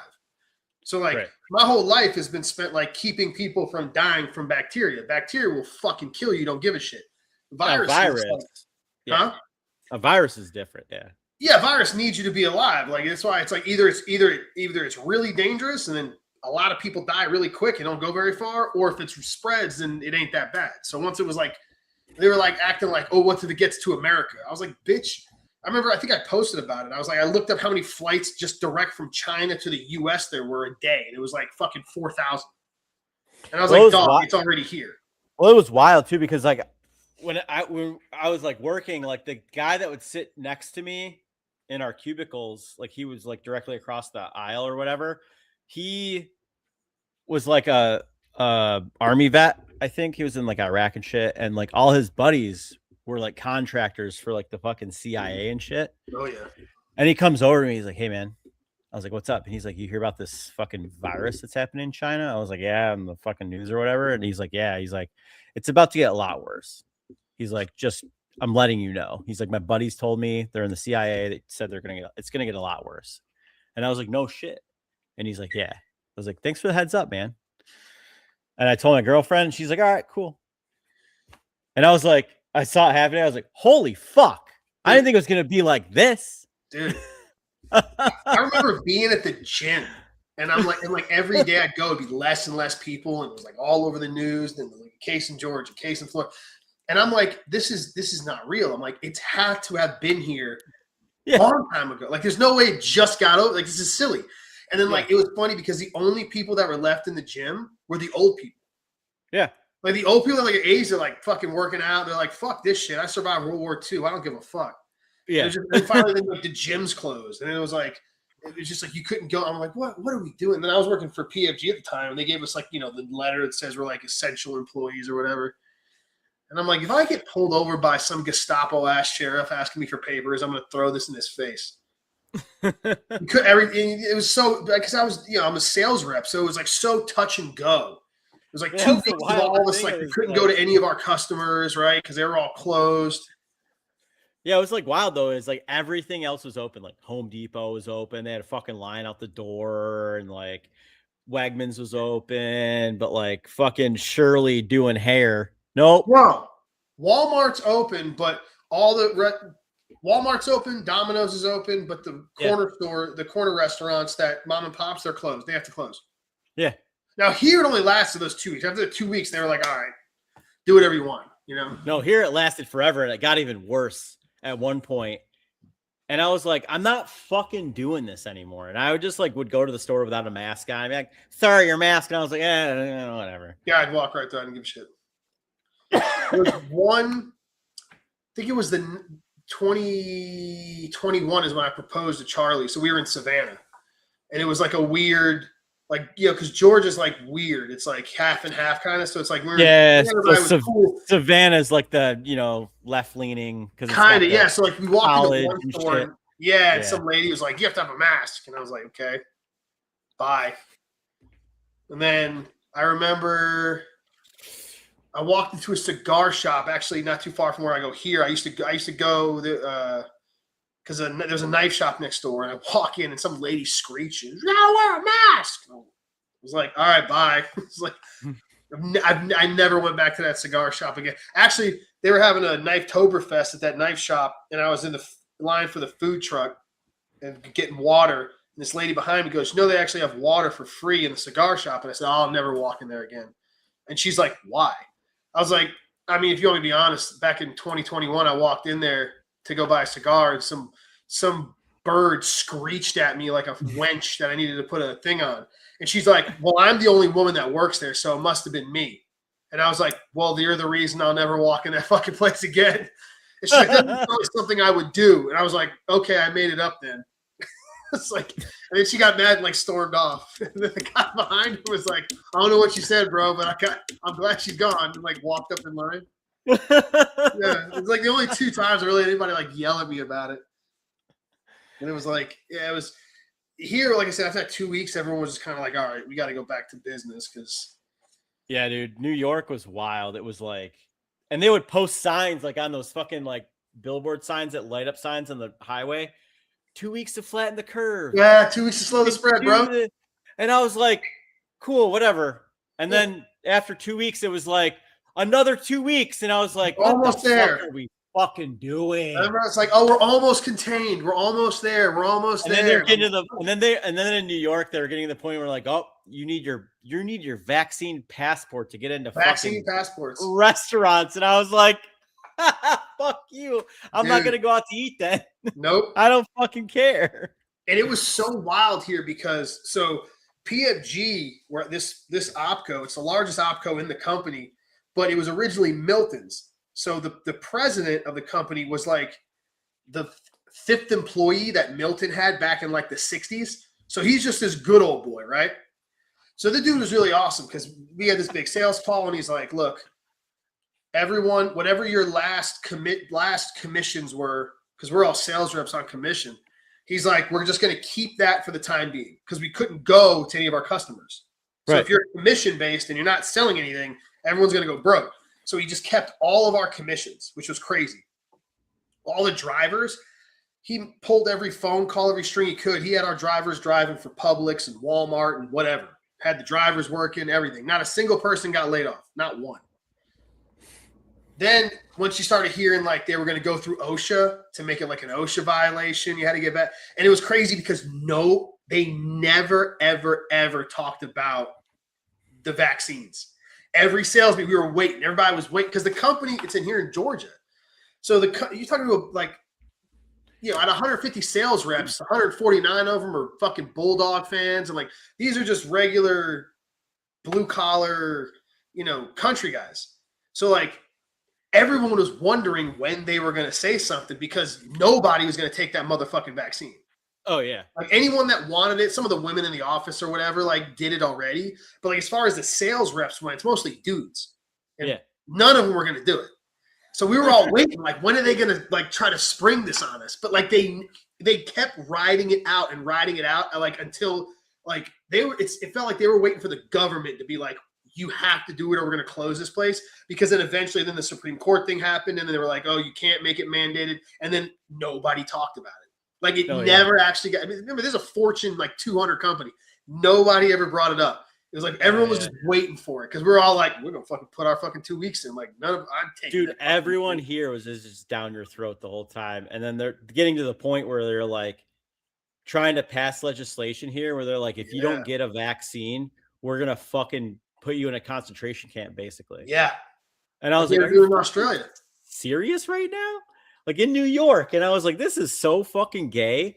And then once everything stopped and it wasn't even a thing anymore and went back to normal, they're like, oh yeah, hey, how about that? That was weird. That was crazy, huh? That was nuts. Yeah, you almost just tried to fucking round us up and put us in concentration camps, you crazy whore. Like, what the fuck? Everyone down here was just watching like you in California and Chicago and be like, what are they gonna do? Like, because like I said, they were doing like it was like you were watching videos of like Australia. They had camps. They would literally throw people in camps. Yeah. And you're like, this can't be real. Yeah. Like, there's no way. Like because like my mom had to get it, and because like if she didn't get it, she was gonna lose her job because she's a nurse. Yeah, see. And so they like forced her, and I was like, you just not do it. And she's like, yeah, but I needed to like get paid. I was like, whatever, it's just fucking money. You could have went on in unemployment or whatever. Like, oh yeah, dude, it was nuts. And then they fired all those nurses, and then they had a big lawsuit a couple years ago, and then they had to hire them all back now. Oh yeah, they hired them all back, and I think they got a boatload of money. I hope they got a boatload of money from the state. Oh yeah, it was fucked. It was so wild. It was nuts. Yeah, nobody gave a fuck. Nobody gave a fuck about anyone, and then it was like, blah blah blah blah. I was like, listen, I'm not on any side of the fucking political spectrum, but I'm not gonna have somebody tell me what to fucking do. Fuck no. Fuck no. Like, I remember Daddy-O's EDC? Yeah. He was a respiratory technician. So when this started happening, he was in Arizona, and I was like, yo, what's going on? And he's like, there's a lot of fucking sick people, and they're dying. I'm like, really? He's like, yeah, but these people are fucking sick to begin with. I'm like, what do you mean? He's like, they're all either like fat or 80. He's like, I don't think this is as big a deal. He's like, I feel like it's getting blown out of proportion. He's like, I don't see anybody like our age in here. Like, there's no like regular, you know what I mean? Like a regular guy. He's like, these people are like really sick or really fat and sick that are dying. So once he said that, I was like, okay, it's what I thought it was. Just saying. But what's crazy to me is how everybody just like forgets all about it. Yeah. People like today act like that didn't happen fucking 5 years ago. Oh yeah. No, I never forget. Like we lost, because we would get these reports, because obviously we're in the food business, lost 110 or 12,000 independent restaurants from COVID that never came back. Oh yeah. Here it was like, you have food. You can't shut down for 2 weeks in a restaurant. Yeah, it was wild too. Like how many restaurants around here you could see that were just basically living, Friday to Friday. Dude, the crazy shit to me was watching all of these chefs that I grew up idolizing and thinking like these guys are the top of the line, turning their high-end restaurants into basically like bag lunch places, trying to fucking sell food to keep the lights on. Yeah. Then yelling at people like me or you why we're not wearing a mask, and then begging the government to give them money to keep their restaurants open. Oh yeah, it was nuts. I was like, what la land do we live in? Yeah. I'm like, you got a bunch of these fucking supposedly like, it's the restaurant biz. We're all a bunch of fucking hardcore ass dudes. And you guys are sitting here just sucking the government's dick. And then you're shutting it down. You're not fighting back at all. You're yelling at me for not wearing a fucking mask outside. And now you want the government to pay you? Yeah, because they thought if they worked for the government that the government was going to take care of them. And it's not the case. Yeah, I'm like, nobody fucking understands that. They're like, we need the money. Like, we're all going to close. And I'm like, so the government was literally forcing their own workforce to get all of this shit done to them. Yeah. They don't fucking care about you. That's what I don't understand. I'm like, how are you simultaneously defending them, arguing on their behalf, as they literally shove the boot down your throat, and then asking them to give you money to take that same boot off your throat? Oh, yeah. It was nuts. I'm like, what are we doing? But all the restaurants that got shut down, I was like, fucking good. Good. Because fuck you. Yeah. That's what you get. If you guys had all banded together and say, we're not fucking doing this, and what do you think they're going to do? Walk in there and shut you all down? Yeah. No. It would have been fine. No, it would have been fucking fine. If you guys had some balls. That's what blew me away. Again, it was like New York. It's all these tough guys. And they're all like, oh, yeah, throw the mask on. I'm like, what? Mm-hmm. Yeah. What? I was like, no thanks, I'm good. Like, what? Like, how are you getting browbeat by a bunch of blue-haired people saying you're gonna kill them? Nope. Like, you're gonna kill me. Like, okay. Good. Like I've never once in my life gotten sick and been like, man, I hate the guy who got me sick. Whatever it was when I was walking, whoever, right? Like, that's how we all get sick, right? Someone around you is sick. Never in my life have I been like, ooh, I got the flu. Fuck that guy.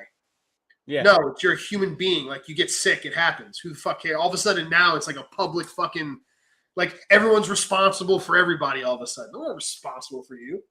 Yeah, no, we're all adults. You're responsible for yourself. If I don't want to wear this fucking dumb thing, then I don't have to. And I don't have to get a fucking stupid shot. The mask thing was so bizarre to me because I'm like, this can't be real. If I put an N95 mask on, I'm still going to end up with, or not even that. Everyone had cloth masks or these other masks. Well, that was the big thing, is like the cloth mask isn't doing shit. I'm like, if I put anything other than a full-on respirator, I've got metal dust in my nose. That's metal dust. That's not fucking airborne fucking virus. I'm like, even N95s aren't going to fucking, like, what are we doing? I'm like, what are we? the kids, all the kids couldn't go to school. Oh yeah. You had to go pick them up, and everyone had to wear a mask, and like, then they'd be like, "Oh, you need a doctor's note." If they even suspected you were sick, you got to go get a doctor's note. Well, the doctors were booked out for 4 months. Oh yeah. Because everyone was trying to get doctor's notes. Yeah. I'm like, what are we doing? Dude, it was wild. And now it's funny too, because like in New York, like they're like, oh yeah, that thing that happened. We're not sorry, but like, whatever. Water under the bridge. Now there's a county in New York here that is trying to put a fucking AI robot in the classroom. That's real? Oh yeah. It's an AI robot that is designed by an AI robot sex doll company. And they're trying to put it in a classroom to help teach the students. See, this is why I've been for abolishing the Department of Education for fucking ever. And it's like, what are we doing? You fucked up royally with all these kids 6 years ago. You're fucking up royally now with all these kids currently. Because it's would you just pay the fucking teachers money? You're stepping over fucking Peter to pay Paul, and you don't want to pay these teachers any fucking money, to the point where Target is literally like, hey, any teacher that comes in here, we're giving you 30% off of everything. Well, why does it have to be like that? Why don't teachers have a performance base? Right. That's the biggest problem. If you want to pay teachers more, sure, then and fire the shitty ones. Yeah, that's what you want to do with any job. Exactly. That's the biggest problem. Is this is like, it's fucking wild to me, man. I get into it all the time, because to me it's like, I remember being like 6 years old and seeing billboards talking about how teachers don't get paid enough. Yeah. And now I'm 39, right? About to be 40, and I'm watching these women complain about pay. And I'm like, look, I know that they've been complaining about how much they've been getting paid for 30 fucking years. Literally. Yeah. Yeah. So why the fuck are you going into this job if you already know that there's a pay problem? Yeah. Like, and they're like, well, who's going to teach the kids? I'll teach my own fucking kids. What the fuck are we talking about here? Well, like, I'll take care of it. Why? What do they need to learn? All day long. Like either all the shit, because all the shit you teach them is not. It's all dog shit. It's all dog shit. Yeah. It's all dog shit from the state. It's either teachers get hired and fired based on performance, right? And you start paying the good ones more and getting rid of the bad ones, or get rid of the whole fucking thing in altogether. Oh yeah. No. Like I keep it's like over and over again. Oh, we don't get paid enough. We don't get paid enough. Why'd you go into the field? Dude, like the other day, like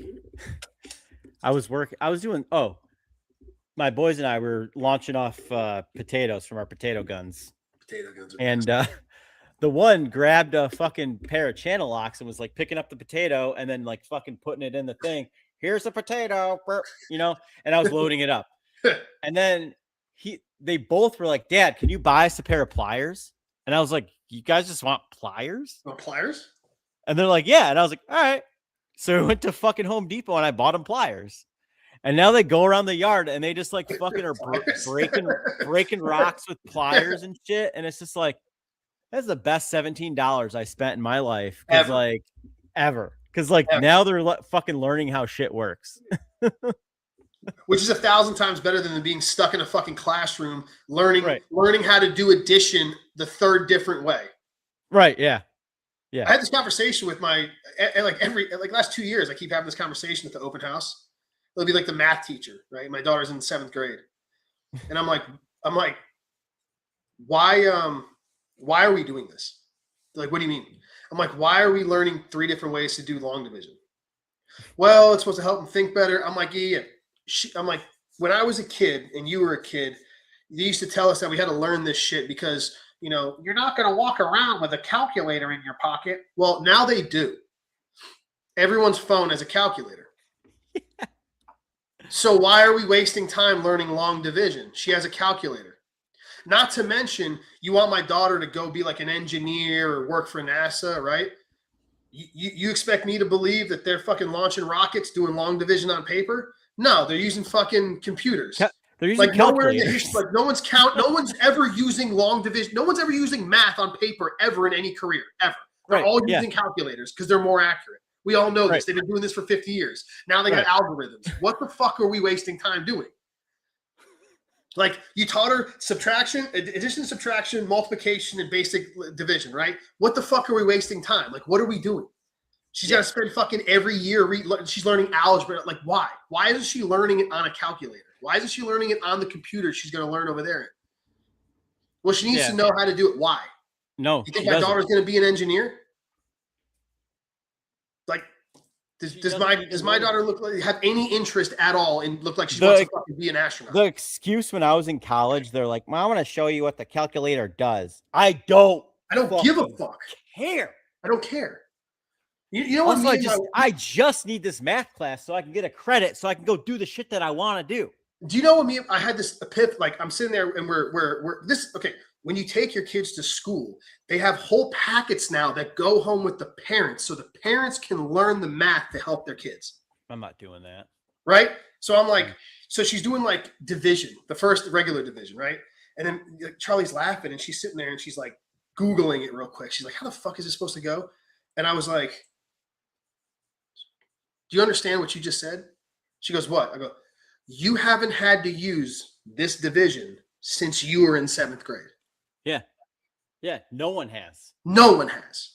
Zero. Like, you're having to go online to go learn how to do long division that you did in 7th grade because you haven't fucking used it since 7th fucking grade. What's the fucking point? Like, what are we doing? Yeah, dude. When I go to the calculator app and I turn it this way, I now have a scientific calculator. Whole thing. Remember those TI-81s that were like $200 when we were kids? Yeah, no. For the SATs? I can turn this into a graphing calculator by going like that. Just like that. Just like that. In my pocket. In everyone's pocket all day. Eat my fucking ass. I'm not doing this. It doesn't make any, like, I'm just sitting here like I'm like a parent. I'm like watching it every year. I'm like, why are we wasting time? And the only answer you can give me is because that's the state's curriculum. Okay, well, what the fuck does that matter to me? Like, because if she doesn't pass, then we don't get money to do exactly like to put into our pockets. Like my daughter, like, well, what if Kylie wants to go and, like, decide she wants to be an engineer? Then you know what's going to happen? She's going to take fucking math classes in college. Yeah, not this. She's going to have to go learn. Like, she's not going to look at this again for another 5 years. She's going to go to college and then she's going to learn. What are we talking about? Every engineer that I've talked to are like, also, it's all, you learn all the same shit until you get to like your elective or whatever. Like if you're going to be like a chemical engineer or whatever, like it's all bullshit shit that you take prior to learning all the actual stuff that you actually have to learn. I'm like, what are we talking? I'm like, what, like, why? And I just use math as example because it's the easiest one. It's like, she's not like, and well, what if she wants to? She's 13. Yeah. My daughter doesn't need to worry about what she's going to do for the rest of her life at 13. Yeah. She has no fucking clue. She shouldn't have a fucking clue. She's a 13-year-old girl. She's hanging out with her friends and fucking she's really into art. Like, yeah. Yeah. What are we talking? Like, what are we doing? You're wasting her time. Also, wasting everybody's time. I'm fucking 40 and I still don't know what I want to be when I grow up. Well, that's what I'm saying. I'm just like because they're already like talking about college, and I'm like, Kylie's not going to college after high school. And they're like, excuse me? I'm like, she's not going to college after high school. They're like, what do you mean? I'm like, give me one good reason why my daughter should go. I'm like, would you like me to pull up the graduate stats right now? Yeah. And the debt stats. Do that. I'm like, because it's like 40 something percent of kids don't even graduate college that they start. And then of that, another 40% of those people, 40 or 50% of those kids don't end up in the actual field that they majored in. I'm like, so if you start college today, you got like roughly a 25% chance that you'll graduate and get a job in your field. I'm like, if I went to the bank and said, give me $100,000 on a loan for a business with a 25% success business plan, you think they're going to loan it to me? No. So I'm not letting my daughter take out money to do it. Fuck off. Yeah. They're going to tell me fuck off. She can go do a fucking welding program in a year. She'd be making $130,000. Bro, I would rather give my daughter $100,000 to start her own business and watch her fail at it. She'd learn so much more than her dump $100,000 into a fucking loan she can never get out from under. Oh yeah. I do it 10 times over. Dude, I got $25,000 left on my student loans, and it's like, I'm not even gonna pay him anymore. I'm done. He's like, Fuck them. I'm gonna write the loan people a letter and be like, listen, you made a bad investment. That's on you. That's you It's guys. it's not on me. That's on you guys. Like Yeah. it's such a fucking scam, dude. Like Yeah. it's such a like, and that's the other thing is like what like I had this conversation with this. I'm like, the degree doesn't mean anything. What do you mean it doesn't mean anything? I said, can I go to college? Yes. Can anybody go to college? Yes. So it's worthless. It's no different than a high school diploma. Yeah. It used to be the smart kids got into college, like the doctors, Right. the lawyers, the engineers, the scientists. They ever went to Even college. now, The rest of us went and worked in the real world. Now anyone can take out a loan and everyone can graduate college. So Dude. it doesn't mean shit. This is why you're My all do- retarded. Dude, I went to my doctor a few months ago or last year, and he was actually Googling stuff, Googling symptoms. And I was like, are you fucking serious right now? People argue with me when I say that the doctors now are horrible. Yeah. They're all horrible because like if you look at the graduation rate, it's like 89%. It's terrible. So we magically have all these extra smart people now. And it was funny because they had this thing on their wall that says, don't confuse your Google search with my degree. And I'm like, And there he is. You're literally Googling right now. Well, ChatGPT says, motherfucker. Dude, a couple of years ago, I went into AFib. My heart went into AFib. Uh-huh. So I'm sitting there all night, like trying to figure out what's going on because it's your heart beats off rhythm. It's doing all kinds of crazy shit, going fast, going slow. So finally, it doesn't stop. By the morning, I'm like, fuck, I got to get this checked out. So my wife wakes up and she's like, what are you doing out here? And I was like, something's off, you know? Now, you can just feel the pulse, right? It's going crazy. Go to the urgent care. Get in there. I tell her what's wrong, and she's like, okay. Puts a stethoscope. Heart sounds fine. Just sounds like it's beating fast. And I'm like, man, I've been up for like 24 hours. Maybe I'm fucking crazy. I'm like, are you sure? She's like, well, we'll hook you up to an EKG. Hooks me up to EKG. Heart's fucking all over the place. This is how I find out I'm an AFib. How did you stick a stethoscope to my fucking chest and not hear my heart beating like a goddamn Mexican mariachi band? Yeah, dude. This is how retarded these people are. Well, she's like, oh, you got to go to the hospital like right now. I'm like, oh, do I? Do I? You said I was fine fucking 10 minutes ago. She's like, yeah, I never seen anybody just walk in here and like actually tell me what's actually wrong with them. I'm like, well, it doesn't take a fucking genius to feel my pulse, lady. I can feel it beating in my head right now. She put a stethoscope to my chest, and my heart's going like boom, boom, boom, boom, boom, like crazy shit. That's what it is. AFib, like your heart's off rhythm. It's wild feeling. It's a crazy feel. It's like, I mean, you could feel it, your pulse doing it. It's not normal. You feel weird. No, it sounds fine. Just sounds a little fast to me. Then she got me thinking I'm fucking crazy until they hooked me up to the EKG and it's doing all this. And I'm like, you're a nurse, huh? Then I go to the hospital, right? I don't even really pay. They must have asked me 40 times if I was on drugs. And I was like, just take blood and find out. Like, I keep telling you I'm not on any drugs. I don't need painkillers. I'm just hooked me up to the EKG. Heart's going crazy.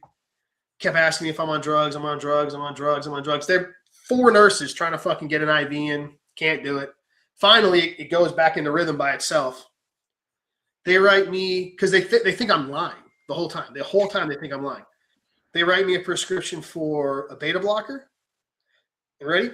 A $700 blood thinner. Jeez. My grandfather was on Warfarin. It's like $4 for a bottle of that stuff. It's a blood thinner. It's been around for 100 years. Yeah. They write me now. When you're in AFib, because your heart spatters like that, it's not pushing out all the blood, and you can get it can pool, and you can get a stroke or a heart attack. Yeah, you get clots and shit. Clots, exactly. Yeah. Do you think she gave me a blood thinner? No, she gave me a $700 one that obviously I'm not going to fucking buy because I'm not going to spend $800 on a fucking blood thinner. There's no generic for it. So I just went and grabbed some baby aspirin and prayed for a week. These are doctors. These are doctors. Did you get everything figured out? It was what I was doing, the carnivore diet. That's what did it. Because I ended up having like 24 more AFib episodes. Like it happened all the time. Oh shit. Yeah, I couldn't figure out what it was for a while. Like I didn't think, but it's just, I don't know. I got friends that do the carnivore diet for years. They're fine. I was just trying it out. And I guess when your insulin spikes, it sends a signal to your kidneys and it regulates your electrolytes. So that's what was off. And once I finally figured out that could be what it was, well, then I almost killed myself because then I started eating carbohydrates again, but I did it too fast. And I ended up putting myself, it's called refeeder syndrome. Happens to like POW, when they rescue POWs, they feed them too fast. So what happens is like your body can't process the carbohydrates quick enough and you start storing potassium. So I had fluid in my lungs and around my heart, and I went into congestive heart failure for like 6-7 months. Jeez. Couldn't figure out what that was. I was coughing up fluid for like all day long, and I could barely breathe. So I went to the allergist. You know, they do that test where they poke you.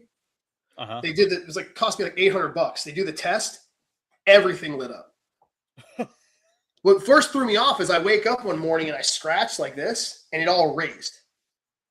So every time I would like do this, it would just raise red. And I was like, what the fuck is going on? So then I go there and my whole back lit up. And I'm like, well, I can't be allergic to everything.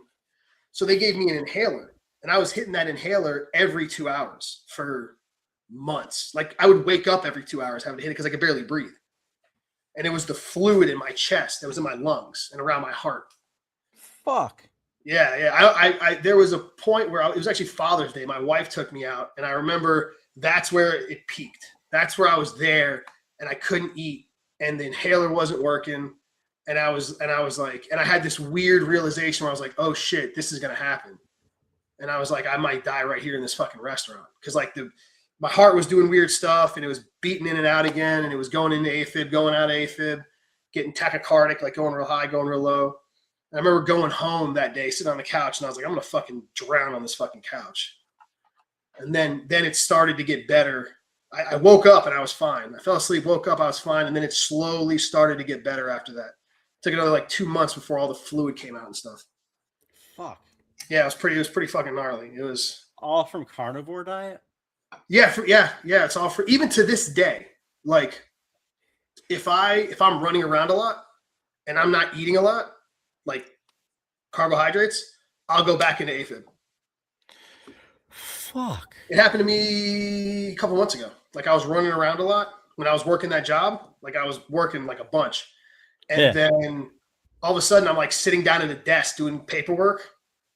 And next thing I just feel my heart go, and then it starts doing its thing again. Yeah. And then it's weird because it could be like 6 hours. It could be like 2 days before it kicks back. So I kind of like, if I choke down a lot of carbs, it gets better faster, and then it goes back into rhythm. Jeez, are you diabetic? No, like the opposite. It's like every time I get my blood test done, I do blood tests every 6 months. I'm like insulin sensitive. Oh, it's like, yeah. So it's like I've before I go like an hour and a half or 2 hours before I go give blood, I'll eat like a fuck ton of rice because I want to see where my glucose goes. It'll be at like 76. Oh, geez. Which like, I said, oh, geez, yeah, it's like, yeah. It'll be like it'll be as low as some people's fasted. So like, I don't know what it is. So you're like hypoglycemic, not hyperglycemic, hypoglycemic. Oh, I can go. That's it. Yeah. Ever since this happened to me, I can go hypo fast. Yeah, hypoglycemic. Like it never happened to me before. Yeah.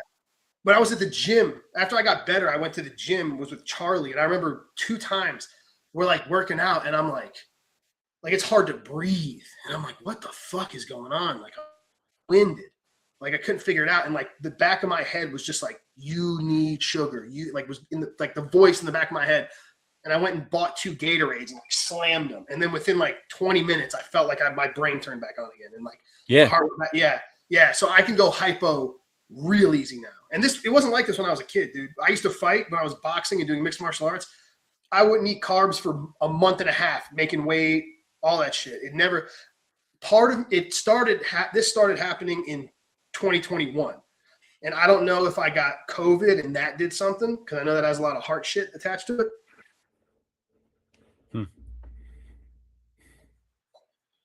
It was It was right around 2021 when it all happened. So I don't know. Wild. Now I think I got it once or twice, and I've always been worried about that heart shit. Not that I have anything in like my family or anything that I can think about, but I don't know. I just get health anxiety, I guess. Well, I like this is why I tell my wife, like I feel like if I'd have gotten that shot, I'd be dead. Oh yeah. Like I'd have been dead. Like it'd have killed me for sure. Like I don't know exactly. I don't know what my dad got it, and I was like, "Why the fuck did you get it?" He's like, "I don't know, I just needed to get it," and I was like, "Okay." I think my dad did. He might. So now I'm just like watching everyone like a hawk. Like my mom, got really bad like reaction to it or whatever, and like, oh, she's got diabetes and all kinds of shit. But anyway, it's like a bunch of shit happened to her. She got lupus from it. Yeah, like connective tissue type fucking shit. That's horrible. And like, yeah, that makes me so mad. Yeah, and I was just like, what the fuck? And then like I'm watching my dad, and my dad seems to be fine, but he had like a gallbladder thing happen to him. And I don't know if it was like the years of drinking or whatever, but I don't know. I'm like watching everyone, and I'm like, well, I'm glad I didn't get it. And then they're also saying like, well, if you had COVID, you probably are going to get something. And I was like, great. I'm just assuming because it just happened. It happened right before COVID hit, like right before it hit. Mm-hmm. I just remember being at the gym and getting my heart going, like I guess you call it tachycardic, like it raced real bad. And I remember at the gym one time, and I was like, "That's fucking weird. I wonder what. Maybe I didn't drink enough water today or something." Like, and then after that, it was when the whole because, like I said, I've gone huge stretches when I was fighting of like not eating. You know what I mean? Like making weight, that kind of stuff. Never had a problem. Yeah. And all of a sudden, like I said, now I just eat. I eat healthy and I just eat enough, and I'm fine. I'm good to go. But it's I don't know. Maybe it's because I'm Guido. We need pasta. I don't know. That's what I chalk it up to. Yeah, I don't know. need all the pasta we get. I do the whole fasting thing in the morning and then eat in the afternoon. Seems to feel good. It makes you feel a lot better than I did. And then I'll obviously like lifting heavy shit, but yeah, it depends when I wake up if I'm hungry or not. I've been eating a fuck ton of kimchi though. Kimchi's great for you. I just eat it all the time now. It's so good. Yeah. It's so good for you. Yeah. Kimchi. Because there's like all this shit. Like back when I was in my 20s, didn't worry about any of this stuff. No. Drinking, fucking doing all this shit, fucking, snort skis, whatever. Oh yeah. Now it's like, fuck, dude. What's going on with me? And then you go to the doctor and they do their blood work. You're like, your cholesterol's a little high. I wouldn't worry about it though. Just work out and eat broccoli. And I'm like, oh, is that it? That's it. And the whole time, everyone around me at my age is dropping dead. And I'm like, dude, what the fuck? My wife would always tell me all the time I need to go to the doctor, go to the doctor. I'm like, I'm telling you, they're not going to do anything. It's just going to ring me up a bill. And then when the first AFib happened, we went there. Ever since then, she doesn't say it anymore because she saw it firsthand. I was like, I'm just going to sit there, rack up a almost $5,000 bill I had to pay off now for nothing. Like they don't know what they're doing. Like this isn't like when we were kids and you had like your doctor was some old Indian guy that was 80, 100 years old and he knew everything. No, like these people are retarded. Like it's not. Yeah, that's why I think I had to figure it all. A lot of this out on my own, and then because they're like, oh, your heart's fine. And I'm like, well, it's kind of dancing like a goddamn gypsy right now. No, is that fine? Yeah. Are you on drugs? Like, do I look? That's what I was like, do I look like I'm on fucking drugs? No, test me. That's what I kept telling him. I was like, just take the blood. Why do you keep asking me? I was like, we're having trouble getting a needle. I was like, obviously, I'm not a drug addict. I'm trouble getting a needle. Dude, I had to go to urgent care or emergency room for a fucking panic attack I had one time. Bro, first time you get a panic attack, you think you're dying. Oh, yeah. Bro, you think you're having a heart attack and dying. People, every one of my buddies that's gotten one, they're like, I feel like a pussy. I'm like, don't. You literally think you're dying. Oh, yeah. It's scary as fuck. Terrifying thing ever. It's scary as fuck. And then I went there and they're like, no, like everything, your heart's perfectly fine. Like everything's fine. And I was like, why do I feel like, they're like, I don't know. Maybe you had a panic attack. Is that what it is? And it Is that sounds what so pussy. You're like a panic attack, but like you don't I was like, know. is that what it feels like? I was And then I looked. on the gurney. Yeah. The first time it happened to me, again, I'm a chef, slamming whiskey all night, waking up, Oh, yeah. slamming espressos in the morning. You know? Yeah. So all of a sudden, one day I wake up to get water, and I'm like, can't catch my breath. And I'm like, what Yep. the fuck? And then I remember I looked down and we had tile floor in the kitchen. I was like, I gotta get off this tile because if I hit the floor, I'm gonna crack my fucking head open. So I like try to sneak back into bed. And like our daughter slept in our bed till she was like 8. She always had her own room and she always sleep with us. So it's like she's on one end and in the middle is my wife. So I'm like trying to scoot her over, but like I'm like hyperventilating. And then finally I go, move. And she like shoots up. She's like, what's wrong? I'm like, nothing. So I'm like trying to lay in bed and I'm like fucking hyperventilating. My heart's racing. And I'm like, what the fuck? So she ends up calling the ambulance eventually. I'm on the gurney and they hand me the iPad thing to sign. And I start signing my name and I'm like, wait, I'm good. I'm like, I feel fine. And they're like, no. You know, half the heart attacks walking through the front door, blah, blah, blah. I was like, no. You can take your $5,000 ambulance ride and go fuck yourselves. That was the first time it happened. It went on for like 20 minutes. But then when I was on the gurney, I was like, oh, I'm good now. And that's when I went to the, I go to the doctor and they're like, so, your wife says you're working a lot. I was like, yeah, work 2 jobs. They're like, how often you drinking? I'm like, every day. And they're like, a lot of caffeinated bit? Yeah, every morning. They're like, yeah, that can cause a panic attack. And I was like, no, you don't understand. I've been doing this since I was like 15. The doctor's like, yeah, bro. Yeah. But I'm used to it. He's like, I'm only 29. He's like, if you keep flooring a car and turning it in a circle, he's like, eventually those tires are going to fucking run bald and blow up. I'm like, yeah. He's like, you're revving it and turning right. He's like, you can't do it forever, dude. He's like, you got to quit drinking so much, get more sleep, work less. He's like, all these things that I can't do at the time, right? I got a fucking baby and, I got bills to pay and all that. But and I was like, oh, that's fine. I'll just, I'll self-medicate. Don't worry about it. But you feel like you're going to die. You think you're having a heart attack. Oh, yeah. It's nuts. It's weird. It's crazy. Like, it happened like one time and I like shook it off, popped a Zyn, and I was like, I'm fine. Good to go. And then fucking it happened again. Same thing. And then it happened a third time. I was like, I got to go to the fucking hospital. You're like, I'm dying. I'm going to have a fucking heart attack. And they're like, well, you need to stop doing the nicotine and you need to fucking like, and I was like, okay. Because it's funny you say that because it was like, I'd be at work and because I was like, also what was happening is like, I was very dehydrated too from working and sweating in the kitchen. So I'd feel it coming on. I would start slamming whiskey. Yep. And I like to try to calm myself down. I remember one of my head waitress, she's like, so what happened? And I was like, because my wife said whatever. And I was like, I don't know. She's like, so you're drinking to make this better? I was like, it's working so far. She's like, you ever think that this is what's causing it? And I was like, nah, I've been doing this forever. And that's when I went to the doctor. And I was like, doc, I've been doing this forever. Like I'm doing this since I was like 15. I'm like, and he's like, yeah, that's the fucking point, bro. He's like, you can't keep fucking drinking and slamming, 400 milligrams of caffeine every morning. He's like, you gotta get some sleep, dude. Yeah. And I was like, nah, that's for pussies. He's like, okay, well, when you're back in here for the same fucking shit. Yeah, it's wild. I'm like, I'm good. I'm fine. Yeah, now I'm like 1 or 2 cups of coffee a day, and I'm like, I just got to eat good and work out, I guess. That's what I've been doing. I've been on I started doing the Stairmaster at the gym like 4 weeks ago. Uh-huh. Bro, fuck that thing. Yep. Bro, you ever been to the gym? You see these like girls, 100 pounds on that thing? Bro. Oh, yeah. Fuck those ladies, dude. Yeah. I get on that thing and I'm fighting for my fucking life for 30 minutes. Stairmasters are hard. Bro.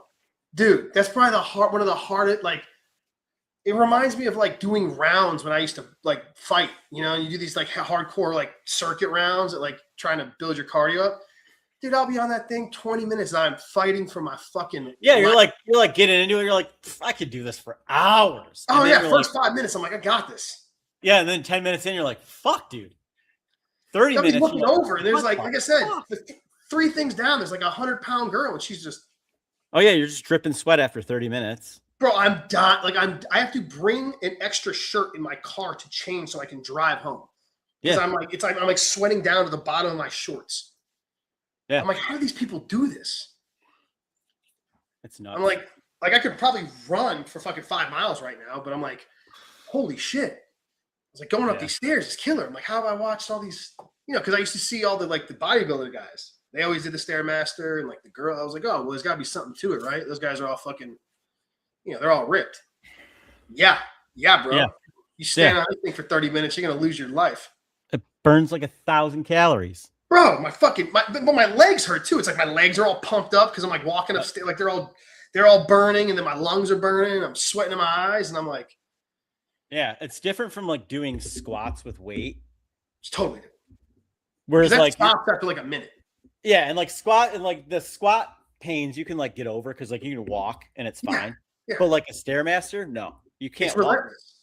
Yeah, like I've done 20 rep squats plenty of times. Like it sucks, but it's like it's like 90 seconds of torture, right? And then like you get off, and you're like, oh, my legs. This is right when your legs are burning. It's like, oh, you still got 23 minutes to go, and you're like, just like leg burn. Like everything hurt. My ass burns. I'm like, what are we doing? I'm like, why did I get on this fucking thing? And the worst part, like I said, is there's like dudes and girls next to me that are like fine. Yeah. And it's been like a month, and I'm like, I thought I'd be better at it. Well, I keep upping it a little bit. Like I started at 5, and now I'm at 7. And I'm like, I feel like I should be better at this by now. But I'm dying. Every day I'm dying on that fucking thing. Yeah, I can't do any of that shit. I just do fucking kettlebells. Well, kettlebells suck. Yeah, they do. Too. They're hard as fuck too. Do those fucking swing through the leg things for fucking 2 minutes? Yeah, it gets your heart up to 200 beats per minute. Bro. Real fast. Bro, you do kettlebell swings for 30 seconds and you're dying. Yeah. Like your whole body's dying. Your back, your lower back's fucking burning. Your legs are burning. Everything. Shoulders are burning. And I'm doing it. And my kids, one of my boys is like, can I get a kettlebell? And I was like, yeah, I'll get you a 10-pounder. And he's doing fucking kettlebell swings. And I was like, what the fuck? Fuck you, kid. You get 10 pounds, you're like, that's a lot for a fucking 50-pound kid. It's fucking, he's just flinging it. He's just doing it. He's like, this is fine. He was doing curls the other day and he was just like cranking out 20 in a row. I'm doing curls and I'm like, God, I'm such a pussy. This is not a lot of weight. I'm such a pussy. Dying. So, your kid's just swinging him. He's like, oh yeah, I'm just great, Dad. Yeah. He's like, what are you doing? This every day. Yeah. Well, you can't do 20, Dad? I was like, fuck. Just have unlimited stamina. Yeah, dude. Fucking kettlebells suck. Dude, kettlebells are the worst. Kettlebells are up there with that Stairmaster.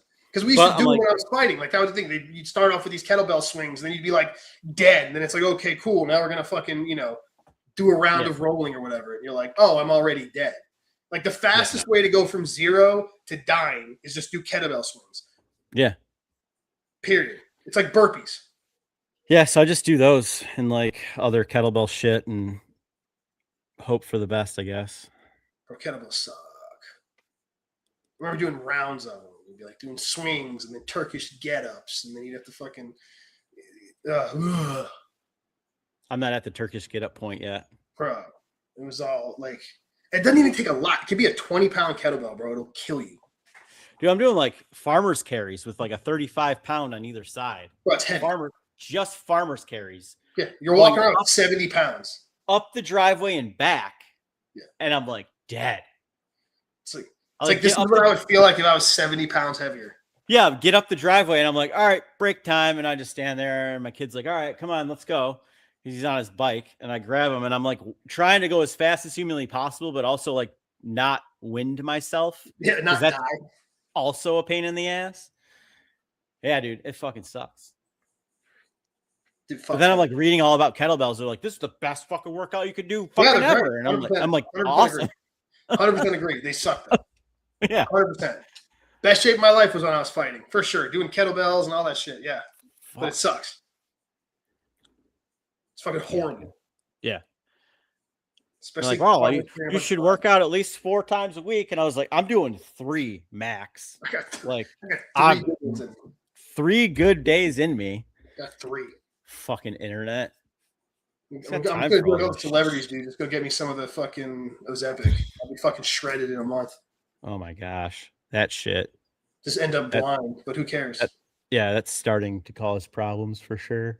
Oh, shocker! Shocker! You mean the easy way out isn't actually easy? I remember when I heard about this stuff like years ago, right? And I was like, oh, that's wild because it's going to help all these diabetics and everything lose weight and these like morbidly obese people. And then I thought about it for 10 seconds. I was like, oh, dude, everybody's going to be eating this shit. I was like regular people are going to take it and die. Well, it's like a caveat. It's like when the devil takes your soul. Yeah. Yeah, everything's going to be fucking awesome, but also I have your soul now. Yeah. How are you going to get off it? Yeah. You're stuck. They own you now. Yeah. And then like half the people are going blind. You're like, oh, shocker. Couldn't have seen that happen. $100 a pop. And now people are going blind. They're losing all kinds of shit's happening. Fucking bad shit. I'm over here. I'm just sore all the time. But at least I'm not blind. So I'm sitting there on that fucking Stairmaster. I'm like, at least I'm not blind. Yeah. Dude. Go to the doctor. Are you in any pain? Yeah, all the time. Everywhere. Well, they're like 0 amount of pain is the normal amount of pain. And I was like, then you need to fucking change that because I'm in pain all the time. I'm in pain all the time. Who walks around not in pain? Like, yeah. Do you lower back hurts? Huh? Do you just not do anything all day? Is that how you live life without any pain? I don't know. You know what I mean? I sleep like the worst possible way I could sleep. On my stomach. Ooh, my wife does that. She always complains her back hurts. Oh yeah. I start on my back and I'm like, all right, this is good. And then I get to the side, which is like the in between. And then and always end up on my stomach and my back always hurts. I've always slept on my side, but now I can't sleep on this side because when I was squatting, I herniated my C7 again, which is awesome. So then now I got the nerve here is all still numb. Oh, dude, same. Yeah. Herniated my C6. C6 and C7. Yeah. So the grip in this hand is like gone, right? It's slowly coming back. So then this is all like, so like my delt back here is like atrophied. So then one day I thought, oh, I'm going to like do some reverse flies to kind of work it. Well, now I have like the craziest bicep tendinopathy right here where your bicep connects in your shoulder. So like lifting this kills me now. So I can't sleep on this side. So I'm basically relegated to one side now. Yeah. And then if you move a certain way, it like sends a twinge through your fucking body. Like you're going to have a heart attack. You're like, am I dying right now? Dude, I must be dying right now. I could, when it first happened, I would like pick up a box and I could feel it go bing, like a string, like something strumming it across whatever it was rubbing against. And I was like, oh, what is that? I was like, why is my shoulder hurt like that so bad? And I was like, what did I do? And then like I was, oh yeah, dude. I couldn't figure out what it was. I was like, I had to go to the fucking cardiologist because I thought I was having a heart attack all the time. And they're like, yeah, we'll take x-rays and also go to the cardiologist. Cardiologist is like, you're fucking fine. What are you doing? Jacked up the nerve. He's like, also just sneak out the back door so I don't charge you $300 to be here. It's like, why are you here? Yeah.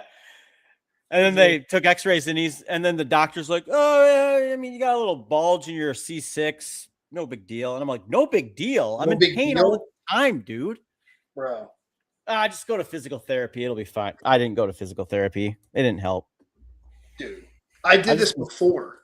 I've just been stretching and like trying to work out and strengthen that area. And that's been more of a help than physical therapy. The first time it happened, I was like, I had to walk around like this because that would kind of sort of make it hurt less. Right. Yeah. It was so like, I remember looking at my best friend Monday and I was like, dude, if this doesn't stop, you could take care of the girls, right? Yeah. Oh yeah. That's how bad I can't live because it's nerve pain. So it's all day, every day. And there's nothing you can do to stop it. So then I went to the chiropractor and he's just like real fit, short guy. And he was like, takes the x-rays, the MRI. And he's like, all right. He's like, so you have scoliosis. I was like, since when? He's like, since forever. I was like, well, why didn't they do the checks at school? When he looks at me, he's like, yeah, you think your public's the nurse? He's the one that is going to find it? He like laughed at me. I guess that is kind of stupid. He's like, yeah. He's like, it's not bad. It's slight because my shoulders are always been pitched, you know? Yeah. And somebody told me it was my hips or whatever. I don't know. And he's like, and you're herniated your C7. And I'm like, how the fuck did this happen? And then he's like, so looking at your legs, he's like, you're looking at your lower back. I was like, oh, what's wrong with my lower back? My lower back feels fine. He's like, nothing. He's like, you got really your bone density. You can tell it's high because of the color on the x-ray. He's like, did you used to lift weights? I was like, yeah. It's like, what? And I was like 250 pounds. I was fat as fuck at this time. He's like, why'd you stop? I was like, oh, I had a kid. He's like, well, when you were working out and you had muscles, your back was straight because the muscles compensated. He's like, so you need to go lift weights again. I'm like, what do you mean? He's like, you got to go do the deadlifts and the rows. And he's like, you know what you're doing. Because he's like, if you don't want to have this happen again, you need to go make your back strong again. He's like, that's what was causing. He's like, you're jacked up. So that's when I started going back to the gym and it started helping. And then eventually he didn't even want to work on my neck. He's like, I don't know if I could help you. He's like, I'm not a miracle worker. I'm just a chiropractor. He's like, At least he admitted I'm not. Yeah. He's like, I'm not doing anything special. I'm He's not like, a real doctor. yeah, he's like, I'll work on you for a couple weeks, see if it helps. If it doesn't, he's like, I'm not going to charge you. He goes, but I don't. But anyway, it started helping. This time I went to another chiropractor over here who has this machine. It's called a HydroWave. And they use these at all the sports compounds. So it's basically like a super powerful ultrasound. And it's like, bro, he's like, all right, just tell me when it hurts. I'm like, what do you mean? It's like put like the gel on my back. And all you hear is like, tick, tick, tick, tick, nothing. And then all of a sudden he gets over a spot where there's inflammation and scar. And I'm like, I'm seeing Jesus. I'm like, ah. And he's like, yep, there it is. He did that. 2 sessions, the pain went away. Yeah, they had one of those at fucking at the physical therapist. They never used it on me though. Oh, bro, it hurts. I was freaked out by it because like any of the electroshock shit or that, I was just like, what if something happens to me? Oh no, bro, he did it. I have one of those muscle things too, one of those fucking guns. Yeah, little I don't muscle use gun. those because I don't use them. My girlfriend's like, why aren't you using it? I was like, what if it knocks a blood clot loose that I don't know about? Knocks a blood clot loose. She's like, you're fucking stupid. Bro, I'm telling you, that hydro. I don't know. The second I got time, I'm going having him zap my shoulder again. That was the grit, bro. I call it the magic machine. I show up and I'm like, time to use the magic machine. And he's like, bro, I'm telling you, anywhere that hurts, zap my hip was hurting, zap my hip, fine the next day. I gotta get that done. Bro, that thing is fucking. Because he was like, oh, it breaks up scar tissue and all this, and I was like, okay, doc. I was like, just crack my neck, you know what I mean? He's like, no, let me just do it once, and you tell me how you feel the next day. I was like, okay. Next day I wake up and I was like, oh shit. I was like, oh shit. Call him back up. I'm like, I need to schedule another appointment. He's like, yeah. He's been doing chiropractor work for like, I don't know, as long as I've been alive, like 38 years or some shit like that. He's a real nice guy, super nice guy. But yeah, he fucking, I tell you, have somebody zap you with that thing, bro. Fixes everything. I'm gonna do that. What's it? HydroWave. I've been telling everybody, I'm like, you got neck pain? Find you a guy with a fucking one of them HydroWave guns. On that note, it's been a minute. We should probably go. It's been 4 hours. God damn it, dude. All right. See you guys later. Later, dudes. How do we do that?